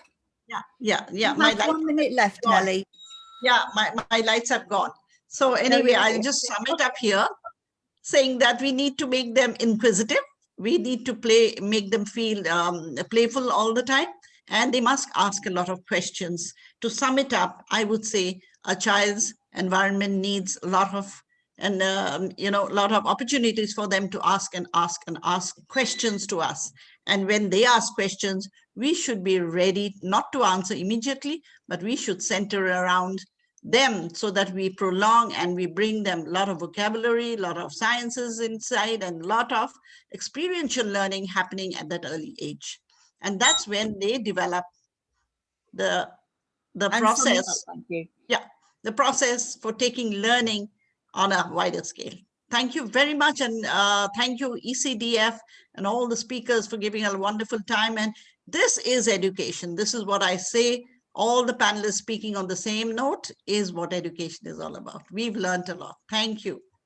What a perfect way to sum it up. Thank you so much. I love the way people are giving key points through what they're saying. Thank you so much, Nelly, for your 3 minutes. Okay, so next on my list, I have Sanjeev. Sanjeev, are you here, please? Good afternoon. I am here. Good afternoon. It's working perfectly. Thank you, Sanjeev. Thank you very much. So, Sanjeev is National Advisor for SPAA India and also some work in Finland. And he's a member of the chair of council for the ATM-GR colleges. He's also president of sports for GCCI in Delhi, and he is going to be talking about, too many lists, content creation for children. Thank you very much, Sanjeev. yeah, thank you very much. And I try to adhere to 3 minutes time slot given to me as guided by the email which has been sent. So good afternoon. It gives me an immense pleasure to be part of this such a wonderful global summit. Yeah, that's right. Okay. Sorry, excuse me, can we all be on mute, please? Sorry, Sanjeev. Hello. Nelly, could you put your thank you? Sorry, Sanjeev, somebody wasn't on mute. Oh, yeah. So I will start again. Good afternoon, all of you. It gives me an immense pleasure to be a part of this such a wonderful global summit, exploring various aspects of ECCE. Thanks to the organizer for giving me this opportunity to share my thoughts on the content creation for children in the early year. I start my little speech with two quotes which I always hear in my mind, which is Children are not the things to be molded, but are the ones to be unfolded. And the other one is give children toys that are powered by their imagination, but not by the batteries.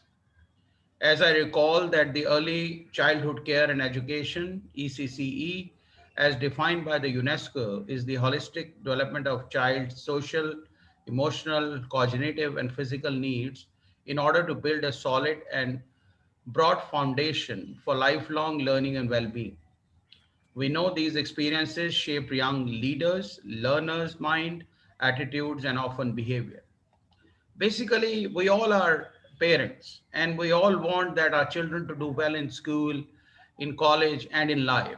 However, not all the parents, like I remember that my parents have come from a legacy, they have migrated from the earlier part of Lahore, and they are not very knowledgeable that how the early childhood growth and development have taken place for the children.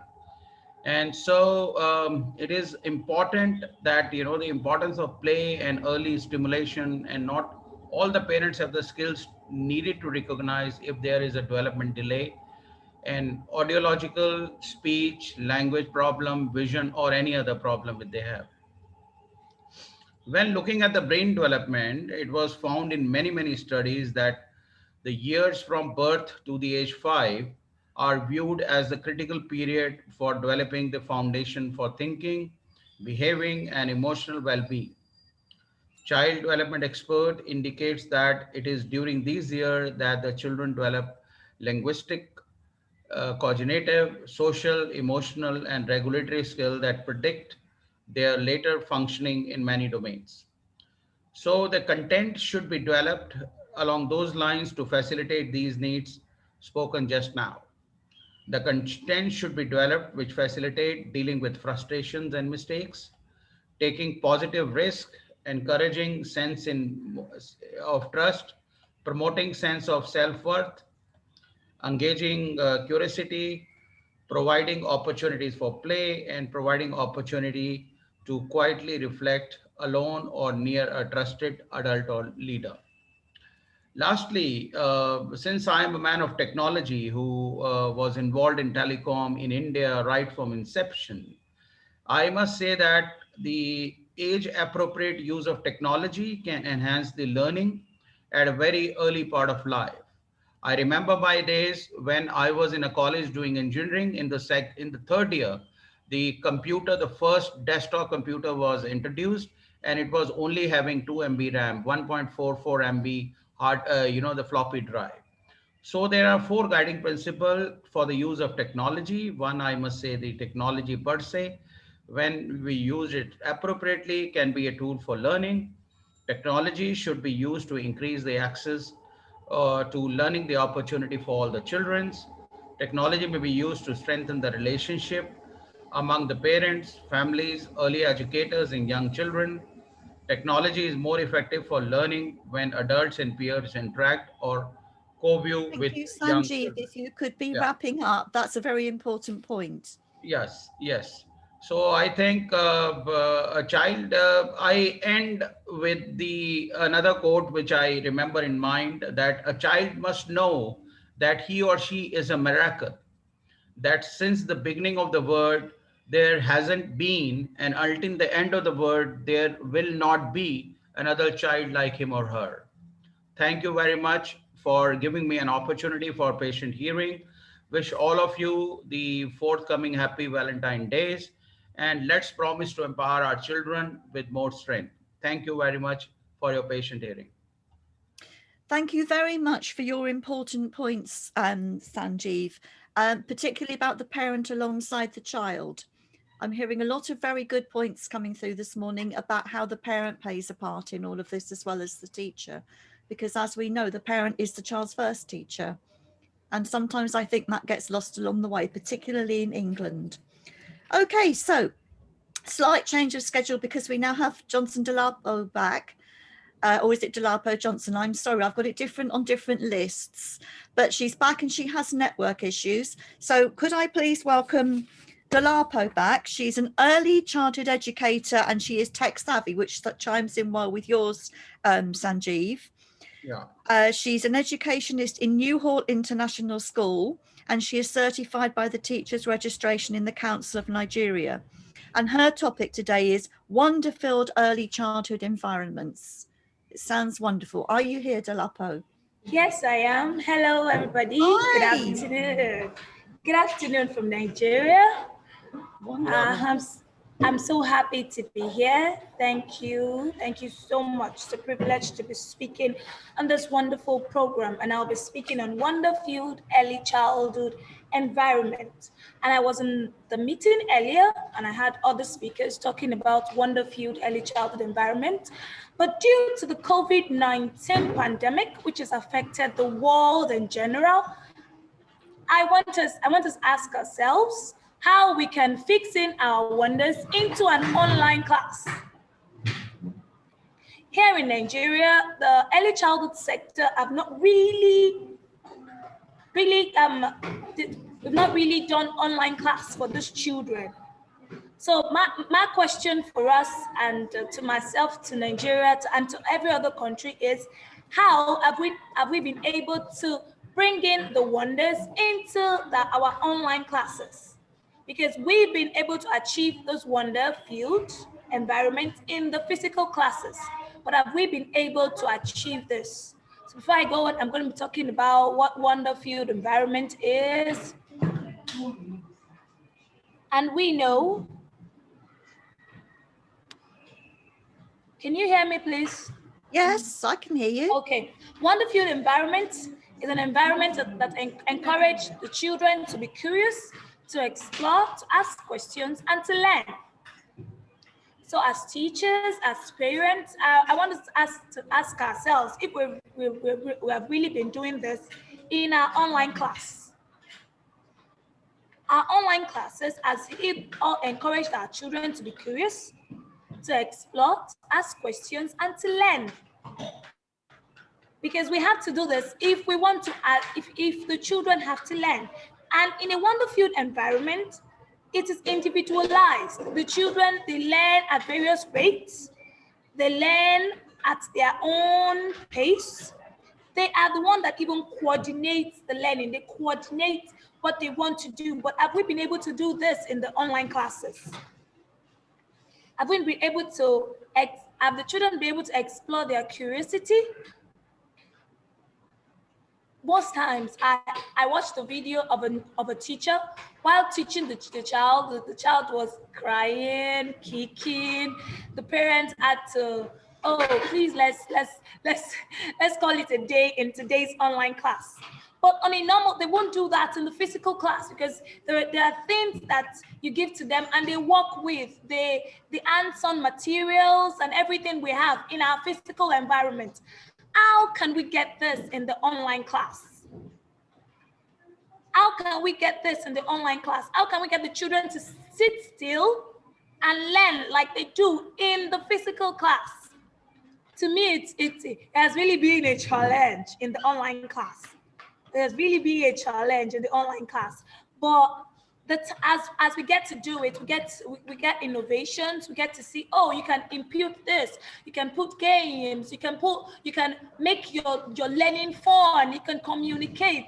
You are communicating. The child is answering you back. That's how we can make our online classes very interesting with wonders. And also, I want to talk about the parents. Because now it is now a homeschool environment. The child is at home learning. Summing up. Oh, okay. The child is at home learning at the same time. So we need to help the teachers to parent. The child needs to know that he or she is in the class. He or she is in the class. So the environment has to be well designed. We've seen how our teachers and how they design the classrooms. So if the parents can help us and also make the place where the child is sitting very colorful, very quiet, it will help. Thank you so much. Thank you very much. And thank you for coming in from Nigeria. Some very important messages about online learning there. Again, that I think we could learn from in England. Thank you. Now, I'm getting all sorts of messages in the chat here about people who are in California at early hours of the morning. And Vasavi, is it okay if we slot Jagruti in California in here? Because it's 3 o'clock in the morning for her. Yes, absolutely. Thank you very much. Jagruti, are you there, please?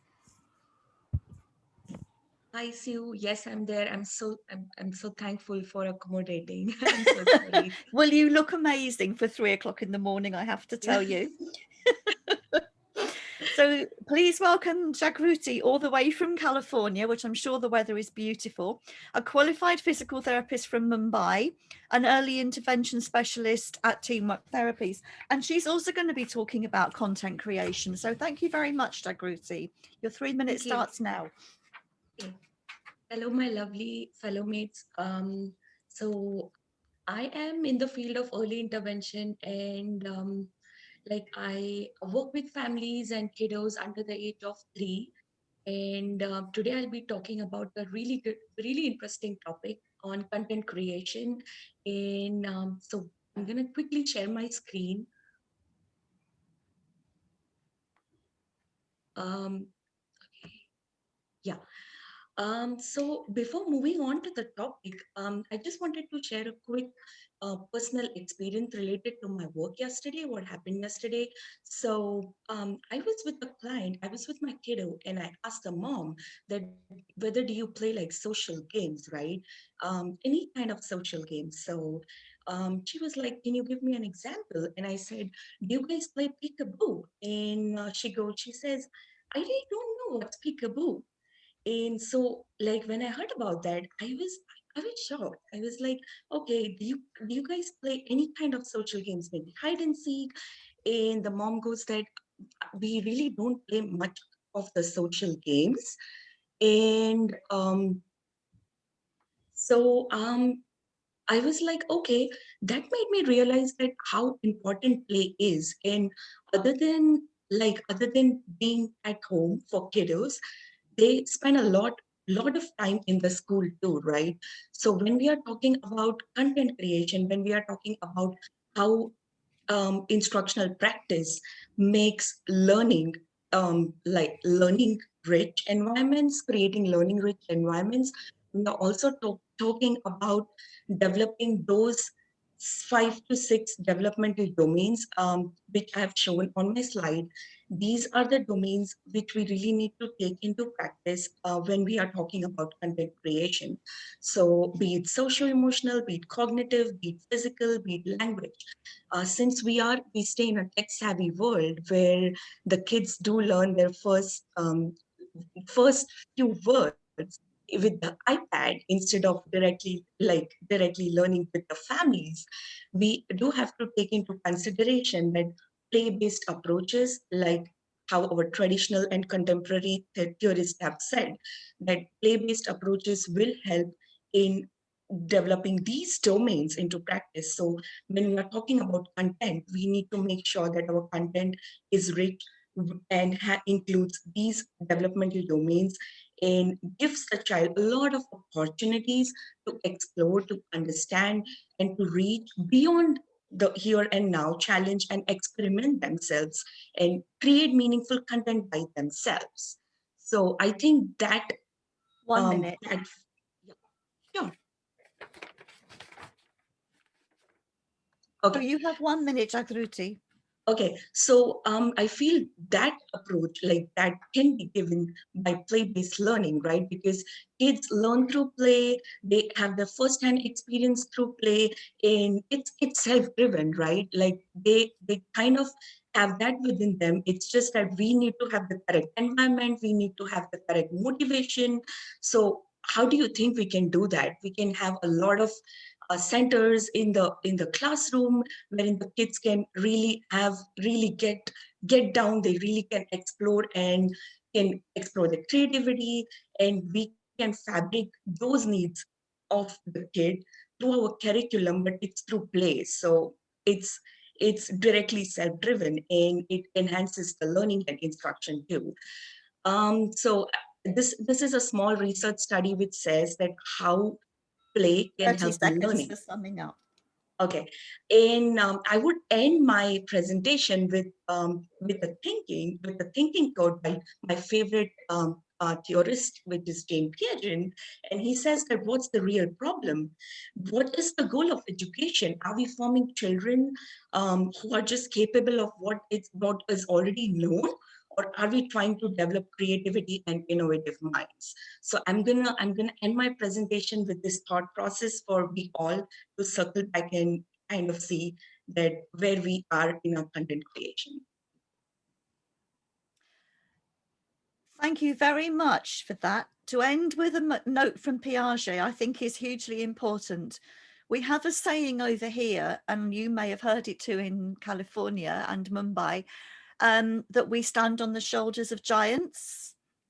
Yes. And I think that we forget in early childhood education that we have an awful lot of predecessors through history that we need to thank for the way we are now.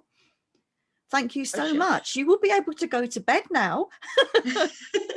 Thank you so much for accommodating. Thank you. It's been lovely to meet you. So I've got people coming in through chat, and I completely understand because people have been dropping into different time slots. So the original running order that I presented is now a bit different. So going back to my original running order, we now have Swapna next, then Kiati, then Dr. Pragya, then Neha, Shanoli, Sue, and Agniv. I'm sorry, I don't know if I've pronounced that one right. So next up, please, could we have Swapna? And she's here. That's remarkable. Thank you, Swapna. Okay, lovely to see you. So this is Swapna. She's had 6 years of teaching across all levels from pre-primary to class 10. So that's IGCSE, almost like my career. Geography specialist, working as a teacher, trainer, assessor, and mentor. And you assess for cash courses. That's interesting. Yeah. You're a multi-award winner, which is absolutely fantastic. And Swapna is going to be speaking to us on inquiry-based learning environment. Thank you, Swapna. 3 minutes starts now. Yeah, thank you, Dr. Sue, for such a wonderful introduction. And I would like to give my extend my heartiest gratitude to Dr. Wasabi and the entire team to give me an opportunity to speak on such a great platform. So coming to my topic on which today I'm going to speak is inquiry-based learning environment. Now, being a geography educator, basically I follow this topic is very close to my heart because I always follow a geo-inquiry process in my class. So this geo-inquiry process has basically the 5 steps, which starts with first is asking a question that should be a driven-based question. Second, followed by collection, that is collecting various geographical data.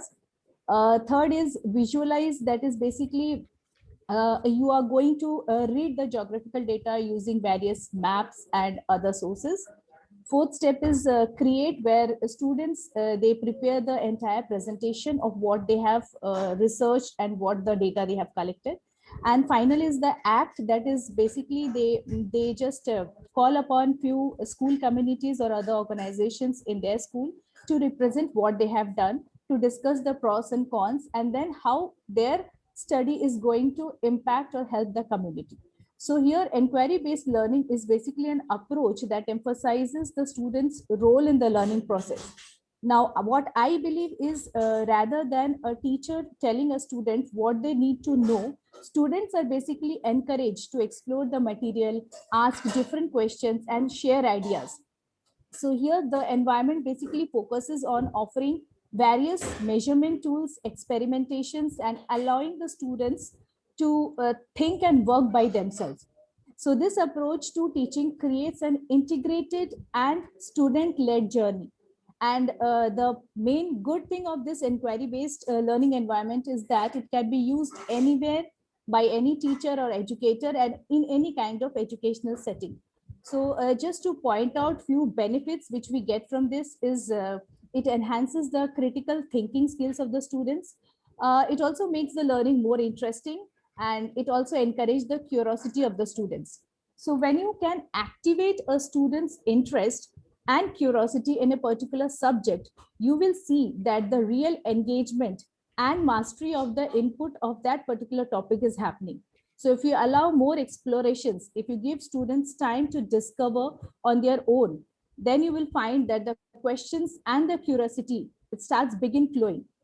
So this inquiry based process follows with few steps. Like first, you need to have the students develop a query or question they want to answer.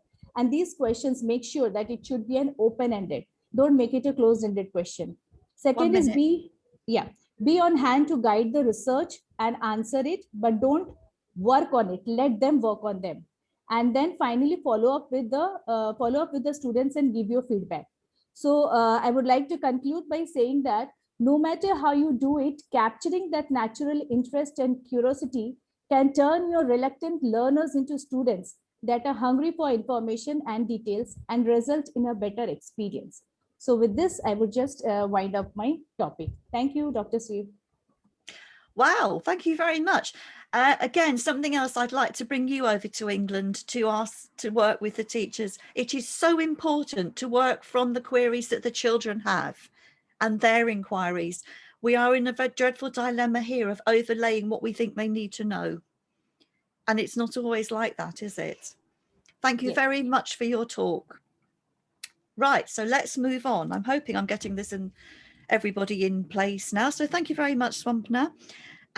So next I am looking for Kiati. Is Kiati here, please? Yes. Hello there. Hi. Hi, lovely to meet you. So this is Kiati Singh. She has an honours degree in psychology. She's been an early years educator for 11 years. Volunteering English classes in Toronto. Are you in Toronto now? No, right now I'm in India, but yeah, I'm helping them online. Best Teacher Award in 2019, well done. Sports and Physical Education Curriculum Planner and Storyteller. And you're going to be talking to us as parents, as collaborators. Yes. Thank you. Hello, everyone. I'd like to start my presentation by before I start my presentation, I'd like to thank ECDF and Dr. Wasabi for giving me this opportunity. Okay, so I'll be sharing my screen and I'll start my presentation. Okay, so today I'm presenting my views on the topic parent as collaborators. I'd like to start my presentation with a very famous quote of Helen Keller. Alone we can do so little, together we can do so much. I think this quote is apt when we talk about teacher and parents partnership. When teacher and parent work together, they can create wonders for child. Parents and teachers have a common goal. Don't we think so?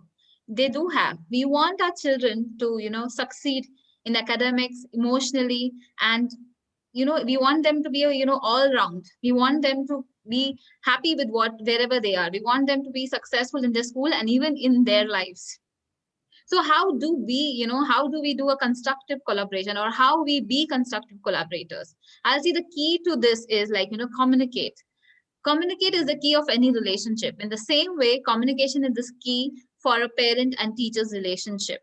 Communicate from throughout the year and from the starting of the year. Let the teacher know which is the best way of your communication. Do you want to communicate through mails, through notes, or a phone call? Work out what are the strengths and weaknesses of your child. Chalk out a plan and work together towards the progress. That is the best way to work with the teacher. Extend learning opportunities for your child outside the classroom. Learning doesn't only happen when you're surrounded by books or pop quizzes. It also happens when you're outside. Hands-on learning is the best. Children, when they are, learning hands-on or having an extended opportunity outside the class, they develop and appreciate, the awareness. That awareness and appreciation cannot be taught by the books. So it is very important to have a learning opportunity outside the classroom. Develop a daily routine. This might seem, it's a very simple thing, a routine, but routine is one thing that makes a child calm and consistent. A daily routine helps a child to develop essential life skills like, time management, self-care, independence, confidence. And these are the basic skills that are required for any education or to succeed in your life. So developing a routine, communicating, and extending your learning opportunities are the basic keys of a collaboration. Of course, collaboration helps the kids, they would be all-round development for the children. But how does it help parents? It helps the parents because they will be spending more time. They'll be more aware about their emotional and intellectual needs of the child. Parent will be more confident about their parenting skills. Parents will have more understanding of teachers' role and curriculum. And for teachers, teachers will have increased job satisfaction because they could reach the goals easily, and with the collaboration with parents, they will earn greater respect for their profession from parents. And I like to end my presentation with a lovely poem by a principal, and it's called Unity, a parent and teacher's unity. I dreamed I stood in a studio and watched two sculptors there. The clay they used was a child's mind, and they fashioned it with care. One was a teacher, the tools used were books and music and art. One a parent with guiding hands, a gentle and loving heart. Day after day, the teacher toiled with a touch both deft and skilled. The parent labored side by side, and all the values filled. And when at last the task was done, they looked at what they wrought. The beautiful shape of the precious child could neither be sold nor bought. And each agreed it would have failed if one would have worked alone. For behind the parents stood the school, and behind the teacher, home. Thank you so much. This was my presentation. And this is my mail if you want to contact me or want to know more about this topic. Thank you so much. Thank you, Sue and ECDF. Well, thank you very much. I was on time. You were absolutely perfect. I was just about to ding the bell and you said thank you so much. I mean, that was very impressive, Kiati. Yes. Thank you. Yeah, I was worried that I would, I speak fast. It's terrifying, isn't it? I know exactly how you feel. Try juggling the chat, the WhatsApp messages and the paperwork all at the same time in 3 minutes. It's wonderful working with all of you, but please bear with me because different people are dropping me messages privately to say, can I go next? Can I do this? Can I do that? And it's all getting a bit confusing. So bear with me, keep patient. You will get your chance to speak. Kiati, thank you. And that poem was perfect to end on. I think that's a message we all need to take away with us. Thank you so much, Kiati. Okay, so hopefully next on one of the lists I've got, we have, forgive me if I don't get this right when I pronounce it, but do I have Dr. Pragya in the audience, please? I do. That's wonderful. Yeah, good evening, everyone. Good evening, good morning, or wherever you are in the part of the world that you're in. I'm sitting here and it's nearly midday. Okay. And it's really, really cold. Welcome, Dr. Pragya. Dr. Pragya has 16 years experience in the sector. She is presently the principal. She's a principal, she's a passionate educator. I think we all are, so fair play to you. A knack of finding solutions to every problem and eases the subject with her problem-solving skills. She's a teacher trainer and she's a curriculum developer. And Pragya, I think you're going to talk to us about conscious and effective parenting. Yeah, right. Very much. So thank you, Dr. Sue, and gratitude to Dr. Wasabi and her team for this wonderful opportunity on this wonderful platform. Thank you. So to begin with, it is about effective and conscious parenting. So we all talk about when the child is in our hands, and we talk about when the child starts going to the school, early childhood. But let us talk about antenatal parenting as well. When the child is in the womb, don't we feel that there also we need to be very effective? The parenting is required, very much required. I mean, parents also need to be very well aware of what they are doing, and the family members who are around in the family, even they need to be aware of how they're speaking, how they're behaving, because everything impacts. Even our mythology speaks about it. If we talk about Arjun and Subhadra, when Subhadra had conceived, then Abhimanyu had learned about forging into the Chakravyuh inside the womb of his mother. And when he was grown up, and he did the same because he had learned it in the womb only. So that signifies that children do hear, the baby does hear when it is inside the womb as well. So therefore, parenting doesn't start when the child is in this world. It starts when the child is in the womb of the mother as well. So it is very, very important that the mother should be happy so that the child is happy, and that impacts for lifelong. As long as the child is surviving, the child grows up, deals with the others in the society, everything has an impact. So this is again a very, very important phase antenatal parenting. Now, if I come to when the child is born, then again, and the child starts understanding the behavior of the parents, of the family members, then again, it is very, very important. So I would say that parenting is austerity in a sense. So it's not an easy, it's a beautiful experience, but it's not easy. So we have to be very decent in our behavior. We have to teach the child how to be disciplined. But do we think that by scolding the child again and again, by torturing the child again and again about one thing, will actually create an impact? No, not at all. So the things have to be placed out in a very dignified manner, in a very faithful manner. We have to create that faith. And when the child knows that I'm loved by heart, wholly by heart, then he listens to you very, very effectively. And that is effective parenting. Let me tell you, parenting is both emotional and responsibility. There has to be a good balance between emotionalism and responsibility. Few mothers are very emotional, and so the child goes astray. And few mothers are very, very responsible, and so the child is like bugged up. Oh, what is this? So we have to create a good balance. Creating a balance is parenting between emotional and being responsible. So don't tag the child. Many times, suppose if the child fails at something in some subject, then we start tagging the child. Oh, he's a failure. He doesn't do anything. So this is how he is. So tagging is very, very bad. And this actually summing up, directly or please, Preet, indirectly impacts the child. So please avoid this. And then again, very important thing is that husband and wife, they need to respect each other mutually, because that is again an impact on the behavior of the child. So integrity and fidelity between husband and wife with love and harmony is actually very important, very crucial in the development of the child. So this is early childhood development. Thank you so and that much. carries in a long way. So I would say that instill in them the sense of security and self-respect. If you do that, the parenting is fulfilled. Thank you so much. So much, Dr. Prigya. I have 4 grown-up sons, and your messages about parenting are really crucial. And I think to talk about integrity and emotional, I would also argue physical strength needs to go in there too.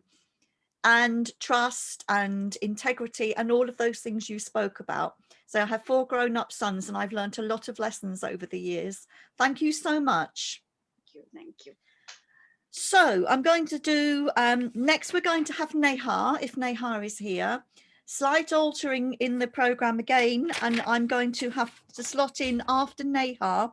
Dr. Shirley Mukherjee will come after Neha. Is Neha here? Hi, Neha. You're on mute at the moment. Hi, Sue. Hi. So I'd like to welcome Neha to our meeting today. Neha is a psychologist and a personal growth catalyst. That sounds interesting. And she's just started her own venture called Lifeboat. Neha is certified in psychometric testing and career counselling. And you're going to talk to us about a hugely important one in England at the moment, actually, training, hiring and retaining staff. Thank you, Neha. Time starts now. I would take your permission to share my screen. Yep. Okay. Is it visible now? It is, yes, thank you. All right. Before I throw light on the presentation, I would love to take this opportunity to start my talk by sharing the mystical metaphor of the Chinese bamboo. So if we know the story of how the Chinese bamboo grows, in the first 5 years, you're just welcoming a barren land all the time that you see it.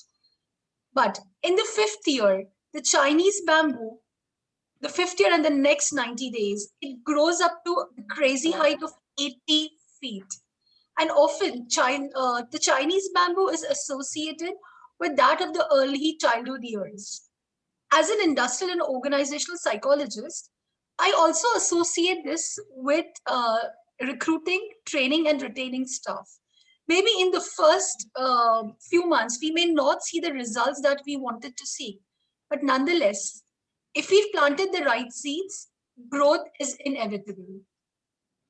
A very, very interesting research at the World Bank says that the quantity of time or money spent on education is far less important than the quality of specific educational experiences.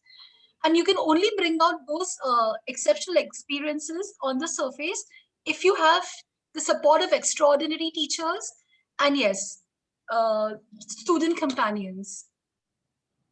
Well, if you ask me, and research, it says that it takes them less than 5 minutes to recruit a candidate during an interview.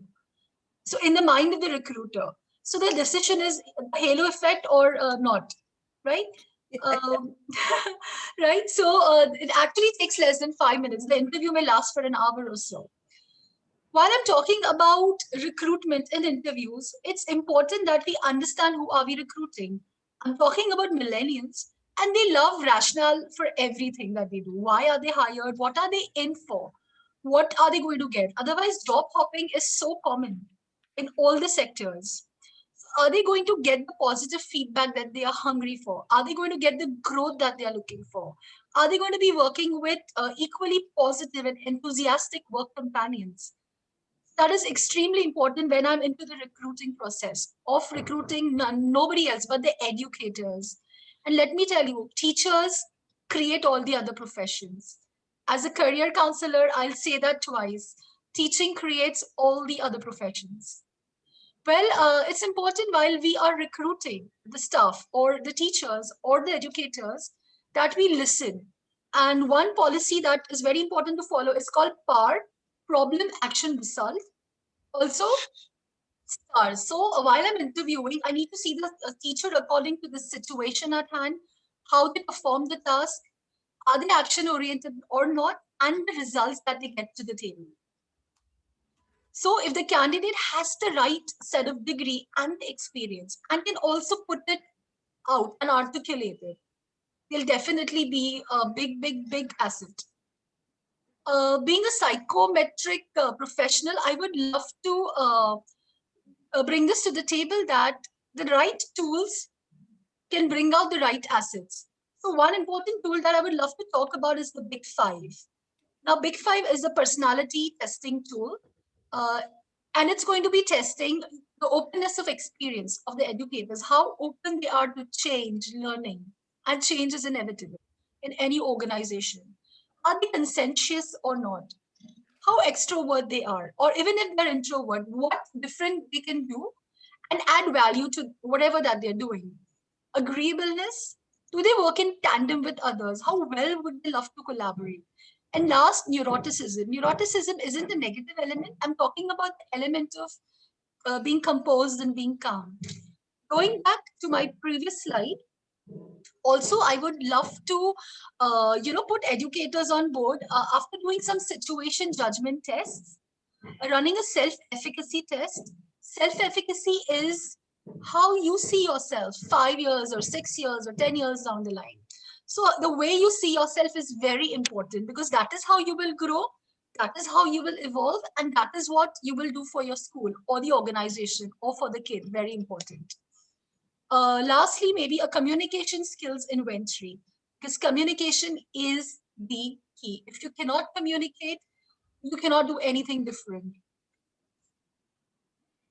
Also, I would like to say teachers who nurture, encourage, and lay the foundations for human progress are inevitable to the success of any organization. And while I conclude, I would love to say this. While early childhood educators teach our little ones how to count, but what would truly matter a lot is if we choose best practices to make every educator count. So on that note, I'll sign off. That's wonderful, Neha. Thank you. I was hoping that was your summing up slide because it's perfect. Again, I want to bring all of you to England to do a big conference for all of the teachers in England, please, because the messages that are coming through so clearly are ones that we really need to hear in this country. So thank you so much for that, Neha. Thank you, Sue. Now we have, as I say, changes to schedules happening all the time here. I'm glad I'm not running a national radio show. I'm having to fit in a Dr. Shauli Mukherjee here, please. Are you here, Shauli? Yes, I'm here. Well, I can see you. Brilliant. So Dr. Shaoli is Director of Education and Dean at Adamas University, former founder and principal. She's very finished my talk. Bol. Hello? Neha, could you switch to mute, please? Thank you. Very interested in STEM, which is what is very popular at the moment as well. Thank you. And Dr. Shaoli is going to be talking to us about conscious and effective parenting. Fantastic. Thank you. Thank you so much, Dr. Sue, and good evening to all of you. So it's my pleasure to be on the ECDF platform today to share my views and insights on conscious and effective parenting. So conscious parenting is a style of parenting that focuses more on the parent and how mindfulness can drive parenting choices. Conscious parenting entails viewing the children as independent beings who can teach parents to become more self-aware. It is essentially forming meaningful connect with the children and accepting them for who they really are. Conscious parenting is also about letting go of a parent's ego, desires, and attachments. Instead of forcing behaviors on children, parents should focus on their own language, their expectations, and their self-regulation. Instead of reacting to issues with consequences, parents should establish boundaries ahead of time and use positive reinforcement. Instead of trying to fix a momentary problem, like a temper tantrum, say for instance, it's important to look at the process and ask those very vital and important questions, like what had led up to that particular event and what does it mean in a bigger picture. Conscious and effective parenting is not just about making a child happy. Parents must understand that children essentially grow and develop in a meaningful manner through struggles and challenges as well. A parent's ego and needs should not prevent a child's growth. Acceptance in the real sense of the term implies being present and engaging with whatever situations present themselves. One of the key tenets to conscious parenting is that children are full and whole individuals who have something to teach the adults. Truly accepting this belief requires parents to speak to children with a certain level of respect and to communicate with them frequently and meaningfully. Having frequent, respectful conversations with parents models healthy, positive relationship skills for children to use in other areas of their life. Significant research on conscious parenting suggests that there are benefits to parents engaging children with both high quantity as well as high quality language in early childhood. Researchers have also noted that the types of conversations promoted by the conscious parenting style results in improved cognition, fewer signs of aggression, and advanced development in children. Conscious parenting is actually not a set of rules for parents to follow, but a set of beliefs about what children need to develop and thrive. It is about engaging and connecting with children using emotionally intelligent, disciplined choices rather than punitive methods. Because the brain thrives on connections and empathy. This is something we as educators, as well as parents, we should always remember.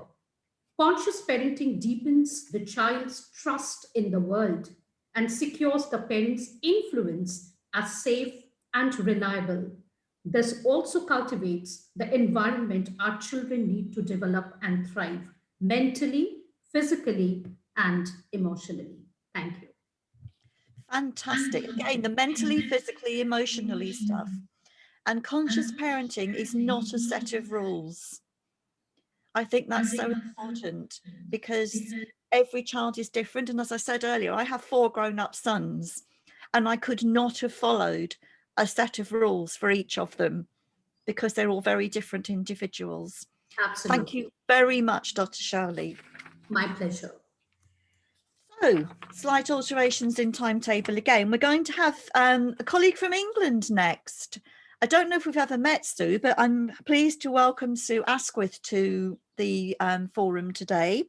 Sue is very much like myself in many ways, a freelance early childhood consultant and published author, worked on various Department of Education projects in this country, PACey, ICANN, the NDNA, regular guest speaker at expos in this country, author of a book on self-regulation skills in young children.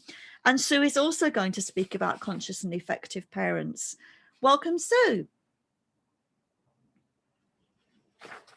Are you there, Sue? Thank you. I am here. Thank you so much.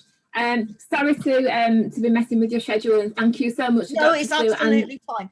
Yeah. Just let's say you're not alone today in the schedule being altered. Thank you. Thank you so much, and thank you obviously for putting on this conference as well and to ask me to speak. It's been a real pleasure. So I was asked to speak on conscious and effective parenting, and I hope that I'm complementing everything that's gone before me, because obviously I didn't know what was going on before me either. So just a quick introduction. I know Sue's just introduced me. I will see if I can get the screens over so that you can have my contact email address and my Facebook group and information about my book and things. So just quickly, just to whiz through, and a couple of speakers have already gone through this already, but I think conscious parenting is this kind of a guidance approach to parenting.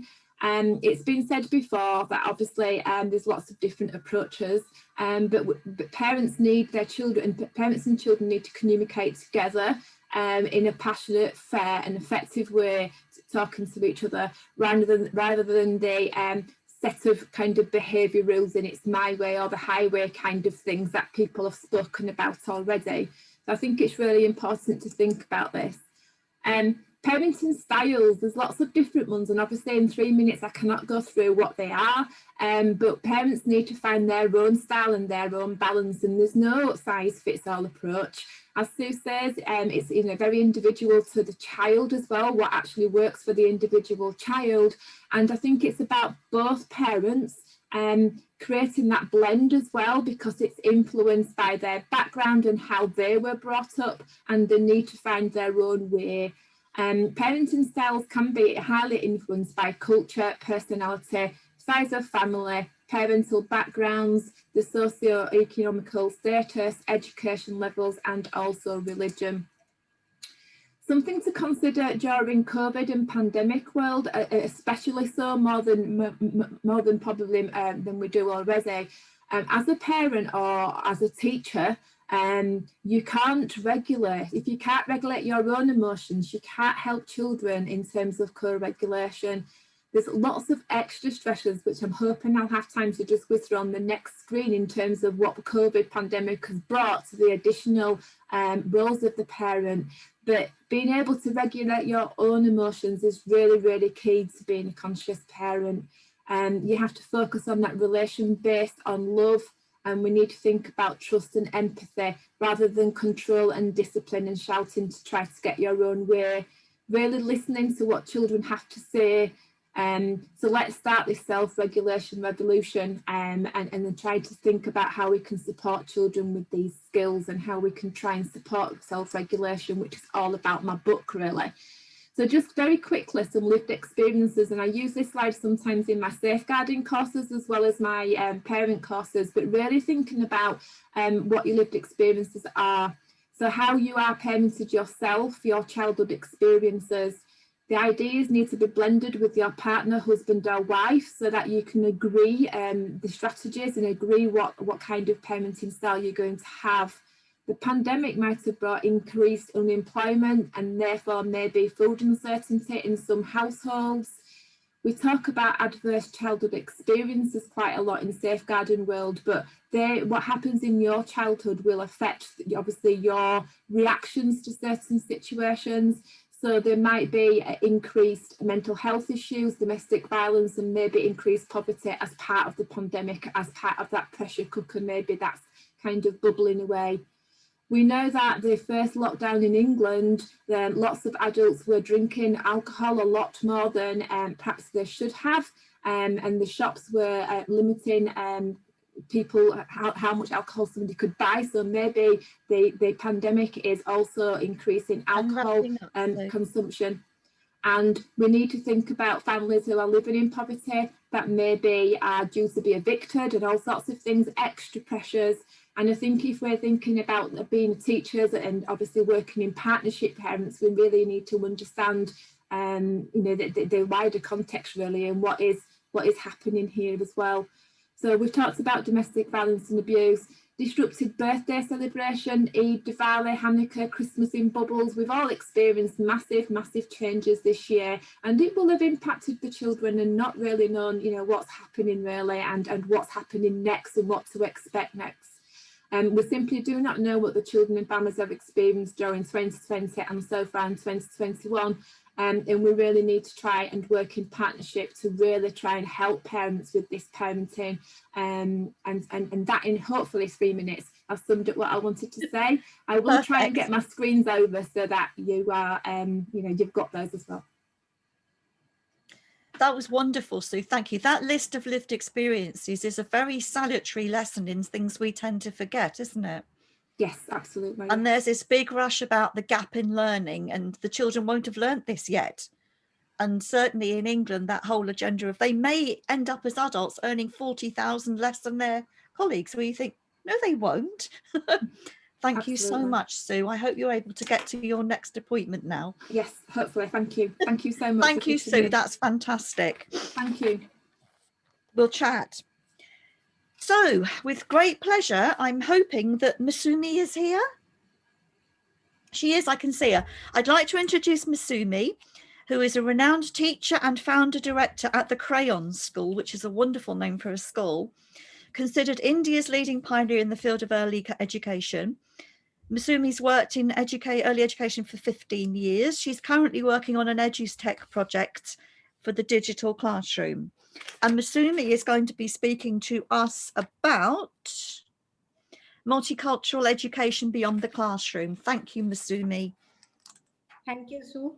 And thank you, ECDF, for bringing all of us under one umbrella to share our views. And it's very nice to have on this panel today. I'm speaking about the multicultural education. So I just need to share my slide.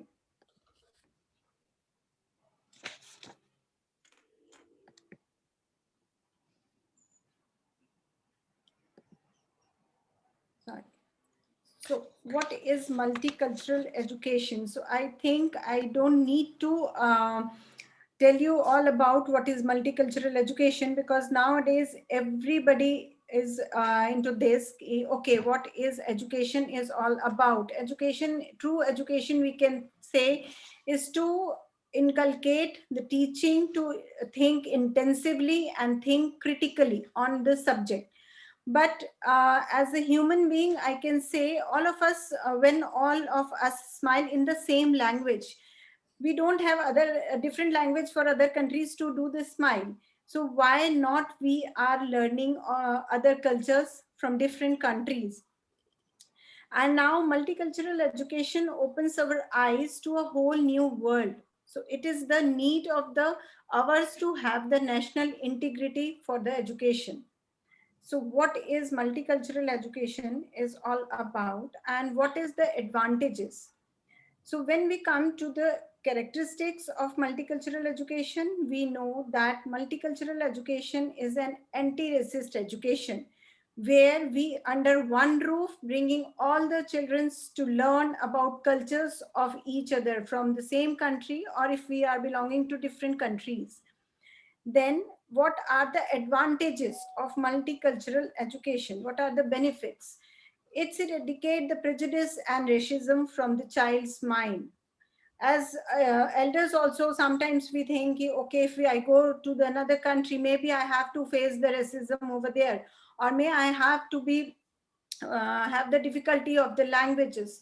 But if we inculcate the multicultural education in our school from the preschool onwards, I think this benefits a lot in our education system. And I will tell you one thing, how we are implementing multicultural education in our school is one is the virtual field trips, which we are conducting for our children's. Hello, am I audible? No, you're here. I can hear you. Yeah. You have 1 minute left, Masumi. Yeah, so we are conducting virtual field trips for the other countries for our children so that they can have the look on the monuments, on the, you can say, tribes who are there in the other countries. Then we are implementing international exchange programs with the other preschools in other countries where our kids are allowed to have uh, their classroom access, and their kids are allowed to have our classroom access. So they should, in that way, they can learn more about the culture of different countries. Then we celebrate every festival which are celebrated in every part of our country, or it may be the other countries. Like we are celebrating Halloween, we are celebrating Barbie's birthday, we are celebrating all the harvest festivals which are celebrated in different parts of India. Then if I say, if we have the infrastructure of this school based on multicultural education, like if you have that infrastructure, like if one class you can decorate with the flags of different countries, in the one classroom you can have different outfits, different dresses, costumes which are wear in the other countries. I think kids are more keen to learn in that way, and this comes to their multicultural education completely. Then we can share with the stories. We used to play acts, we used to do acts, and on, like, we are taking small parts from Bible, or we are having their stories from the tribal area of other countries, including their music and dance and drama. So I think multicultural education is going to be the future for all of us, and we strictly need to inculcate multicultural education in our education system. Thank you so much for that, Masumi, and thank you for waiting and being patient as well. There is a lot to learn from what you've just said, and the name of your setting, the crayons, that's very multicultural in its own way, isn't it? All the different colours together. Thank you so much for that. Okay, so an update on the order. I'm afraid it has changed again. So thank everybody for their patience. I'm now going to call Agnev. Are you here, Agnev? Yes. You are here. Wonderful. I like your opening picture. Is that what you really look like? Welcome. Agnev is a student, Sanskriti at the Gurukul, Guwahati. A columnist. Oh, you've written for Edclan as well. Must have a toys section. Nice. Art contributor to newspapers and magazines, social service, culinary and travel enthusiast. And you're going to talk about the importance of resilience and coping skills in life. Thank you. Brilliant. Thank you. 3 minutes starting now. Very good evening to everyone out there. I'm Agni Prakash Bora, a student of Sanskrit in the Gurukul studying in the 6th grade. First of all, I'm very glad to be here in this content. And as you've already heard, the topic that I've selected to speak on today is the importance of resilience and coping skills. Resilience is the ability to recover quickly or brave difficult situations. Coping skills are very important as it depends on one's coping skills and how one will cope or react to different situations. The pandemic was actually a great test to test our resilience and coping skills, as when we were unable to move out of our houses, we found new ways to do things. We shifted to the online platform, be it online classes or other activities. We were quickly able to recover from what we had gone through. We were able to cope with the fact that, yes, we were in a situation that we had never been in before or never even thought that we'd be in. The importance of resilience and coping skills in today's world is massive. And not only in today's world, but always actually has been massive. In the pandemic, when I was cooped up in my house, I felt very stressed. At the time, our moment, I was not able to cope with all the new changes. To cope with these things, I had to first have a fresh mind. So I started to discover what I could do. I started to discover my culinary skills. Every time I made a new dish, I was filled with joy and confidence. That helped me a lot to get all the stress and frustration off my back, and that was the key. If you have a negative mindset, then any information that you take in will be seen in a negative perspective. That is why we should always have a positive perspective or mindset.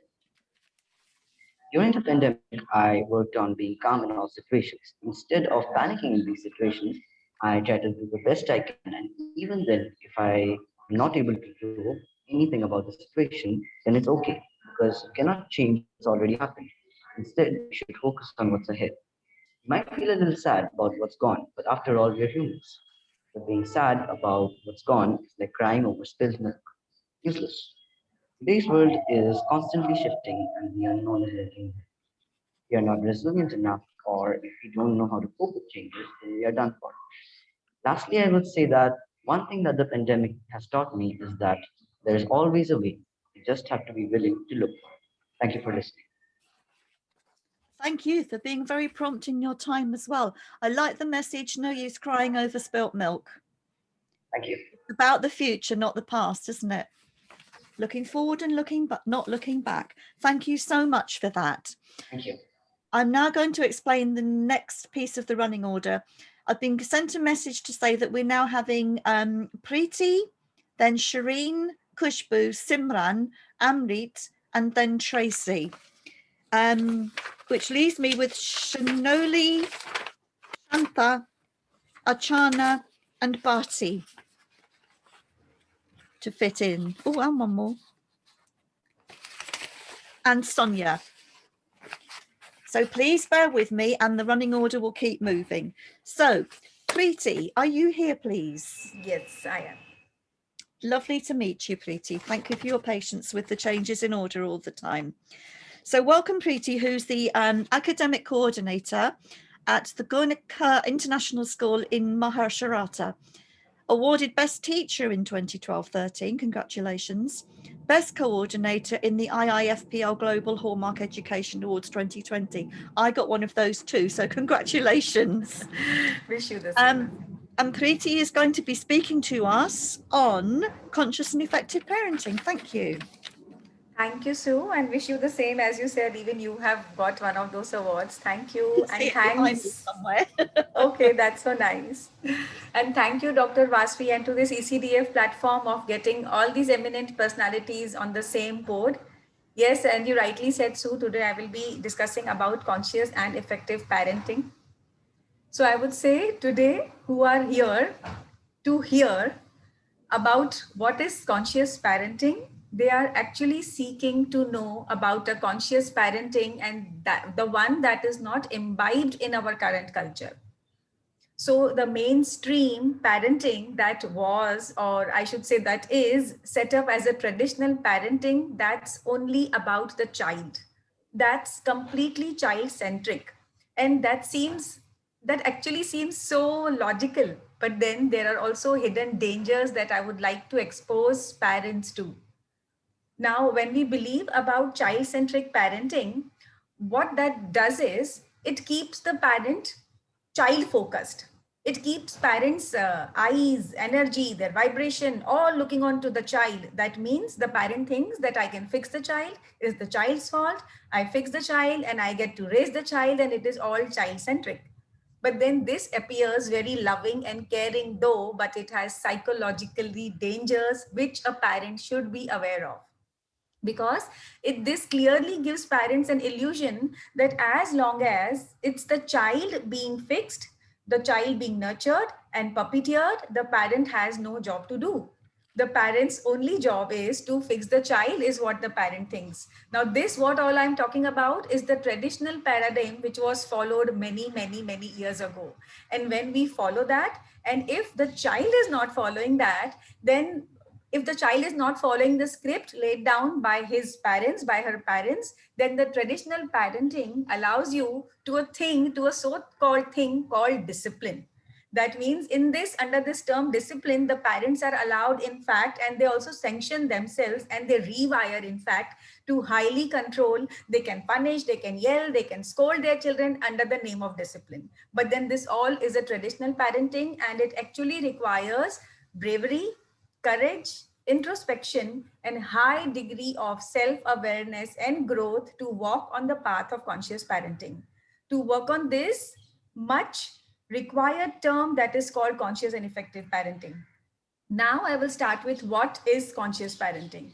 Now, conscious parenting is literally turning the traditional parenting paradigm on its head. A parent has to do it with glee, with vigor, and with psychological prediction. So now conscious parenting is nothing to do with the child. Yes, I repeat, conscious parenting is nothing to do with the child. By the end of the day, it's only about the child's well-being. And this is the way it should be, only and only the child's well-being. So that means it takes the onus, it takes the responsibility, it takes the challenge and the impetus to strive the higher state of evolution on the parent. So basically, conscious parenting is not about raising the child, it's about raising the parent. Children are actually children and they will behave as children. So then we as parent, we need to show how me as a parent need to grow in that very moment. All of us actually come with so much of psychological baggages that we dump everything on the child and we puppeteer them, and then we raise the child in a resilience to our psychological expectations. But then this is wrong. And conscious parenting, it actually debunks this word called discipline. It is all about how can I connect and how can I create conditions in the house, which includes boundaries as well as allows my child to thrive. Now, seeing your child as a teacher as much as you are their teacher is what conscious parenting is about. So parent and child, both are co-creators, both are co-travelers in this adventure of life. So then allow children to go through their social pressures, allow them to go through their biological tantrums. That's what conscious parenting is all about. Go deeply within and understand what's beneath the behavior of your child. And that's what conscious parenting is all about. Thank you. That is a beautiful message. Thank you very much, Preeti.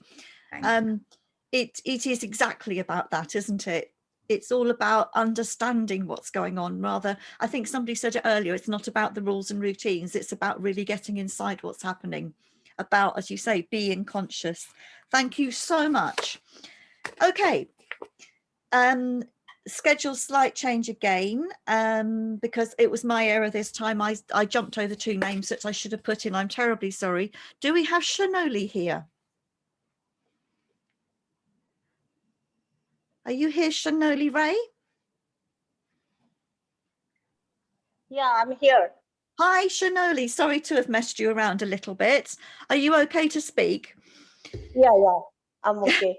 Shanoli is a principal of SJPS, Haldia, West Bengal, India. She's a leader and strategist in the education management industry with a professional experience of 18 years. And Shanoli is going to talk and carry forward the theme of parents, and this is parents as collaborators. Thank you, Shanoli. Thank you, Dr. Siu, and warm greetings to all the eminent personalities present over here. And thanks to Dr. Vasvi for organizing such a magnificent event. Okay, now let's come to the topic. A child's most important cognitive and social skill development happens during their preschool years.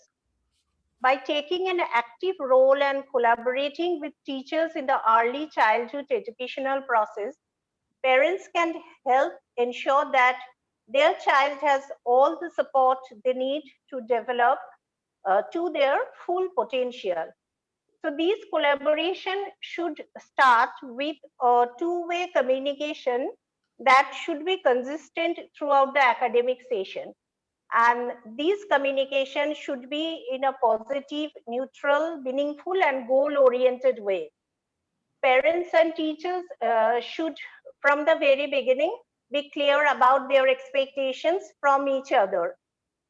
Secondly, all parents are experts on their own children. Hence, they can share the details about their children, like their strengths, weaknesses, or areas of concern with teachers in advance, so that the teachers can create a supportive learning atmosphere in the classroom, and the child feels secure when the first time they are coming to the school, leaving the comfort zone of their house and the protective shield of their parents. Third is, however busy the parents may be, they should always find time to engage with their children on a daily basis. And inquire about the learning experiences their children are having in the classroom. One easy way is to ask the children to teach them at home whatever they have learned in the school. So when the parents can observe how confidently their children are delivering the subject matter, explaining to them, teaching them, they can provide valuable feedback to the teachers. And the teachers can plan strategically their lesson plan during the based on the feedback the parents are providing. And lastly, parents can ask the teachers to share some useful educational resources they are using in the classroom through video clips or photographs that the parents that can provide guidance to the parents while setting up a positive learning atmosphere in the home, which ultimately cultivate to the child's skill development. So I can conclude that these are the ways through continuous efforts and intentions, both parents and teachers can create a systematic collaborative process that brings a tremendous impact on the child development and the positive learning outcomes are shown in the child from a very early age. Thank you. Wonderful and nicely timed as well. Thank you. The parents as collaborators one is so important. The whole parents as partners thing is very important. In this country, people talk about parents as partners, but I think they actually forget that the parents have as much to offer us as we do to offer them in different ways. Thank you so much, Shanoli. That was wonderful. Thank you. Somebody said earlier, all of us smile in the same language. I forget which wonderful speaker it was, but I'm getting that feeling we all smile in the same language coming through. Thank you. Do I have Shantha in the audience? Are you there, Shantha?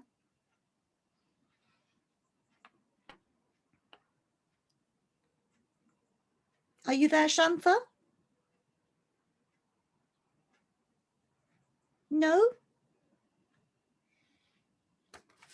Oh. Maybe she'll appear in a minute. Vasavi, I'm going to move on to Shireen. Is Shireen there?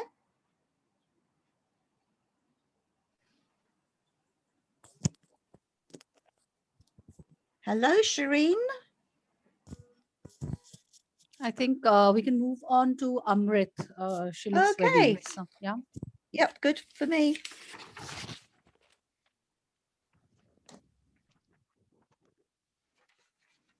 Next line after Likidan. Amrit, are you there? Yes, hello. Hi, Amrit. Nice to see you. Nice. Looking like your photograph. Amrit is head of preschool. Looking quite And she was also awarded an ECDF Pinnacle Award for Best Faculty of the Year. One day I'm going to come and visit you, Amrit. You're most welcome. And you're going to speak about inquiry-based learning. Thank you. Yes, I would like to share my screen. Welcome and namaste to Dr. Sue from India. I am sharing my screen. Is my screen visible? Yes, it is. Thank you very much, Amrit. Yes, so I'm going to be speaking about inquiry-based learning.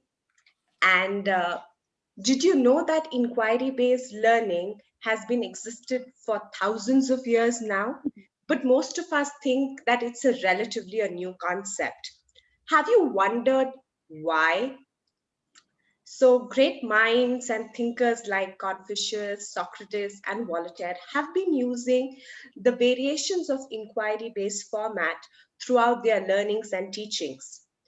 Inquiry-based learning is a crucial component of the scientific method of early enlightenment. And even big educators and philosophers like Dr. Montessori and John Dewey have very strongly advocated student learning based programs or student centered based programs throughout their respective careers. And here I'm going to be taking you through an inquiry cycle. So what is an inquiry cycle? Inquiry cycle is when a child tunes in into a discussion or becomes aware of an idea, and from there conceptualizes and finds out and generates questions and defines a hypothesis, which leads them to an investigation and digging further through exploration and experimentation and interpreting data. From there, they start making conclusions and taking an action. Now, let's look at different levels of inquiry. This has been adapted from Banji and Bell 2008. They've mentioned there are 4 levels of inquiry. The first, confirmation and structured inquiry, are more teacher-led, wherein the teacher guides and walks the students through the inquiry. And guided inquiry and open inquiry are more student-led inquiry methods, where students formulate their own inquiry. They come up with questions. They are actively involved in investigation and exploration, and then they make their own processes. Well, today I'm going to be telling you, whether you are a parent or an educator, how could you use inquiry-based learning activities in your classrooms? As we know that we were hit by a pandemic, a lot of parents started doing home-based programs or started homeschooling their own children. So these are some activities that can easily lead to inquiry. What you could do is you could have a wonder wall.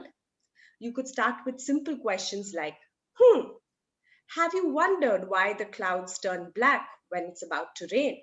So, you could have a wonder wall, whether you're doing subjects like languages, arts, social sciences, math, or any other subject. You could have the KWL charts. I've given an example of, what I know about cheetahs, what I want to learn about cheetahs, and what I have already learned about cheetahs. You could use graphic organizers like the one I have shown you over here onto your left. There's a beautiful graphic organizer of a book review of The Cat in the Hat by Dr. Seuss. So where the children review the plot, the characters of the book, the setting, they find out the problems and come to conclusions. So you could use these different techniques in your classrooms and in your homes. Well, we are not over here. You could further use different kinds of graphic organizers, or you could hold a genius art concept or a genius art project in your school, virtually or in a physical school, where students not only ask their own questions, but also design their own product, which would involve a lot of math, engineering, and science concept, is what we talk about in STEAM-based learning. You could hold a science fair in your school, where again children come up with their small home-based projects, and or they bust up a myth approach. You could opt for virtual field trips or take them to field trips. So if you're dealing with younger students, especially with the early learners, you could take them with magnifying glasses throughout the field trip. So that generates curiosity and excitement in the students. And you could help them investigate about different kinds of insects in the environment, different kinds of feathers in the environment, or anything that you like. You could, if you're working with older children, you could opt for case studies. Now, the whole idea about... Could you be summing up, please, Amrit? The whole idea about inquiry-based learning is that we give children opportunity to take onus for their own learning, where they remain curious. They're able to ask great questions, find their own answers, and share their results. Lastly, I would just like to conclude by saying that when we as educators create and generate curiosity in our classrooms, we allow children to wonder. And when they wonder, they want to learn.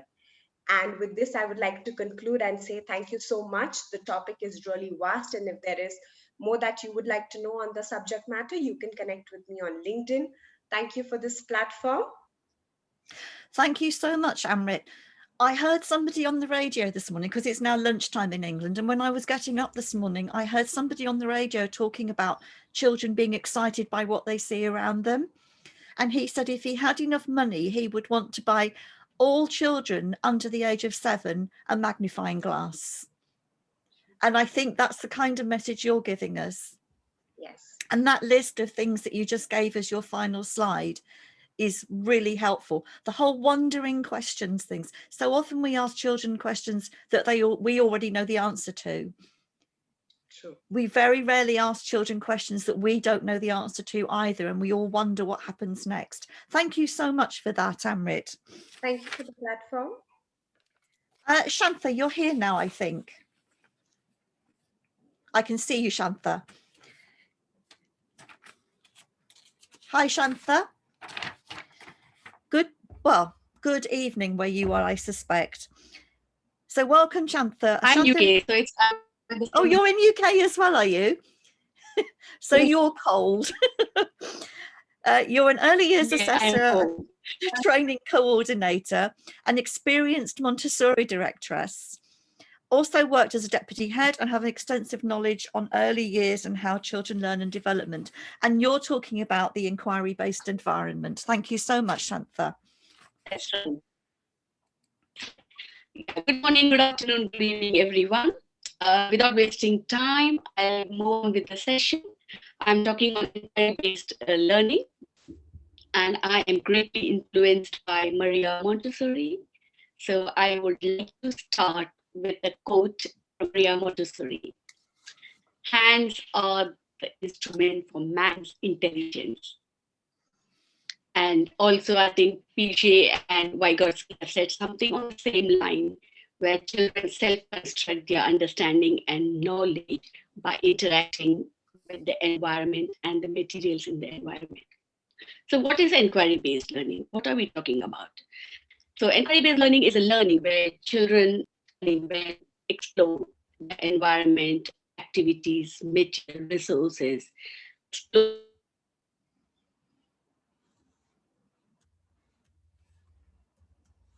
them, and then they are on their offset.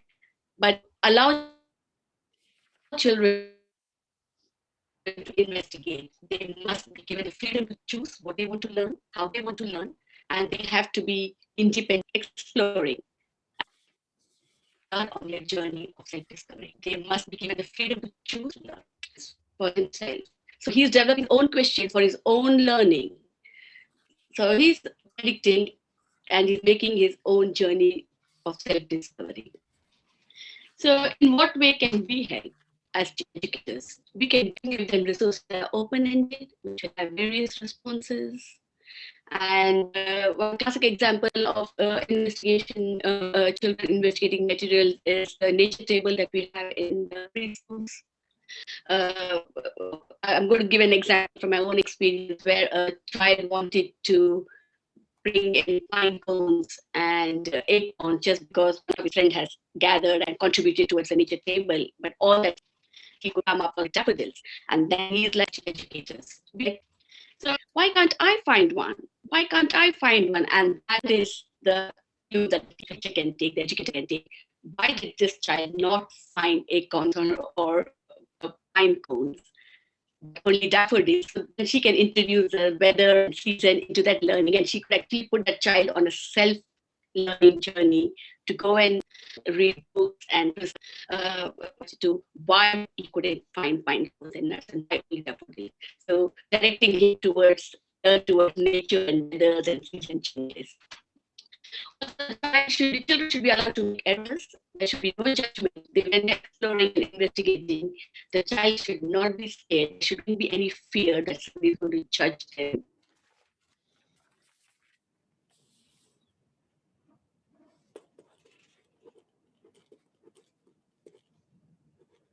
Just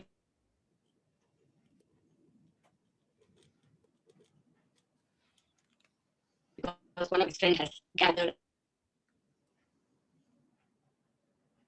the child was learning. Also, I would like to quote something by Thomas Edison, where Thomas Edison said, "I did not fail, but I found 10,000 ways that did not work." Hello. Thank you. I hope you all can hear me. So, it's only time. Oh, it's time only. I pinged because I'm not yet. Okay, quickly. There is the Howard Center on Developing Children. This is something from them, so I would like to read exactly what they said. According to Howard Center, brain is rapidly absorbing the stimuli around them to set up the framework for how it will learn and react for the rest of their life. So after 5 years of child's life, the brain loses its plasticity and it becomes much harder to influence child will learn. So isn't it good if we instill in them or give them the tools to investigate? I'm really sorry, Shantha, but your sound is quite difficult and you've now frozen. If you're trying towards the 10,000 ways. So there is the I'm really sorry, we can't hear you properly, Shantha. I don't know if anyone else has trouble hearing her. Vasavi, can you hear her at your end? No, there is slightly, it's getting muffled and it's getting it's quite hard broken. to deal with, isn't it? Yes. Yeah, I'm really sorry about that because it was a very important speech. I know that at one point the Harvard Center on the Developing Child was mentioned by Shantha, and that's a hugely important website. I look at it all the time. Thank you, Shantha. And that no child should be scared of asking. And I like the Edison quote as well about not failing but learning thousands of things. Thank you very much, Shantha. Okay, so the list is moving on. Next we have Kushbu, then Simran, Tracy, Achatna, Sharina, and Sonia. So Kushbu, are you here? Sorry? Yes. Hello. Hello. Good, nice to meet you, Kushbu. Same here. Thank you. Kushbu works for welfare. She's a teacher, administrator, counsellor, academic head of Cambridge Montessori Preschool. Oh, right, another Montessorian. And you're going to talk about child rights and protection. Thank you. Thank you so much. Thanks, ECD. And thanks all. And it is my first time I'm going to present my view on child right and protection. So according to me, every country's future depends on their kids, and the kids' future based on their rights. So the right love, they'll get the right security, healthy food to eat, a decent place to live, adequate medical care, and the protected. We need to protect them from the abuse. See, the right to protect them from the abuse. And there are form of abusing, like sexual abuse, physical abuse, and emotional abuse. So what I concerned is sexual abuse is so depressing and so bad. And according to me, we need to teach them at the age of 4 or 5 about the good or bad touch. Like we need to tell them in a very particular manner and in a very safe thing, like we have, as we taught them body parts, internal parts, outer parts, hair, eye, nose, everything. That's how we need to tell them about the 4 danger parts of our body, like lips, chest, in between the legs and back. So if we taught them that these 4 danger parts which nobody is allowed to touch you without your permission, or either in front of your mother only. If we'll go to the doctor, then in front of your mother only, the doctor is only allowed you to touch all these parts. Otherwise, he himself is not allowed to touch. And we need to tell them this one thing also, that that you are not allowed to change your clothes either in front of your elders. Like you need to change your clothes, although they are so young, then also you are not allowed. So we need to teach our kids so basic things about the sexual abuse. if they'll know all these points, then we feel, or I feel, that we could save these type of abuse, or these type of the things from them. And the good education, the last point is, the good education is so important. If they'll get good education at the right point and the right time, then they'll be having a good future of every country. And if kids have a good future, and that country has a good future also. And we need, like, we as a citizen, everyone's a duty or a business to protect every child. If we see in like in a public place or anywhere else that child labor, child abusing or something like that, and we do not think that it is none of our business, so it is our duty to save that child. If every parent, friend, our communities, everyone feel this pain, that these are the abusing things is around our society, we need to save our kids only, for the society only.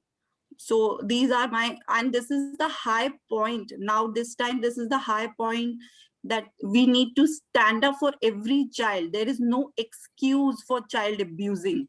So we need to look forward. And although there are right rules and the laws are there, but people are not aware of them. Like, so many things are there, but people are not aware. So these are my views, that need to aware about these rights and protection about the kids. So thank you so much. Thank you so much, Khushbu. Some very, very important points there. The children have rights too. I've been talking a lot about that in my own work, and I think that's so often forgotten. And a young man in a school local to me said to me once, "We aren't little people, we're children. They're children in their own right who have rights to be protected." Thank you so much, Khushbu, for that. That was wonderful. Thank you so much. So our next speaker this afternoon, or whatever time it is with you in your country, is Simran. Simran, did you get in at last? Yes, I'm here. Hi. You did. That was wonderful. Hi, Simran. Nice to meet you.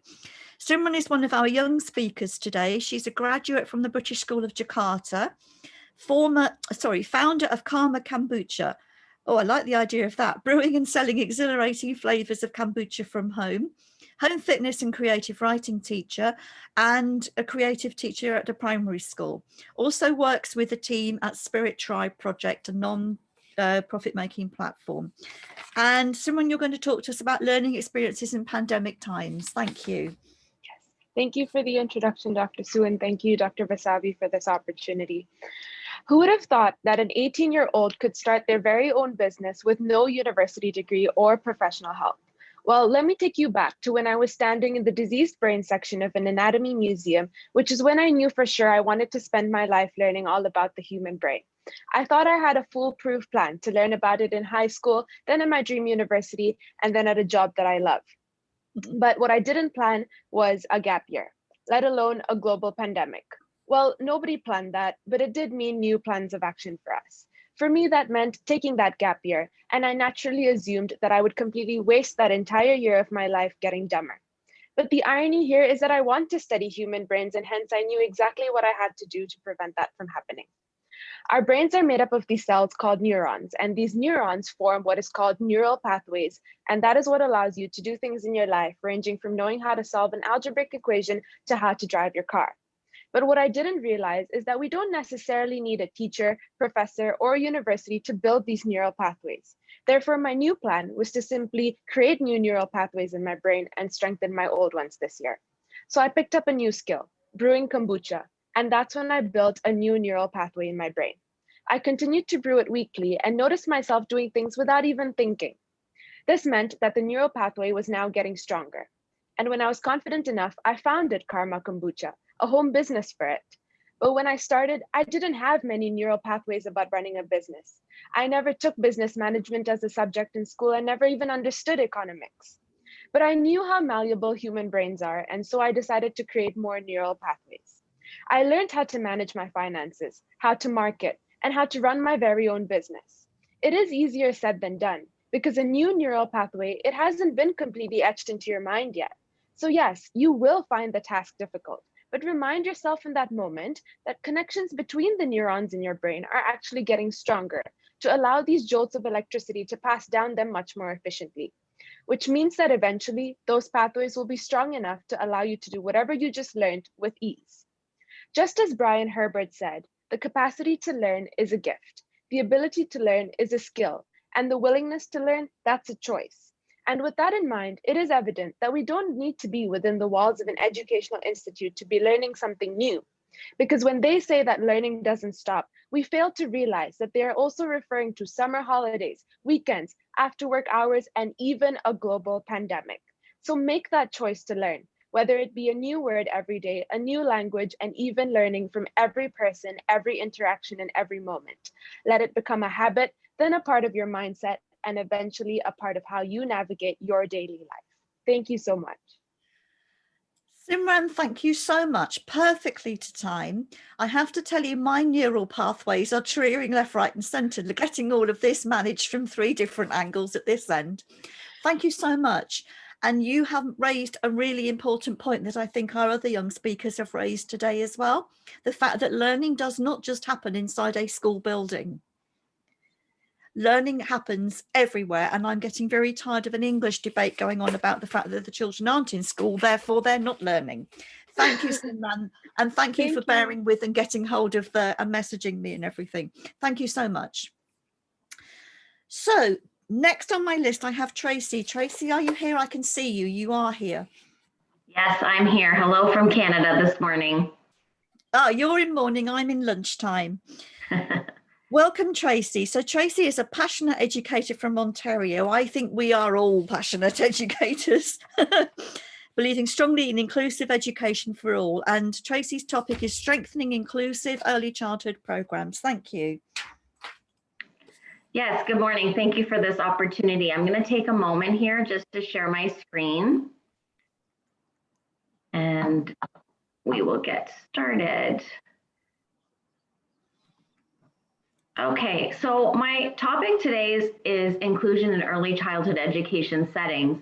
And I really wanted to focus on the importance of shared understanding, knowledge, reflection, and growth of early childhood educators.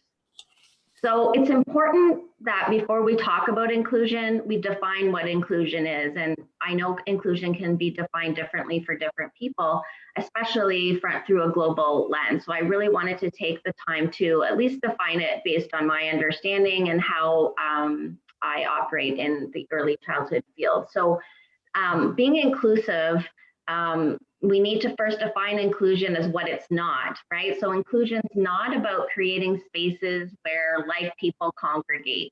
That is segregation. It's not about places where small groups of people become parts of large groups of people. That is the integration. But what inclusion is about meeting the individual needs of all persons and ensuring everyone has the same access, rights, and choices as others inside of a broader community. So being inclusive is about focusing on the experiences of everyone, all children, families, and educators, with the intention of really removing barriers to ensure that everyone feels welcomed, valued, and supported, even before they walk through the classroom door. So I believe that there's a strong commitment by early childhood educators to create inclusive environments, but my experience over the years indicate that there can be sometimes a disconnect between what some educators say they believe about inclusion and how they practice inclusion. So for example, some educators believe and state in inclusion, but then create policies that limit access to childcare to marginalized groups. Also, educators will often lobby for one-to-one supports and ignore or underutilize the strategies that aren't actually people, right? So those are visuals and different things that we can use and resources and equipment that aren't people. I'll quote wise words from Shelley Moore, who's very influential in inclusion in Canada, and that is support is not a person. And also a third example is that sometimes we place the same expectations on different people, but we expect the same results. So I believe that inclusion goes beyond simply inviting others to join in. And if we have intentionally designed environments with all the necessary resources and adaptations, that inclusion can take place. But it has to go beyond having a goal to reach and serve a more diverse group of people. It's about welcoming all people so that they feel valued and have opportunities to grow and maximize their potential. But to be clear, that even though I believe that sometimes there's a disconnect in practice, here's some ways that we can get around that. First of all teams of educators need to have a shared understanding inside their environment about what their vision for an inclusive classroom looks like. They need to have definitions that they're working with, that they all agree on, about inclusion, diversity, equity, and equality, because those are terms that are often misused. They need to have a willingness to examine and reflect on their current practices, and they need to be really open to professional growth. So this is where real change can happen. So, from my view, working closer to move closer to a true inclusive model, we need to recognize, own, and shift any non-inclusive practices and policies that we have, both collectively as a team and individually as an educator.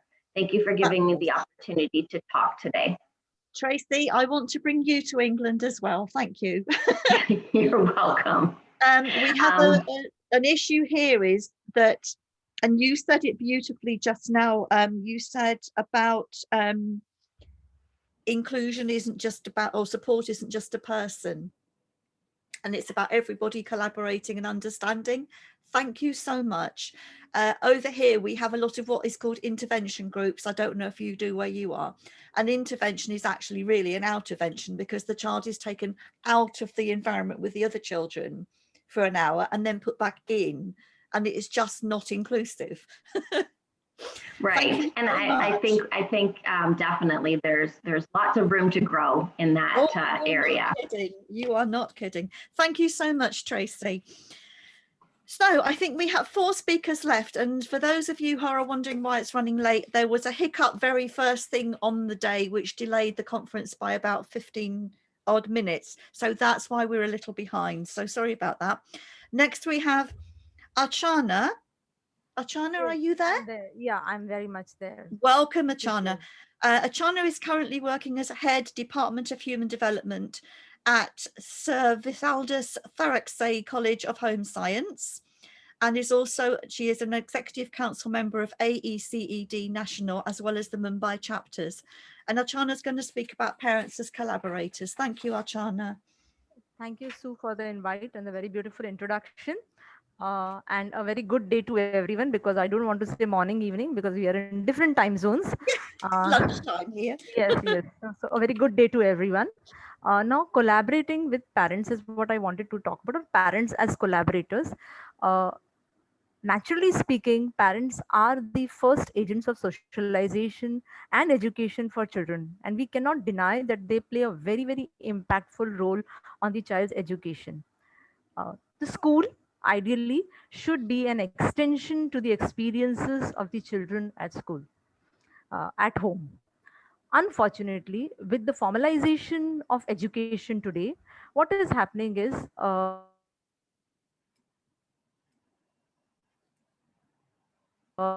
there is becoming a disconnect between, traditionally a parent would walk into the school, meet the teacher,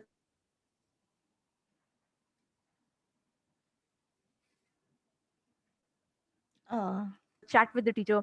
Those things happen. Today it has become to get an appointment and you need to have a reason. So what is happening is a natural connection between the family, the parent, the house and the school is lost, and this is having a very, very strong impact on the children, also seeing a disconnect between education and family life or personal life. Now, to make matters worse, if the relationship becomes antagonistic, okay, where the school or the parents are tearing each other down, then it is very, very traumatic for the child, because the child is getting caught between the school and the parents. Unfortunately, what is happening is a lot of conversation that the children are exposed to in these early years is antagonistic or negative towards each other. So you will have parents saying, what are the school doing? Especially the pandemic brought this whole issue to the forefront, where the parents are very critical about the school, the teachers, and then the child is confused that is my teacher good or bad.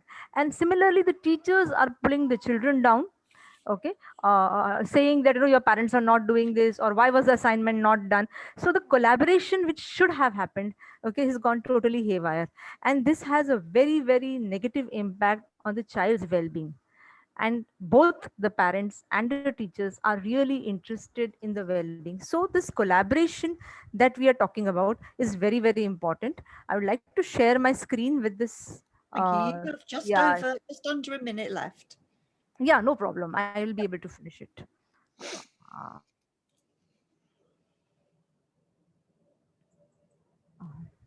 okay. So when I would like, I hope you all can see the screen. Can you all see the screen? Yes, I can see it. Yeah. Thank you so much. Yeah. Okay. So I just want to highlight just one aspect of the screen, and that is what I want is, I think all of us should work on making a rapport, okay, and change the entire meaning of parent teacher association. Nice. So for the parents, okay, the parents should be a resource person for the school, because the child will see then that the parents respect the school and the school becomes an extension of the child's life.